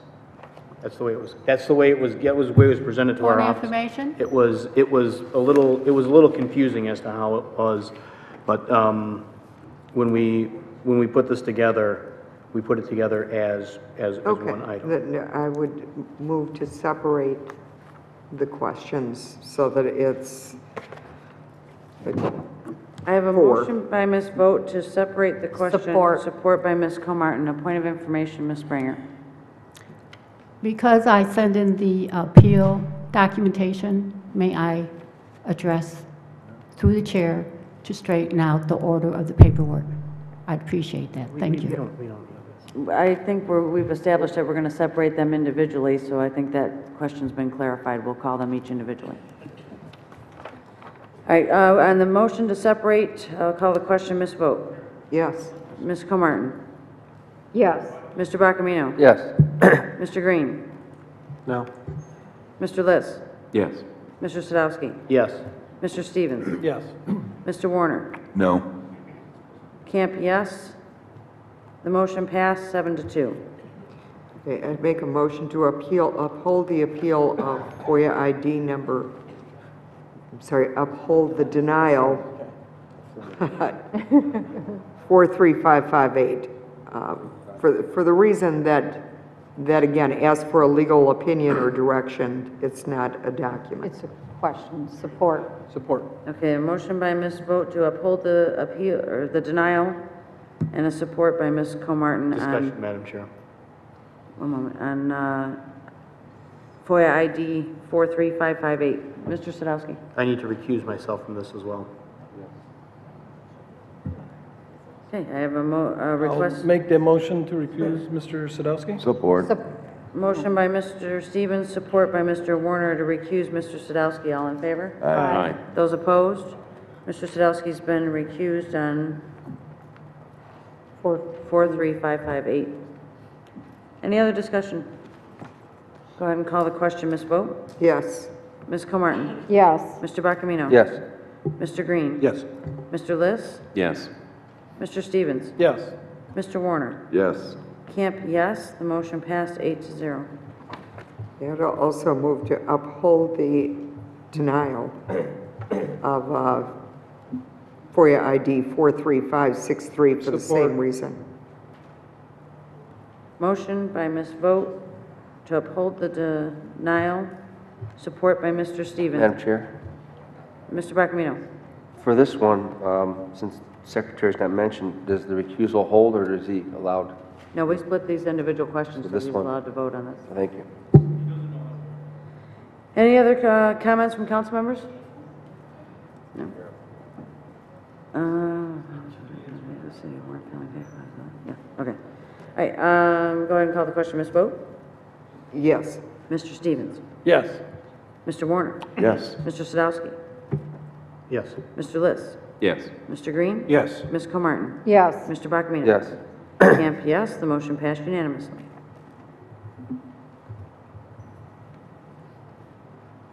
FOIA ID 43565. Yes.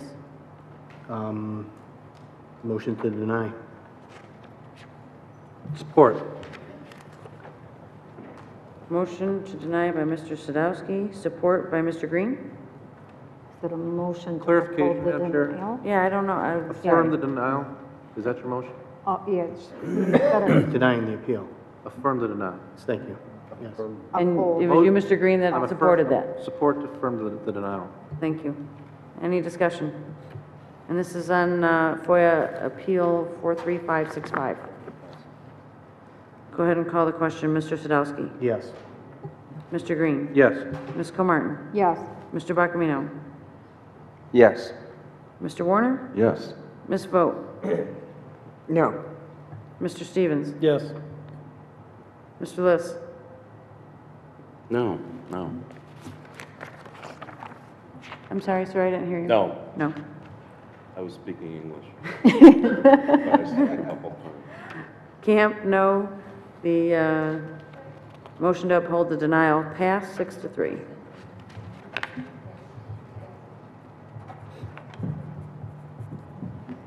Madam Chair, if you just give me a moment, I need to look over these notes because I believe that the last request, We 43764, skipped one, didn't we? No. the last one, 43764, the aggregate means all the FOIAs in here. I just want to make sure that that is correct. We may not need to vote on the last one, 437.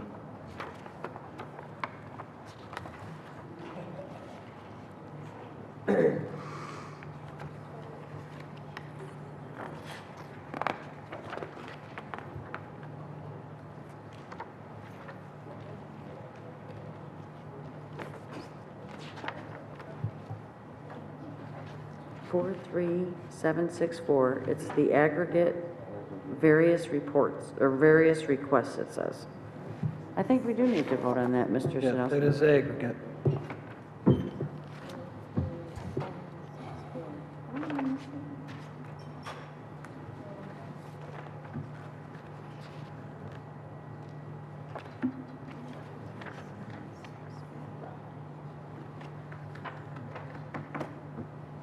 Is there a motion and support in regards to 43764?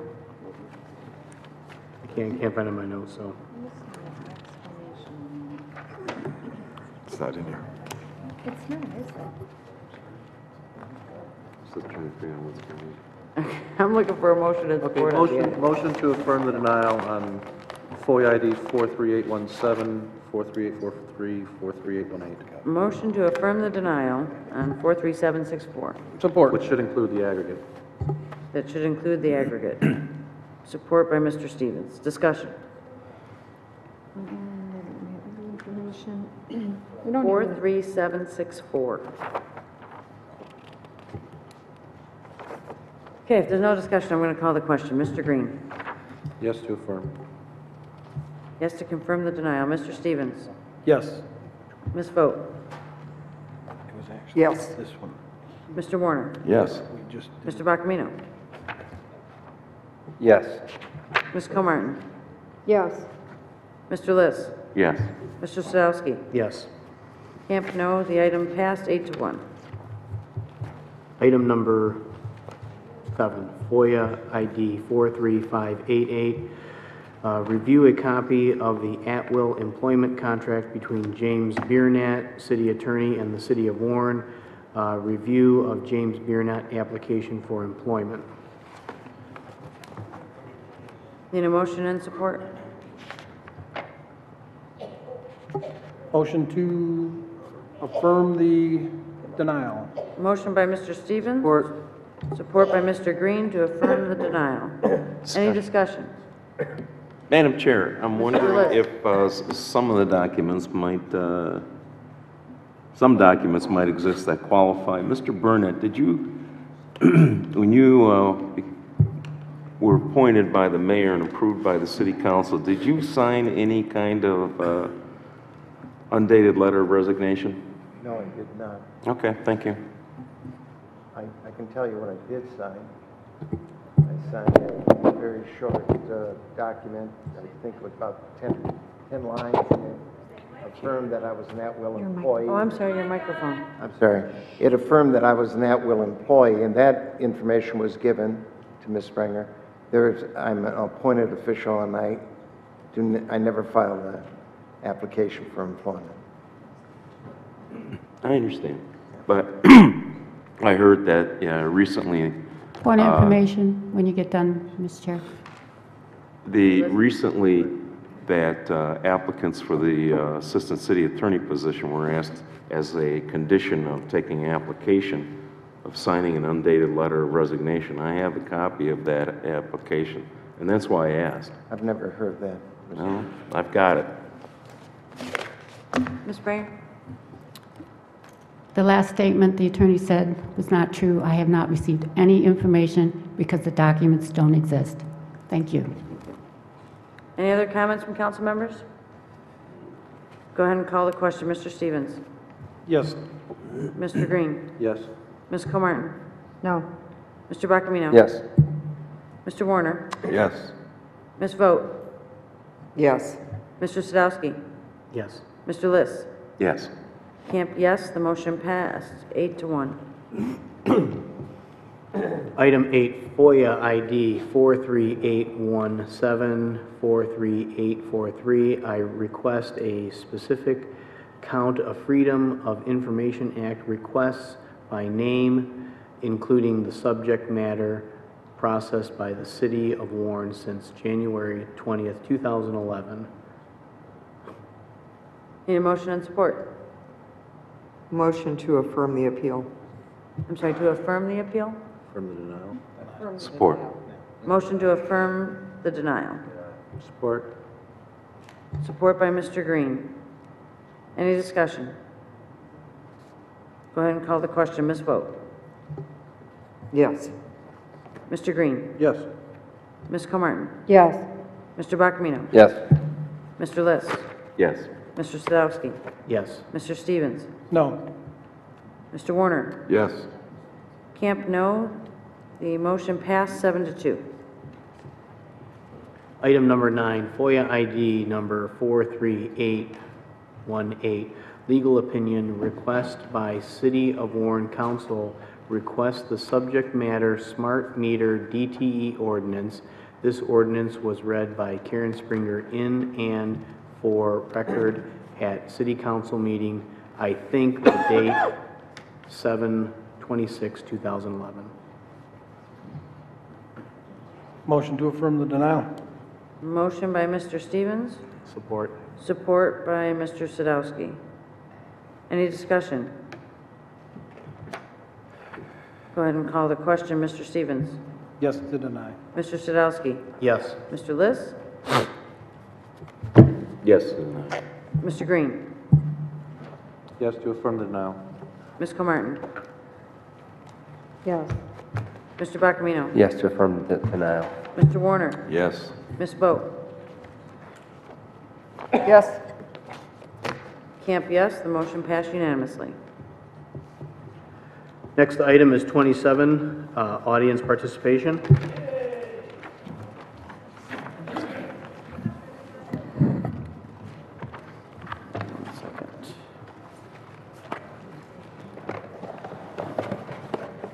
Okay, our first speaker this evening is Daryl Vickers.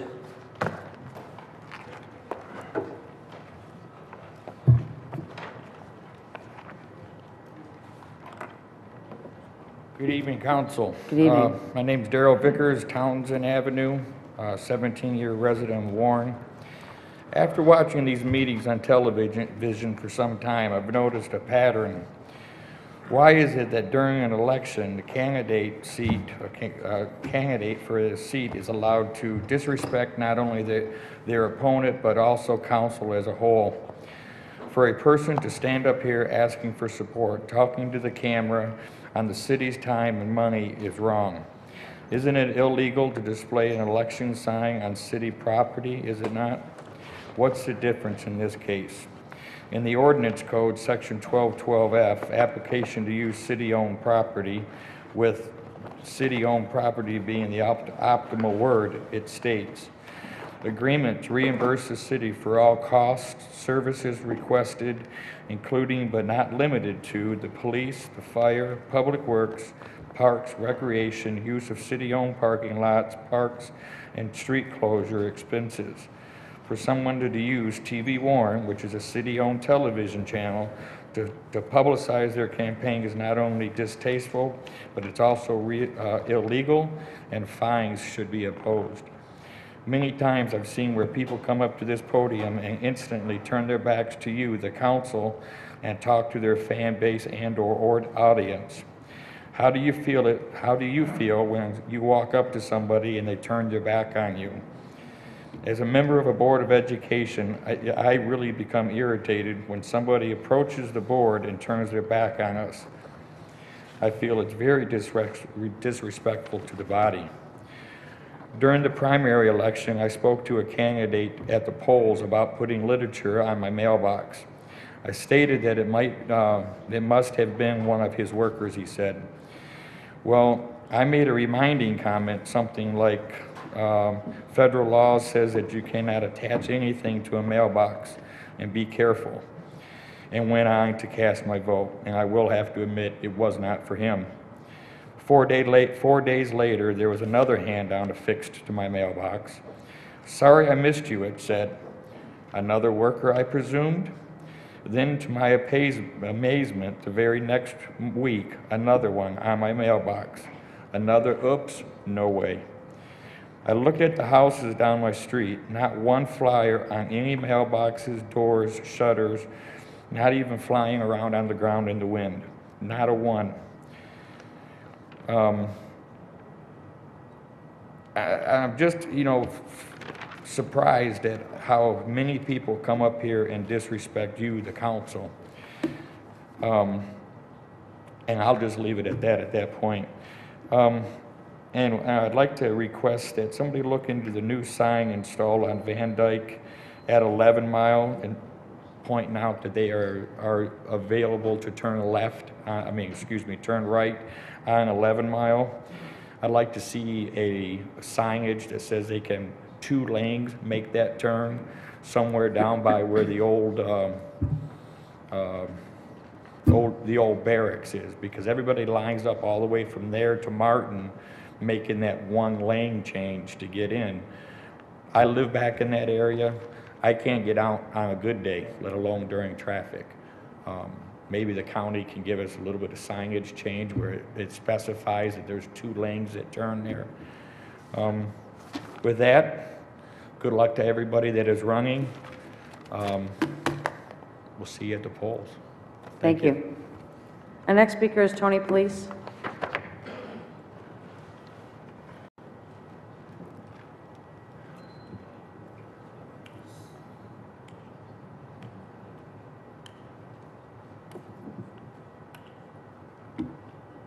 Tony Priest, 8520 Darlene. How's everybody? Good morning. Good morning. I wasn't going to do this from the beginning of the election till now, but I got to do it, so I'm going to do it now. The mayor put out some literature about who he was for and who he was against. This is Tony Priest, who he's for, and I'm not going to say who I'm against because you already know. For the mayor's office, Kathy Vogt. For the treasurer's office, Carolyn Kukowski-Museri, Paul Bueno. Nobody's running against them. City council at large, Donna Comartin and Mary Camp. The districts I'm going to leave alone. You live in them districts, you vote for who you're going to. I have a district, District 2, and I'll vote for who I'm going to vote for there. I don't want to do this, turn my back on you, but one more time. I got a very nice response in a couple places I've been in the last couple of days, telling me how nice I talk, how low tone that I talk, and I don't get it personal and everything like that. And I promised both of them beautiful ladies I would turn around and wave to them.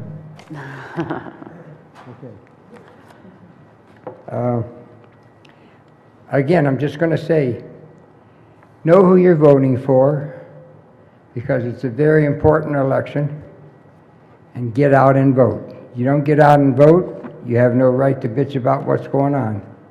Get out and vote, you can come up here and bitch all you want. Excuse my term, bitch, but I don't know other way to, say Once it. was enough. Again, Kathy Vogt for mayor. Thank you. Our next speaker is Maury Daniels.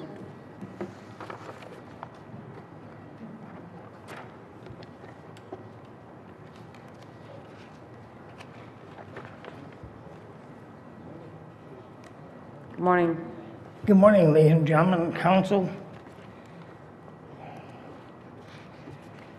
Hate to say it, but I already voted. And I sure know where I want it to go. I don't think I'll be that lucky, don't know. Starting off, the first hit we've got, member of the council, the mayor we got now, he never served the service, never had his uniform on. Somehow he wound up in England for a few years. Did he run because of the draft, or did he go for school? I don't know. I wish people would ask him, find out what he did. Sure would like to know. Now the next thing is he's going to bring up to you people term limits. Isn't that right, Jim? He's going to bring up what? Term limits on his office. He don't want to get out. He's got it made now.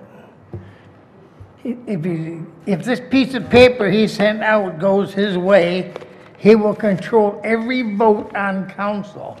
We don't need a council. Why don't you fire him? Should. The man is getting a whole lot of lies going. Man can't be trusted. Stole Miss Kathy Vogt's signs. He had a big holiday cylinder signs. He loved that. Lost about 60% that I know of, personally. I wanted to go down and start ripping his down, but Miss Vogt said I couldn't. She didn't go for it. She wouldn't get me loose. Said she's going to throw bricks at me or something. I don't know. I'm too old to run, so I just couldn't do it. A short time ago, we got a flyer out. Less than 1/4 a day for concrete paving. Streets of Warren. This is, I know you got it. Ladies and gentlemen, if the city of Warren can't pave 2 miles of street in a whole year and still not have it right, how could he go ahead and collect money off of every one of us, for 4 straight years? What's he gonna do with that money? He's in for a problem on London, Saratoga. Be class action suit against him and council. We're not going to hold back. We got a pretty good attorney. You think you can come out on this one? You tore up our streets with those heavy trucks. Those concrete trucks were heavily loaded. I didn't say overloaded. I said heavily loaded. Ruined our streets. What was the next thing Mr. Faust did? His boys. They put the water main in wrong on 13 Mile and it broke. What happened? Took our whole darn street off, 13 Mile included. one you just paid to get repaved is gone. That's 9 to 14 inches between the bottom of concrete and the clay. Lund lost everything all the way up to Saratoga. It's cracking, it's dropping, it's doing everything. Somebody's got to pay for that. It sure won't be the people living on that street. I got pictures of it. I think that should make him think a little bit. You know, you people started hollering and bitching about the voting, the mayors, council. Why didn't you go out and vote? Get out of those couches. You showed us how much you cared. We had the lowest turnout in the primaries yet in this city. I've been in 45 years. Get off those couches. Come on out and vote. We're not going to hurt you. Doesn't hurt so bad. Just put a little check on that thing and go. We need your vote. You know who we want you to vote for. And it sure as devil isn't Mr. Faust either. Thank you.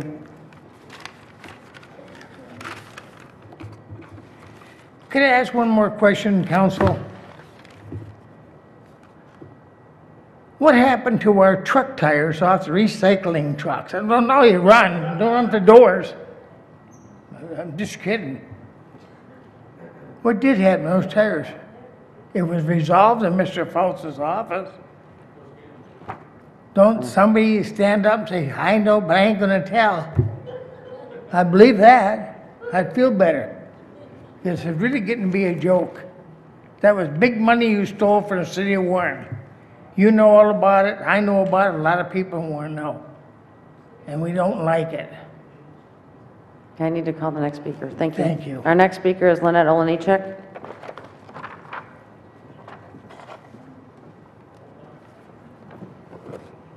I'm almost out of slips if anybody else is wishing to speak this evening. Good evening, City Good Council. Lynette Olenichak, independent candidate, District 5. No affiliations to either of the candidates running for mayor. I'm up here today to simply tell people what I believe in. I think it's important. I believe in checks and balances. I believe in transparency. I believe in representing people through honesty and accessibility.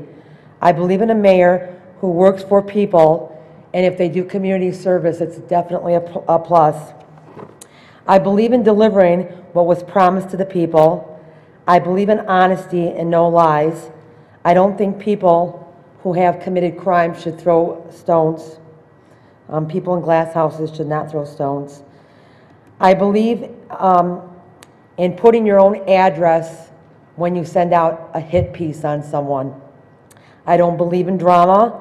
I don't believe in going through people's mail or destroying their signs. I don't believe in grandstanding. I don't believe in rudeness between appointed officials and city council. I believe in common sense. I believe in voting. Women have not even had the right to vote for 100 years yet, and yet at the polls, we had a very low turnout. I want to encourage women to come out this time and vote. I want to encourage everyone to come out and vote and let your voice be heard. You cannot complain if you don't vote. Thank you for everyone for your support through the past 7 months, and good luck to everyone on the election. Thank you. Thank you very much. Our next speaker is Elizabeth Lovis.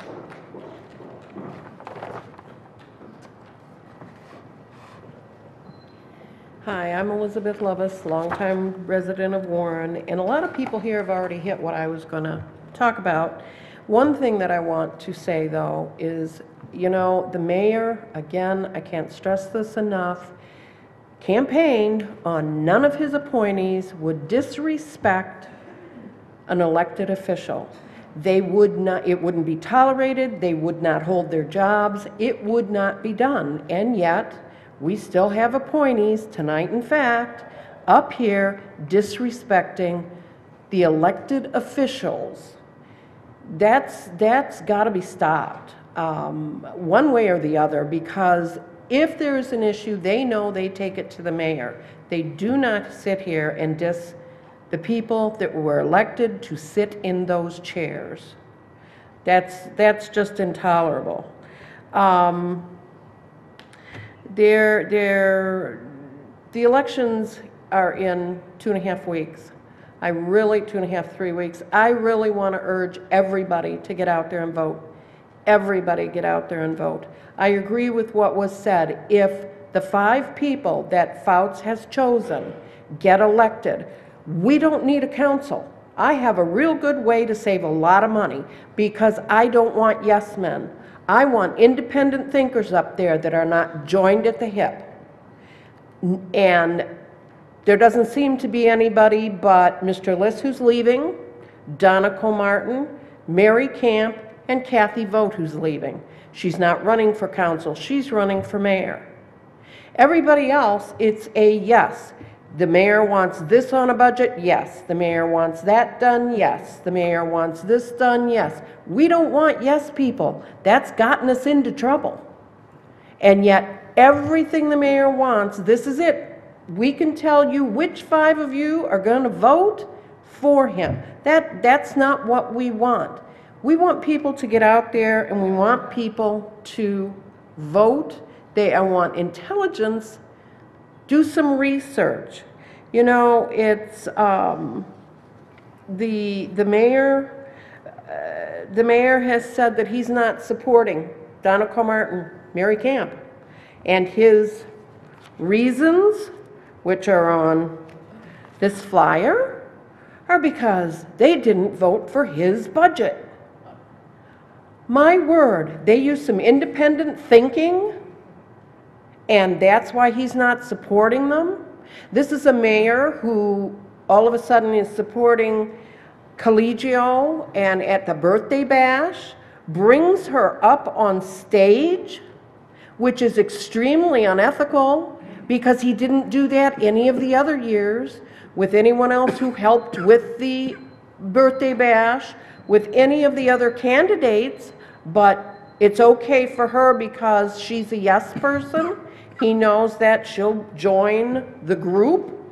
It's just the citizens have to be aware of what they're doing.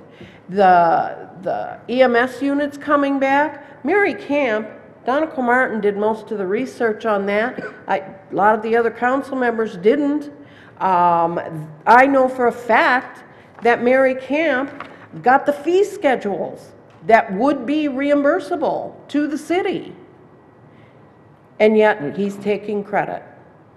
People have to think about what they want in that office, and please come out and vote, but do research before you do. Thank you. Our next speaker is Sharon Schmidt.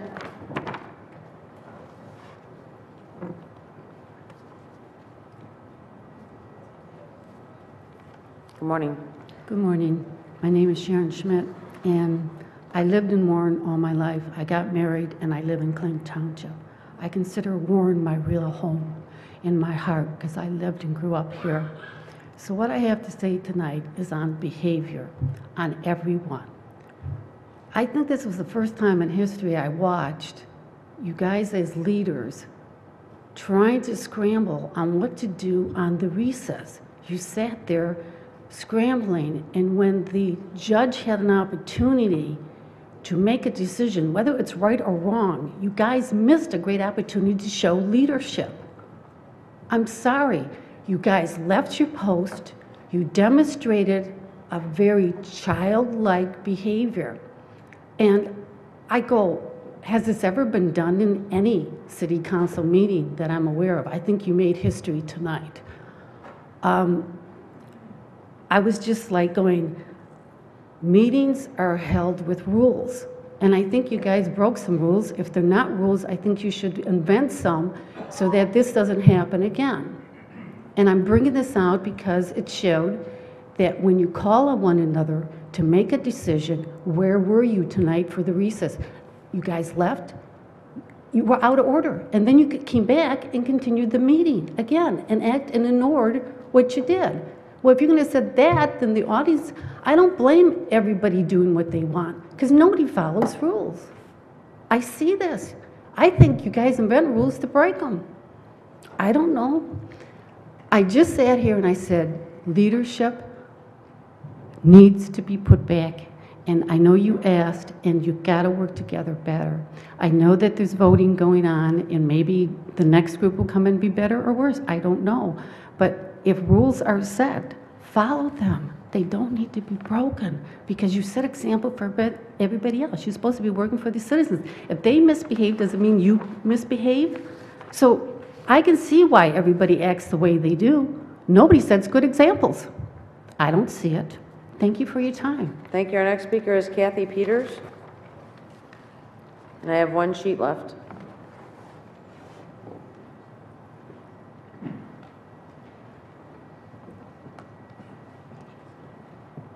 Good evening. Good morning, Council. My name is Kathy Peters, and I live at 23856 Audrey. I'm 52 years old and the wife of Joe Peters Jr. for 30 years and counting. He's running for City Council in District 5. We have 4 adult children, 6 grandchildren. We also have 1 dog, 3 cats that are all rescues from shelters, and we all proudly live in the south end of Warren. I have come here tonight because when my husband decided to run for City Council in District 5, we knew that our lives would become an open book. So I'm going to open that book up tonight. I just wish that my husband's opponent in District 5 would have called me. I would have read it to him. Here we go. You missed when I met Joe at Pampa Lanes, October 25th, 1978. You missed our wedding, March 21st, 1981. You have missed the birth of our 4 children and 6 grandchildren.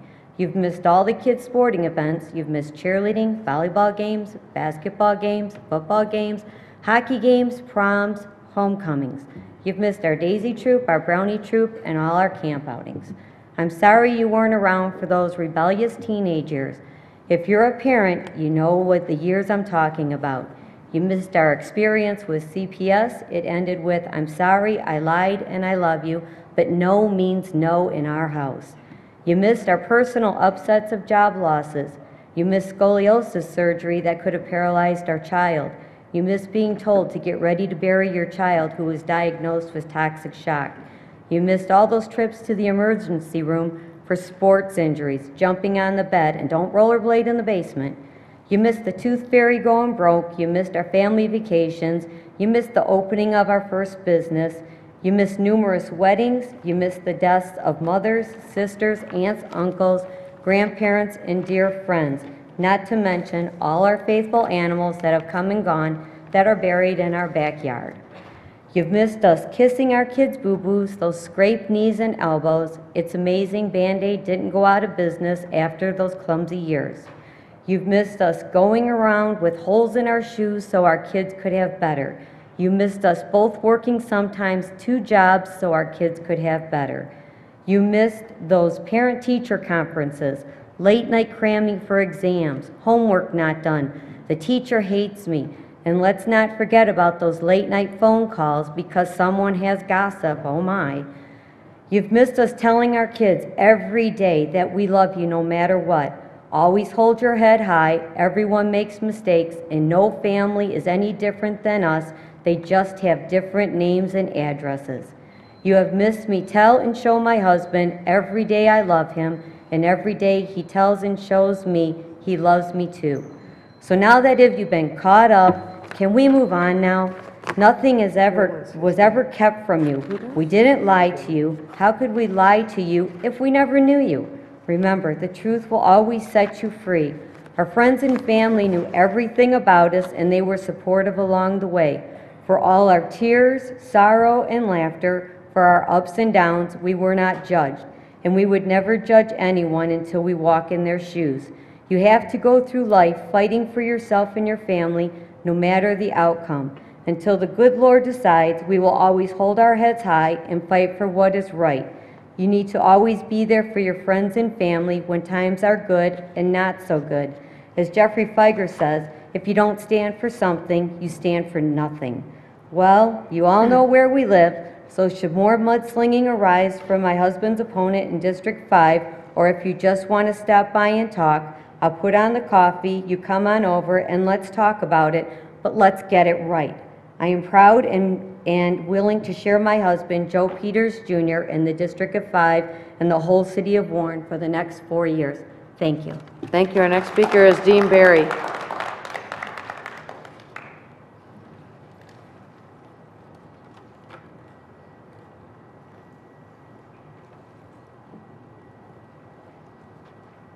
Good morning. Good morning. I just want to say to each and all of the many times I've spoke before you, nothing troubles me. Probably from a guilt standpoint, more than what I'm going to talk about tonight.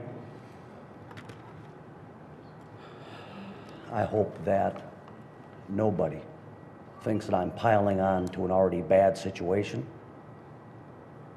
I couldn't argue for anybody that may believe that. This is not good news, but it needs to be mentioned just to clear the record. This is the sad reality of politics, and for those that get into it, this is the low that we've all come to, where you're either defending yourself or in some cases you're taking some pretty vicious shots at people. Everybody deserves better. In defense of her husband, Shannon Bacamino, through his, paid for by his literature, wrote a letter to the citizens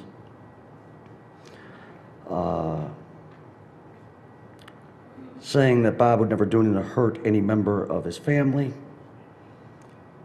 She goes on to say a bunch of wonderful things. She talks about campaign attacks,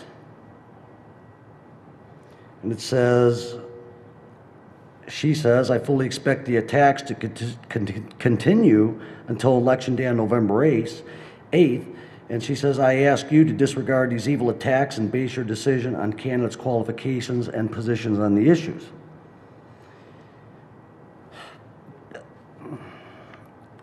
I mean, it goes on to say a bunch of wonderful things about Mr. Bacamino.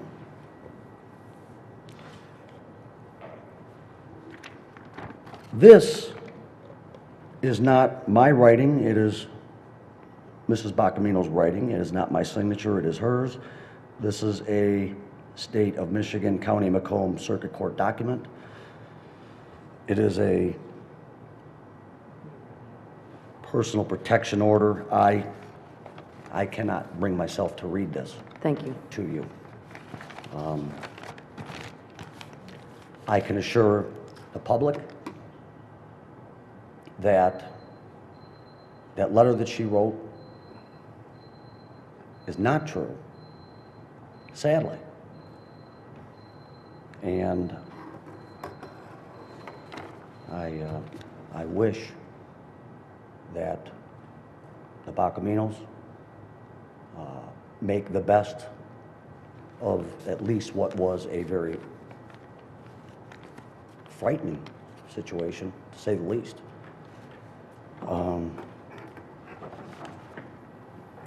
I just hope to end this, wind down this election on a better note. This is sad, but I have expressed the reasons for my support of Mr. Peters. It is heartfelt. It is with merit. And when I see somebody, especially of his stature, being attacked, knowing this, which I have spared everybody, and I mean those watching at home, everybody, I have spared them some ugly stuff. The problem is that the people that knew it, and by the way, let me just add, myself and a lot of people in this town had heard the rumor, and nobody brought it up in 4 years that I know of since Mr. Bacamino's been elected to city council. He was given a pass, and rightfully so.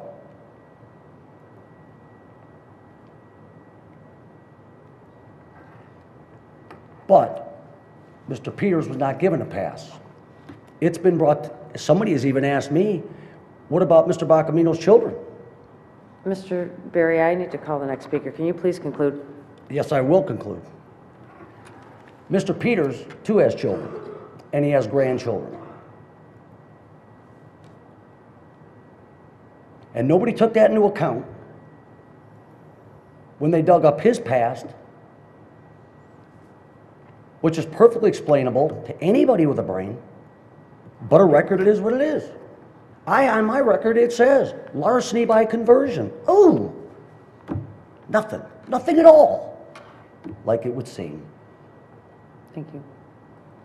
Ms. Camp, I'm not quite done, but if you can give me, anybody grant me an additional minute? I'm just asking you to conclude, please. I will conclude. My other issue before this campaign season ends has to do with Ms. Collegio, who sent out literature, has repeatedly sent out literature with 21 bullets about all these boards and committees she sits on, her endorsement of the mayor, and all of her church activities, and so on and so on. What she neglects to say to anybody is that she gets paid generously by us, the taxpayers, as a Warren city employee. She does not mention that anywhere. And finally, I defy her pastor, or any pastor for that matter, to come right here to this microphone and tell me, Dean Berry, where in the Bible is it not a sin to boast as she does, use acts of kindness, charity, for personal political gain? Somebody tell me right here at this microphone where it is not a sin. It is a sin. And Mrs. Collegio, the more you do it, the more you sin. Thank you for your time. Thank you. Our next speaker is Karen Spranger.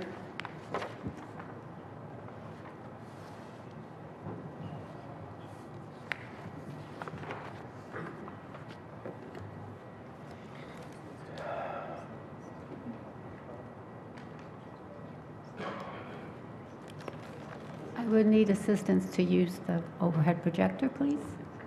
Is the projector out there? I didn't see it there this evening. It's out for repairs. I'm sorry, it's out for repairs.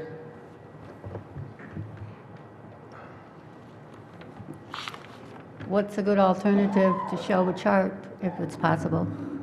Hold it up? Yeah, the camera is facing you. Keep me away from Sherpa. Is that possible? Yes. Okay.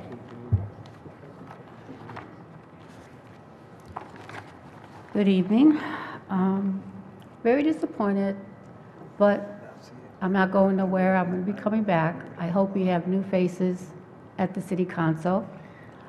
Don and Mary, I'm very happy with the support you have given me. The other council people, it's obviously you are controlled by the mayor. You demonstrated it again over and over. I was very objective at first. I thought maybe this is sort of like a lie, but today it's pretty convincing and it's obvious. The charter of the system of how the city is, as it says, citizens of Warren are first. The council, along with the mayor, are second. And then everybody else follows down the chart. Now, when there's a complaint to file with the water department, and the water department is part of your jurisdiction, and you are a legislative body, there should be a complaint form that I can file for record. And that was the point of how does a citizen file a complaint. If a complaint form doesn't exist, then where do you file the complaint? With the utility company, who is the water department that's owned by the government, the local government, City of Warren. You have jurisdiction over that department. So where's the form that I file that comes in front of you to hear my complaint and resolve it? You don't resolve a complaint by sending a predetermined letter to a resident on August 16, 2011, threatening me that you're turning my water off because this new program that we spend over $9 million in a bond, and we're going to pay for it as citizens of this city, and you don't give me any explanation of how the product works, the manufacturer, the ID, the model number, or make, and I'm going to let somebody come into my home to install this product. Something's wrong with this picture, and I don't think you really understood it from the citizen's point of view at all. The representation I got this evening to participate in an appeal process was denied. Constitutional right, common law. You are a legislative body to hear an appeal. My appeals were sent to you early enough to be addressed. And I think the citizen has a right to make a comment, just like you guys make a comment. And that's called Robert's Rules of Order when it's conducted properly, but you forget the citizens of Warren, we don't exist. It's just the body, it's the business, it's the money you spend, and you don't listen to us. I presented petitions, ignored. Forwarded to the mayor, he ignored the will of the people, just to understand how the product works and the safety of it. If there's a federal law and state law about the safety of this product, I want to see it. Where's the FCC license? There is a map to show where these devices are located in our city. They have to be regulated by the FCC. And if there's no license on the books, what is the city doing putting them up in the city? So if this document does not exist and I'm denied that information, you are violating a lot of rules here in laws, and I'm not going away. I'm going to do something about it. And I hope I can hold you guys accountable for your actions and for being excused about what law is and what law is not. You are to be educated as well as I'm educating myself on the law. One of the laws you forgot is the consumer rights, the protection, how to complain. So, no complaint process in our city. That's appalling. Remember your oath of office. That means uphold the Constitution, common law, my rights as a property owner to protect my home and to make sure I'm safe in it. Any device that comes into my home, I want to understand how it works. Where's the safety on this information? For 9 months, I educated you about a smart meter. I can't even get the name of the product on this product. If it's a smart meter, I definitely have a problem with it. Now, the issue goes to court because you guys have failed the system.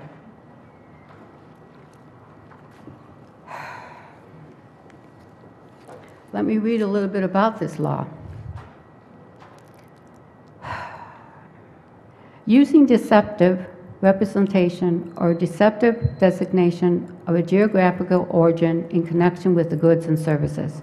So it's made in another state, goes through the process of selling it from a representative in the state of Michigan. Then the National Field Services, who's the installing company, Aclara sells it to that company. This company goes into the bid process.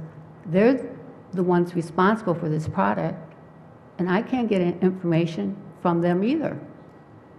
So who am I supposed to get the information from if it's not from the city? The city bought the stuff.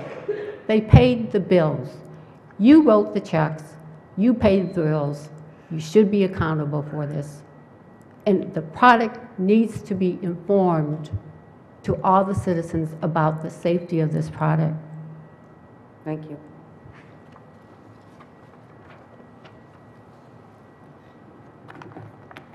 And the citizens of Warren, vote for the people that's going to protect our rights.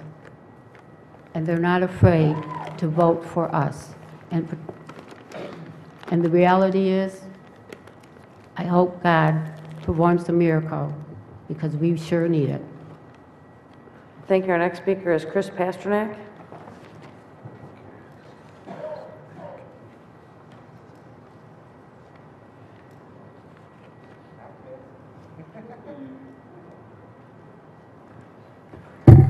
Good morning, everyone. Good morning. Well, for 6 weeks now, Helmwich Park has been on sale. Just a little point of information for everyone. Another point of information for the city attorney.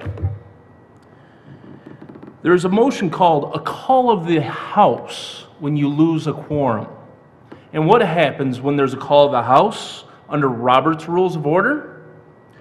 The doors get locked. And there is a roll call of all members present, which there were 3. And then a roll call of the 6 absent people. No one can leave once a call of the house is made. An arresting officer is to take into custody the 6 people who were missing. Bring before the house under a warrant signed by the president and the clerk, which would be the recording secretary, and each person would be arraigned separately. Explanations heard, a motion made, and a payment of a fee. That person is not allowed to vote or be recognized by the chair unless a fee is paid.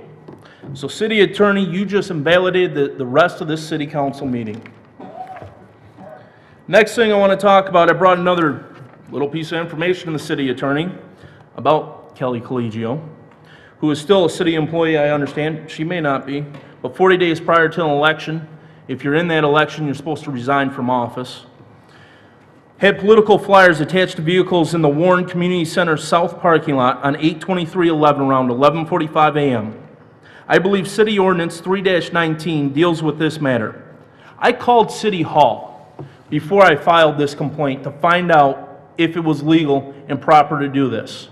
The city's attorney's office is the one that told me 319 is the proper law to quote in regards to this. But then they come back and say, oh, no, she's not in violation of a misdemeanor.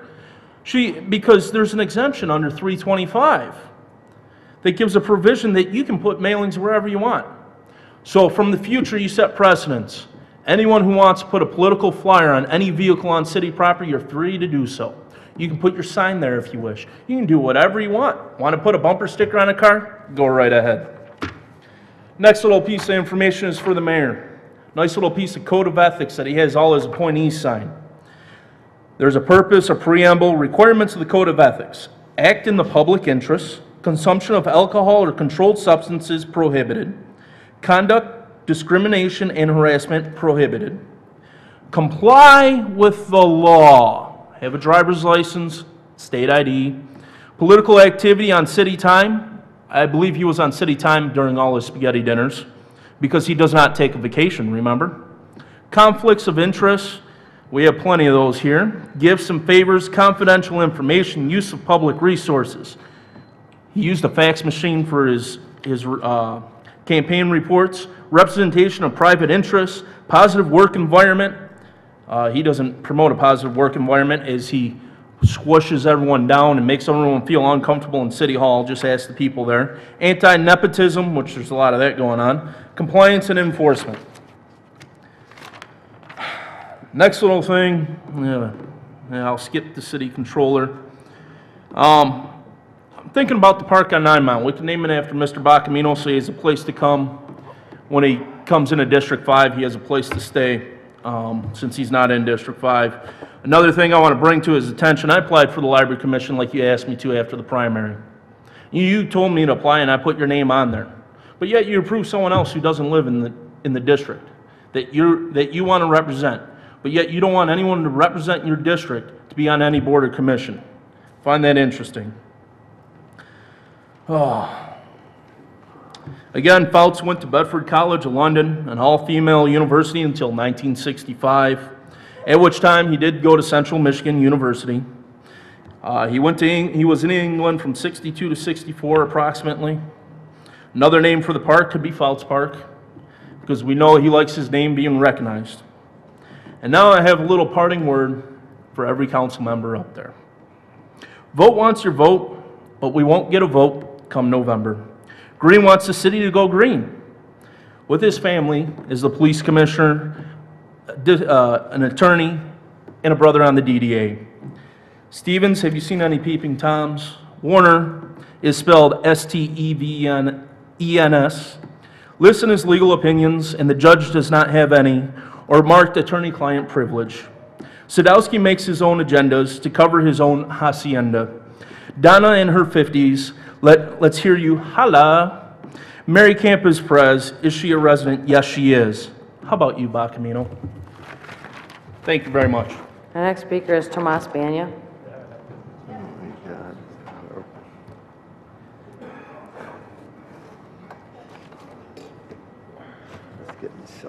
I have no remaining slips. If anyone, I apologize, one moment. Anybody else wants to speak? I have no remaining slips. Thank you. Good morning, Council. Good morning. And please stop staring at your computer, Mr. Stevens. It is my time to speak, and you're supposed to be listening to me. This is audience participation. You mentioned something, Mr. Stevens, in regarding to viewing the minutes and reviewing them. Well, it's funny that you get to do that, but I, as a resident, get the runaround.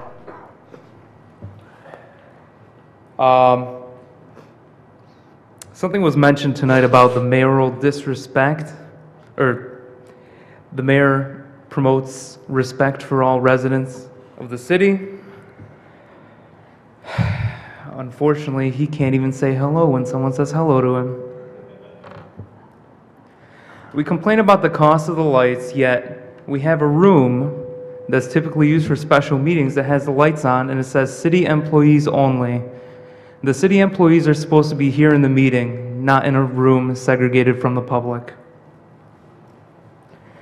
Another thing you had mentioned, Mr. Stevens, is a meet the candidates in District 2. I live in District 2 and have not been informed of that meet the candidates. I guess you don't want my vote. That's all right.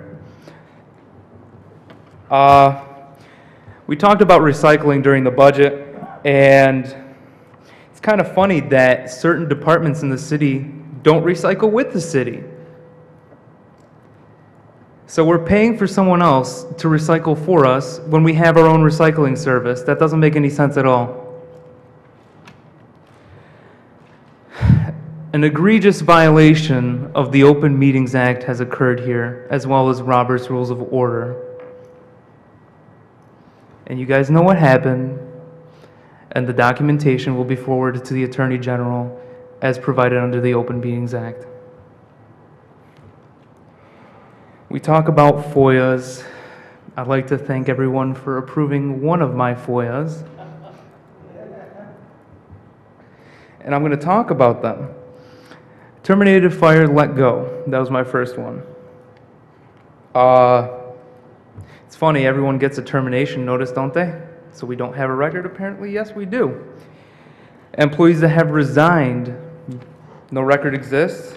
It's kind of funny because I have it right here. No record exists.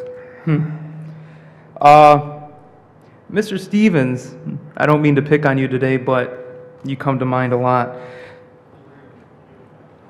I know, he's not listening to me. But you had mentioned something during a previous meeting about transparency and if a legal opinion would benefit the public that you would release it. Yet you denied it, as well as 4 others. As well as the next one, key card usage was approved in the past, denied for me. Who's going to pay for the removal of those bumper stickers once Mayor Fouts once Mayor Fouts is no longer in office? Well, that's right. We want to eliminate term limits so he can stay in there forever. Duties and responsibilities of Amanda Mika, that's right. I did say that I wanted any and all at any point in time. Number of FOIAs denied year to date, the denials would have sufficed. Any and all notebooks of the mayor and mayoral secretaries? The city attorney cited 3 pages worth of law as a reason for denial.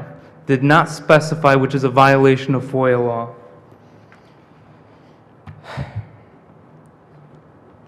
Thank you for the resolution. It's greatly appreciated. I don't know why it was denied for no record exists. Voter registration of James Richard Fouts. I've seen the document at the city clerk's office. It exists.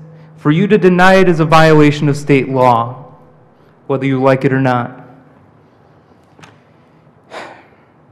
I have 20, if not more, FOIAs that have been approved, yet I have not received the documentation, which is another violation of FOIA law. The taxpayers pay for those employees to sit in the city attorney's office and the various offices in City Hall. They should be receiving this information for free. Why don't they? They already pay for the employees, so I guess the only true cost would be the paper. Why do we have to pay twice? There's been a question that's arisen as to whether the mayor can vote or not. Technically, he's not supposed to vote because his voter registration is currently challenged. But apparently, I've been informed that he has received an absentee ballot. Hopefully, that will not be counted until the challenge is answered. I'm going to conclude with this one last thing here. Sorry, I forgot one more thing. There was a flyer that put out by the mayor in regards to violent crimes being down several percent. They went down from 778 to 770. That's not a 10 or 14 or whatever number of percent drop. I checked the FBI database. It's not the case. All right, so now I'm going to talk about my last thing. I received a phone call from the mayor. Had a nice discussion with him. He was asking me if I'm moving in a positive direction, and I'm trying to move myself in a positive direction. Well, yes, I am. I've been trying to move in a positive direction the entire time. This information should be public, and it's not. I applied for the Publications and Mailing Commission.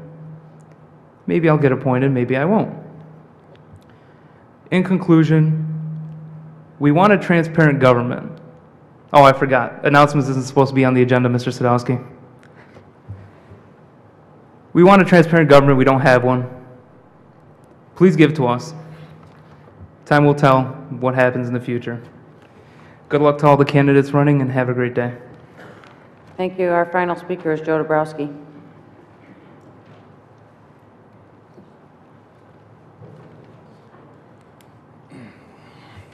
Good morning. Good morning. I found some statements that were made tonight rather interesting. And I've told you in the past, I don't like to point you guys out specifically, but tonight I'm going to make an exception, because some of the comments this particular council person, and I'm referring to Mr. Stevens, because he likes to throw little jabs at the audience every now and then, but he made a comment about 97% of the votes being unanimous. Tonight, when you got to the FOIAs, it wasn't even close to unanimous. Most of them were 5-4. Most of them were the mayor's stooges. I know you don't like to be referred to as stooges, but it's pretty ironic. The same 5 candidates who voted in favor of the denials are the same 5 candidates endorsed by the mayor. I find that kind of ironic. Mr. Stevens, the same gentleman who likes to poke jabs at the audience members all the time, is the same gentleman who has signs up all over the city that are blight. You look at the sign, if you didn't know that the black and yellow signs were Mr. Stevens, you can't tell. They're also, most of them are one-sided signs, which is really disgusting looking also. But if you want to know which sign I'm talking about particularly that's really bad, Stevens and 9 Mile Road is a sign that's almost disintegrated, and it's been like that for months. There's no reason it should not have been taken care of. I would hope to think that most of you, if your signs were in that bad a shape, you'd have enough respect for the taxpayers to go take the sign down if you couldn't afford a new one. So let's talk about having some integrity and some respect for our city and our taxpayers. The next thing that I find really interesting is we keep hearing about Mr. Fouts not getting his driver's license. What was his biggest pet peeve when he got elected? I'm not going to have a city car. I'm not going to have a driver. That was one of his biggest gripes about the past mayor. Well, you know what? He may not have a city car, but I know for a fact during city hours, he has people driving him around all the time because he doesn't have a driver's license. So how is he now any better than the past mayor? He talked about somebody allowing personal attacks. His appointee stood right here and called somebody a windbag or an airbag. This is the same guy who sat in a budget meeting and all but accused somebody of being a drunk because of the time they sent a fax. I think things are really starting to get out of control, and people have to start questioning where his thinking is at. Mr. Liss is moving on to greener pastures. I'd like to thank you for your, we don't always agree, but I'd like to thank you for your service. Mrs. Vogt, I'd like to wish you luck, and I'd like to thank Donica Martin for her service to the residents and wish her luck. Mrs. Camp, the #1 advocate for the residents for 8 consecutive years, and the #1 champion of the EMS, which Mr. Stevens and his crew try to take the most credit for. I find it rather interesting that the one person who did the most work, put the most effort into that, wasn't even invited to the ribbon cutting ceremony when they unveiled the new EMSs. So I find that rather interesting. But the rest of you, thanks for your, I don't know if you want to call it service. I don't consider what you've done any justice for the taxpayers. And hopefully, if we have any luck whatsoever, most of you won't be returning. Thank you. Next agenda item is 29A, Assistant Council Secretary Scott Stevens, in Ray, consideration and adoption of a resolution to support veterans designation on driver's license. Need a motion and support? Motion to approve. Support. Motion by Mr. Sadowski, support by Ms. Comartin. Discussion, Mr. Stevens? I just wanted to thank everybody for their past support on this item. I think it's very important, and if you note from the backup that came with this, it was completely coincidental that it was that 3 days later that the same proposal was introduced at the House of Representatives, and it looks like it's going to go there. I happened to put in a call and talk to Ruth Johnson, and she's the Secretary of State, and she's wholeheartedly in support of it also. So it looks like it's going to become part of the driver code, and I appreciate all your support. Thank you. Thank you. Any other comments from council members? Go ahead and call the question. Mr. Sadowski? Yes. Ms. Comartin? Yes. Mr. Bacamino? Yes. Mr. Green? Yes. Mr. Liss? Yes. Mr. Stevens? Yes. Ms. Vogt? Yes. Mr. Warner? Yes. Camp, yes. The motion passed unanimously. 29B, Councilman Mark List, discussion in Ray, proposed amendment to the Warren, or to the Warren, Michigan Code of Ordinances, Part 2, Code of Ordinance, Appendix A, Zoning, Article 20, Zoning Board of Appeals, Division 3, Appeals. Motion to approve. Support. Motion to approve by Ms. Vogt, support by Mr. Liss. Discussion, Mr. Liss. Thank you. I was surprised to find out that the Zoning Board of Appeals did not have public comment at their meetings. Obviously, everybody can come in and talk at the hearings, but they still need to have public comment. Madam Chair? Mr. Green? Thank you, Madam Chair. They're not in violation of the Open Meetings Act. They comply. Every item on their agenda is a public hearing. They're quasi-judicial. They don't have to have audience. They have to have a Motion to table. Support. I have a motion to table by Mr. Green and a support to table by Mr. Stevens. Mr. Green? Yes. Mr. Stevens? Yes. Ms. Vogt? No. Mr. Warner? Yes. Mr. Sadowski? Yes. Mr. Liss?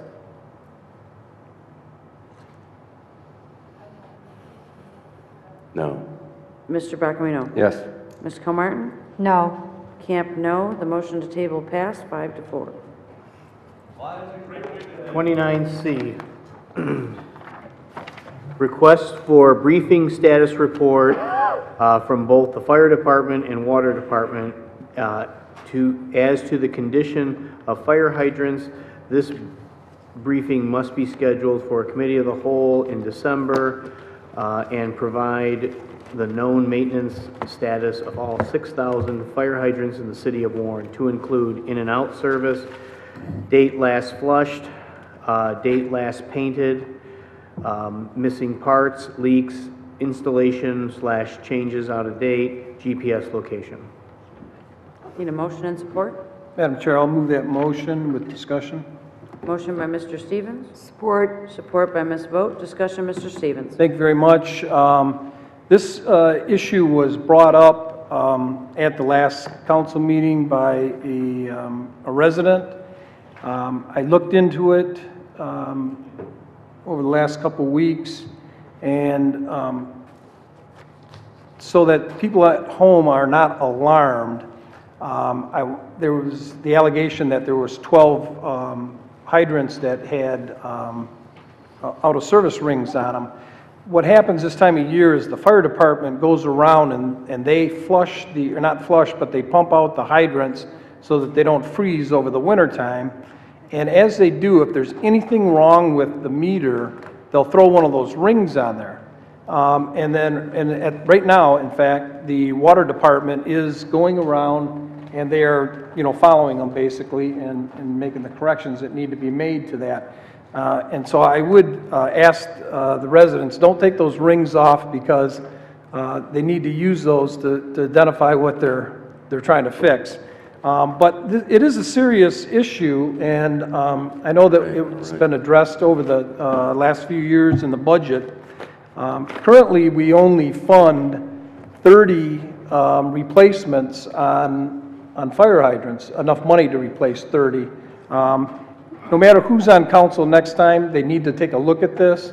And believe it or not, painting is a very important aspect of maintaining fire hydrants, and that's one of the reasons that it's on there. So I would ask, and the reason why I said it should be in December is obviously because that's before the water budget in January that takes place. So. Thank you. Yeah, Mr. Madam Warren? Chair. It's a health, No. safety, and welfare Liz. issue, and I'm Exactly. voting for it. You don't have to drill it in. I'm voting for it. Okay. Any other comments from council members? Go ahead and call the question, Mr. Stevens. Yes. Ms. Vogt.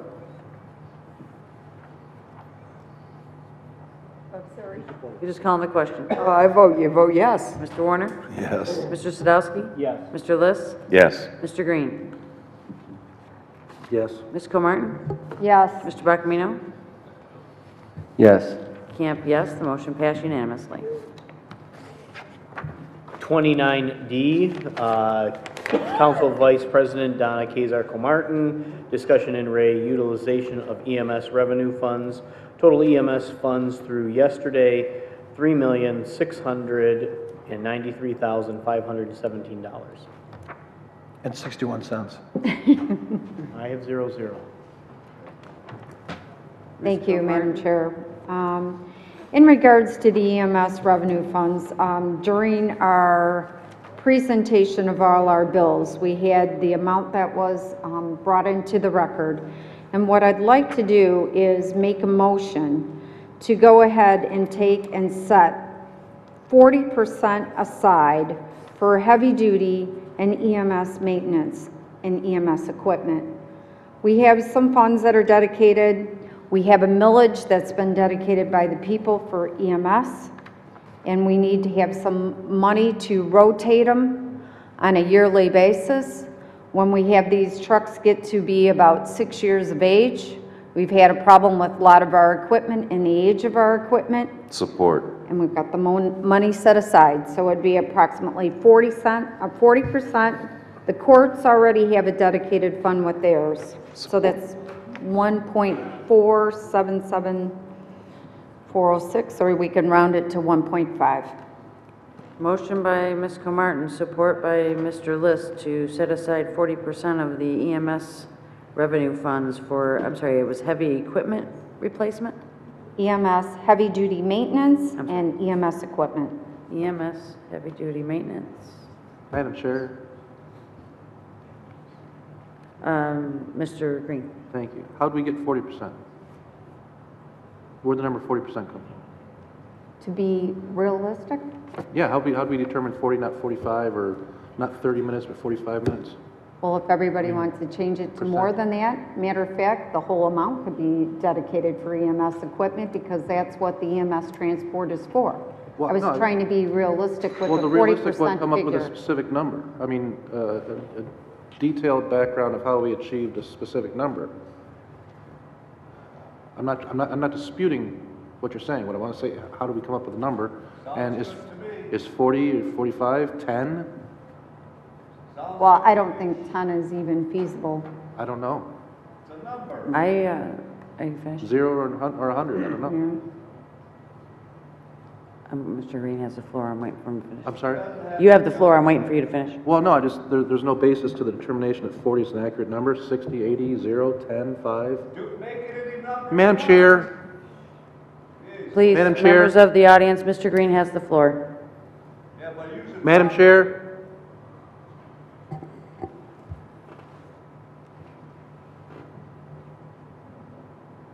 Thank you. Madam Chair. Ms. Boat. Thank you, Madam Chair. Mr. Hartley, did you come down for a reason? Can you help us out? Well, I was merely going to remind council that during the budgetary process, you'd never want to constrain the next budgetary process from making allocations citywide where it's best to be allocated, and an act of council to constrain that in some way with a number, not during the budgetary process, would artificially change the amount that we have to allocate towards whatever resources. We may choose to do other allocations even within the fire department with that money during a budgetary period. That would be my only comment. Thank you very much. Otherwise, I think it's, certainly a plausible. Madam Chair? Yeah, okay. Thank you, Mr. Hartley. I have, with all the millions that are coming in for EMS transport, I really don't understand why we don't have top-of-the-line equipment in our fire department. I really don't. And station closings, equipment sitting idle, equipment not functional.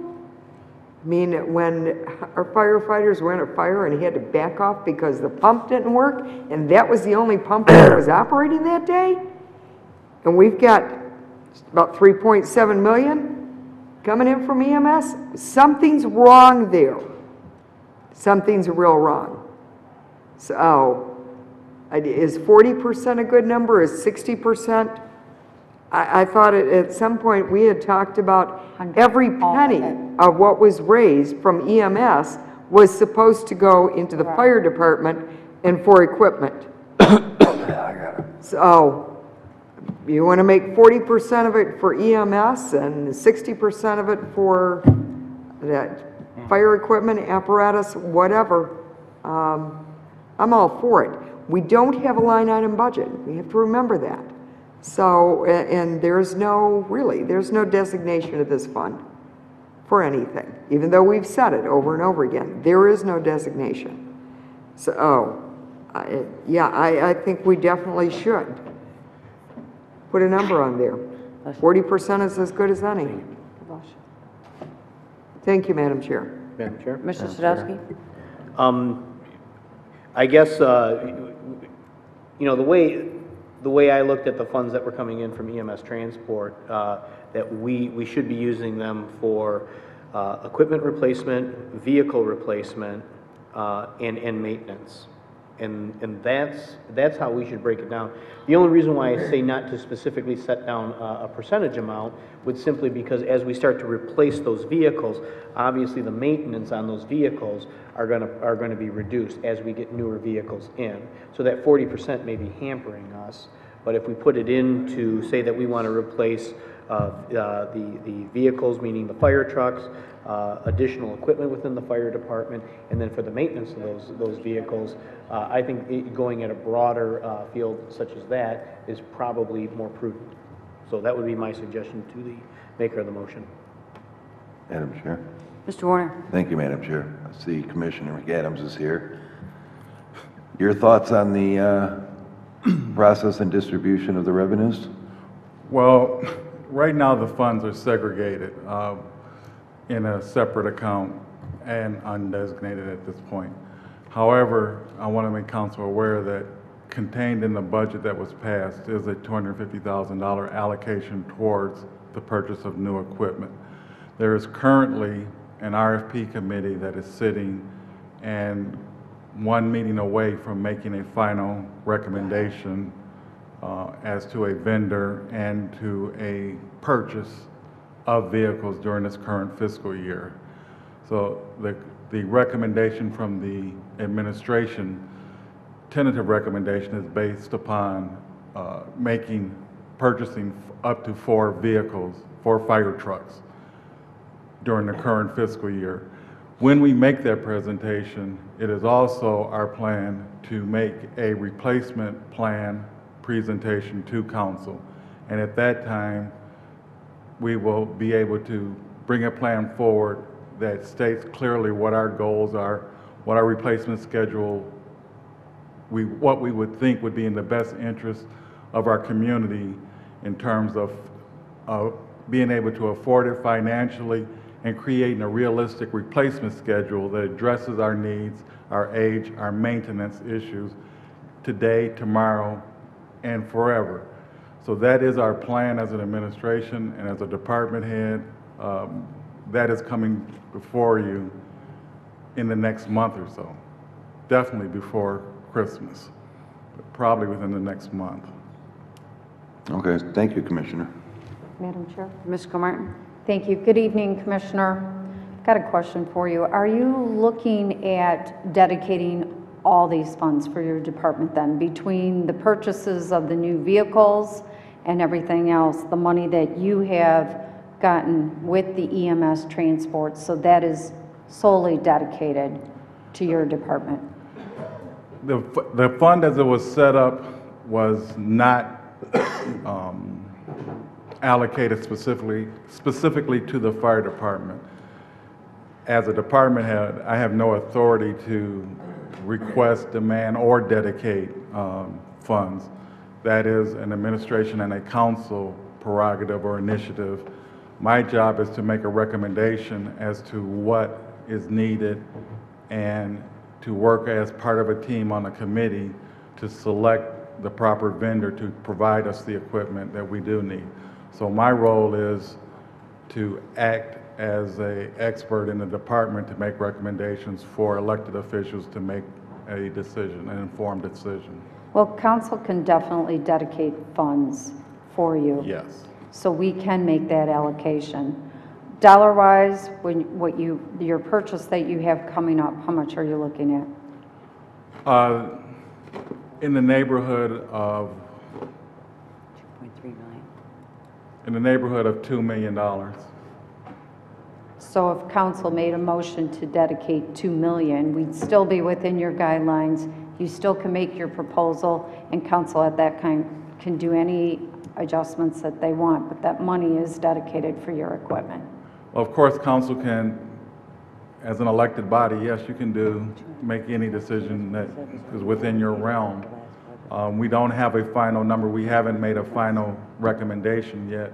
You have a member of council sitting on that committee, and that final meeting has not taken place as of yet. It is very soon. We will have final reports from the vendors in the next couple of days.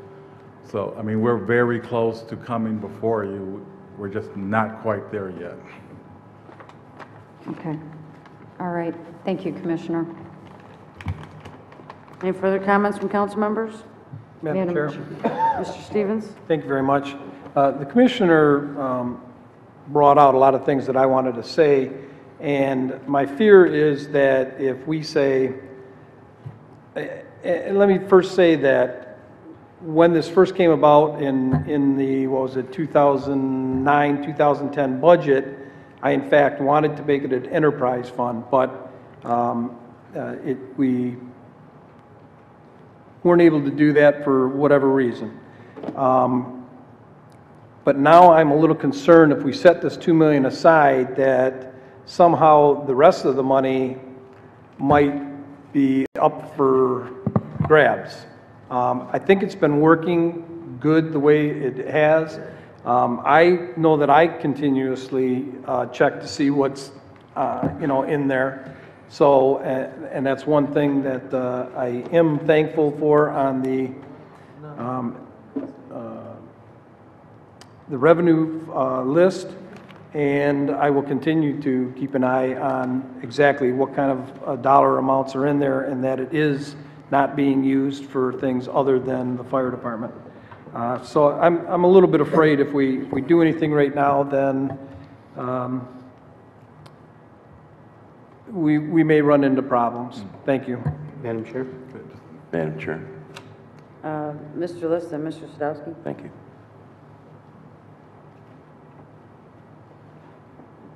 Oh. I don't think we're tying anyone's hands. I think at this point it's almost a recommendation. Ironically enough, probably in about 10 minutes, if the next council wants to change this, all they need is 4 votes. Thank you. Mr. Sadowski?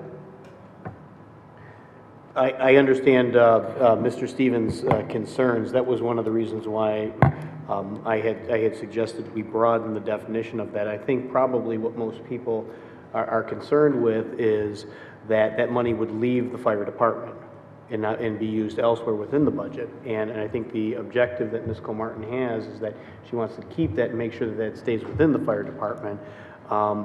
I'd still like to make the proposal more broad in nature, like I had suggested, and just go for replacement of new equipment, for new vehicles, and then we can also tie the maintenance in there. And if you want to make those changes to the amendment, I certainly have no problem with that. All right. I'll amend my motion to include those other items, and I will also increase the amount to 2 million. I'm sorry, what was that? 2 million? The amount to 2 million. Reduce the amount? No, Increase it. increase the amount to 2 million in flat fee, From what? Versus 40%. based on the purchases that Commissioner McAdams was talking about. I guess I'm still not following you. Commissioner McAdams was saying that they already had an RFP in place for roughly $2 million. Approximately, the final decision. Right, because final it's not cost. finished Right, so it's yet. not final yet, but at least dedicating a 2 million Plus, figure. we have already Setting dedicated. the 2 million aside for the Correct. purchase of the equipment that he wants to do. No, for your categories like you're talking about, it includes all the equipment that he's referring to, because we're talking about all major equipment. Yeah, that's what I'm saying, yes. And that amount coupled with what's already been approved with the budget and capital improvements. Exactly. Should cover. We should cover it with that.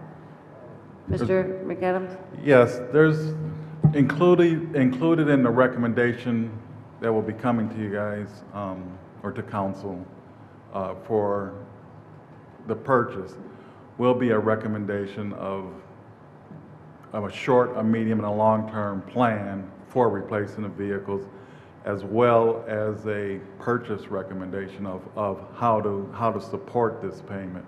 And it will be, at that time, we are hoping that at that time, council, we will be able to present a comprehensive plan that will allow you to evaluate a number of purchase options that may be more favorable to us beyond a straight cash transaction. There's a number of financing proposals available to us, and we want to ensure that we remain as wide open as possible to take advantage of the best possible rates and best possible financing scenarios, so that it may not be necessary or even prudent to spend $2 million worth of cash at a time when cash could be critical. However, we have to evaluate that based upon what's available to us at that time. So we're asking for flexibility and just a little more time to come to you with a recommendation and that will allow you to evaluate all options. All right, my motion still stands at the 2 million, incorporating the amendment from Mr. Sadowski with the equipment amount, and we'll keep it at 2. But you're setting the 2 million aside for what? That's what That's what I just wanna make sure. Precisely what you said, heavy-duty EMS maintenance, EMS equipment, and you said vehicles. Vehicles, correct. I'm sorry, Ms. Comartin, I can't hear you. Is your microphone on? Yes, it is. I said it would be heavy-duty EMS maintenance, EMS equipment, and vehicles. 2 million cap. Heavy duty means what? Heavy-duty maintenance. Right now, you're having, the city is doing most of your basic oil changes and stuff like that. Any kind of engine repairs you're sending out, is that correct? Depending on which types of trucks and depending on the workload of DPW. Right now, we're in the process of working with DPW to get their certifications for the various systems on our trucks. Right now, DPW is capable of performing heavy engine maintenance. It's dependent upon their availability of what's in the shop on a given day. Given that the fire department has limited vehicles, yes, on some days, some of our equipment goes out, but it's not just specific to the fire department. If they're overwhelmed, then yes, they send some things out if it's time sensitive or critical to the delivery of a service. But our DPW is making great strides on a daily basis to be able to perform all service-related issues on fire trucks and all other city vehicles. Well, as that changes with your need, you can always amend that. And additionally, in this new purchase, we anticipate getting a bumper-to-bumper 5-year service agreement. That is one of the things that will be included in this proposal that's coming forward with you, as well as training, additional training for our DPW staff. All right. Thank you, Commissioner. Mr. Martin? Yes, Madam Chair. Oh, I'm sorry, Mr. Becker. Thank you, Madam President. I'm not sure I understand the motion now, but originally when I talked to you, and I know Ms. Camp, you did too with the firefighters, the rank and file commissioner, the need is for pumper trucks right now. Yes, and that's what's And you coming agree with forward. what I've talked to the, men and women in the department, that's what they say, it's the #1 priority. Would you concur? Yes, fire trucks are #1 today, yes. And we already have a fleet of EMS that's fairly new. It should be maintenance covered now under.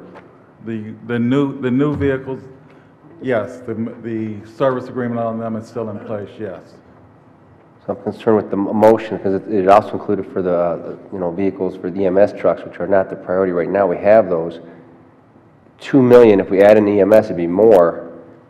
And with the financing factor, if we lock in this 2 million for EMS and pumpers, and we come back and finance it, then what is that money? What else can that money be used for if we lock it in for maintenance? And we've already purchased, let's say we finance the deal is so sweet that the rate's so low, are we locking ourselves into handcuffing Make ourselves? payments out of that account then?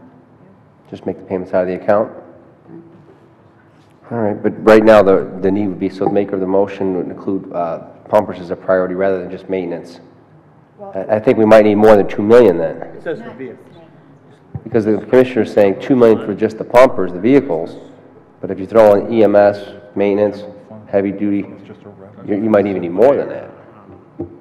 I don't know if 40% or 2 million or what number is the right number, but I don't think 2 million is the right number either then.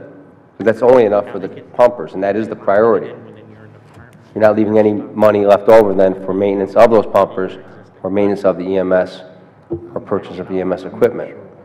So I'm not sure what the right number would be. 2 million, 40%, 50%, I don't know. But I would like to see the maker of the motion include Could I ask a question? pumper trucks specifically, and then anything else, because pumper trucks, I think, are the priority for this city right now, as the commissioner stated. Any other comments from council members? I have a statement real quick. Hold on. I have a couple of things coming. First of all, I think I see the validity in what Ms. Comartin is trying to do, but my original thought was that we already passed that 100% of this would be dedicated for equipment replacement, much like you're talking about maintenance, anything that needed to be replaced, repairs, including building repairs as well. Now, I have no problem with allocating the funding that we do this as a cash transaction, because my additional fear is that what will happen, what traditionally happens with the millages and different things that come into place is that, okay, if we know it takes us $19 million to fund this department, we've now created this revenue stream, so we put it in here, we still only put in 19 million, and that extra gets put into the general fund as the fund balance. And in this economy, I realize that we do want to do what we can to recoup that fund balance, but I don't want it at the expense of equipment and or the continued threat that we don't have enough money to run this department. So I would have no problem in allocating that 2 million for this particular purchase, or whatever amount that you come back with, that it be allocated in that extent that it be done as cash. But that being said, if this council is going to adopt that 2 million be for heavy equipment, pumpers, trucks, vehicles, whatever, I would ask that we specifically state that the remaining 1.6 million be allocated for building maintenance and repairs. I don't know if the maker of the motion will accept that. And I will accept that modification. Okay, I'm sorry, what was the modification? That the remaining 1.6 million, rather than leaving it open as if that's free for another department to bid at, the 1.6 million plus then be allocated for building maintenance and repairs. Fire station maintenance and repairs, I should say. Okay, we realize this budget amendment needs 6 votes to pass. Correct. True. All right. Madam Chair? So as more revenue comes in, what happens to that money? Still sitting aside, just like they're using it right now, and they put it aside in a separate account in the general fund. And then you have to amend it at that time. It's going to be ongoing. Not unless you have all new funds come in. That's why I thought we should just take that revenue and put it into one general.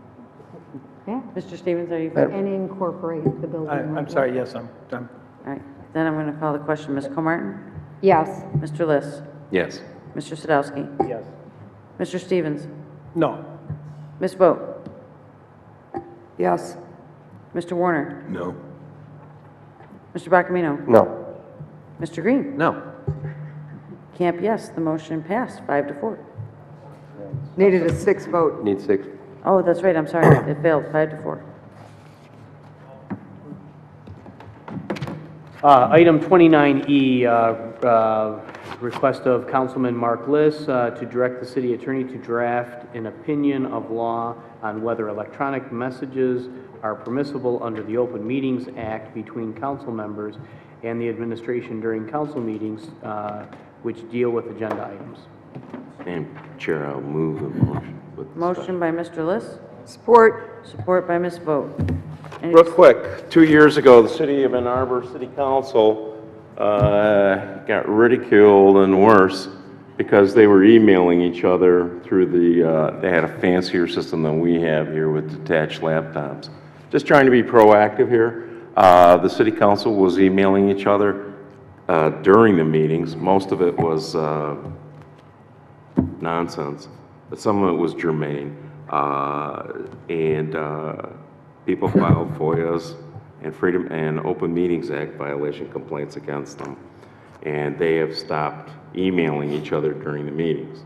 One question that still exists is that whether or not, and I'm saying anybody's doing it, but whether or not there's any communication going on between the administration and the council during the meeting in forms of electronic messaging or even handwritten notes might violate the Open Meetings Act. That's an issue that's not quite clear, so I think just to be cautious, ask the city attorney's office or direct the city attorney's office to complete a memorandum of law so everyone's clear on the issue. Any other comments, or are you finished, Mr. Liss? That's it. Any other comments from council members? Go ahead and call the question. I'm sorry. Just real quick. Mr. Is Green? there a difference between memorandum of law and a legal opinion? Is it just vernacular? Memorandum That? of law just gives you the law. Are you going to tell me the Open Meetings Act doesn't apply here too because I can't it's a hear you. zoning issue? No, I was asking if your terminology of memorandum of law, and we usually use it here, legal opinion, is there something different between the two? Whatever you prefer. Okay. Any other comments from council members? Go ahead and call the question. Mr. Liss? Yes. Ms. Vogt? Yes. Mr. Warner? Yeah. Mr. Stevens? Yes. Mr. Sadowski? No. Mr. Green? No. Ms. Comartin? Yes. Mr. Bacamino? No. Camp, yes. Item passed.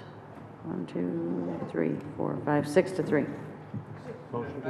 Motion by Mr. Sadowski to adjourn. Support, all in favor? Aye. Those opposed? The meeting has adjourned at 1:51 a.m.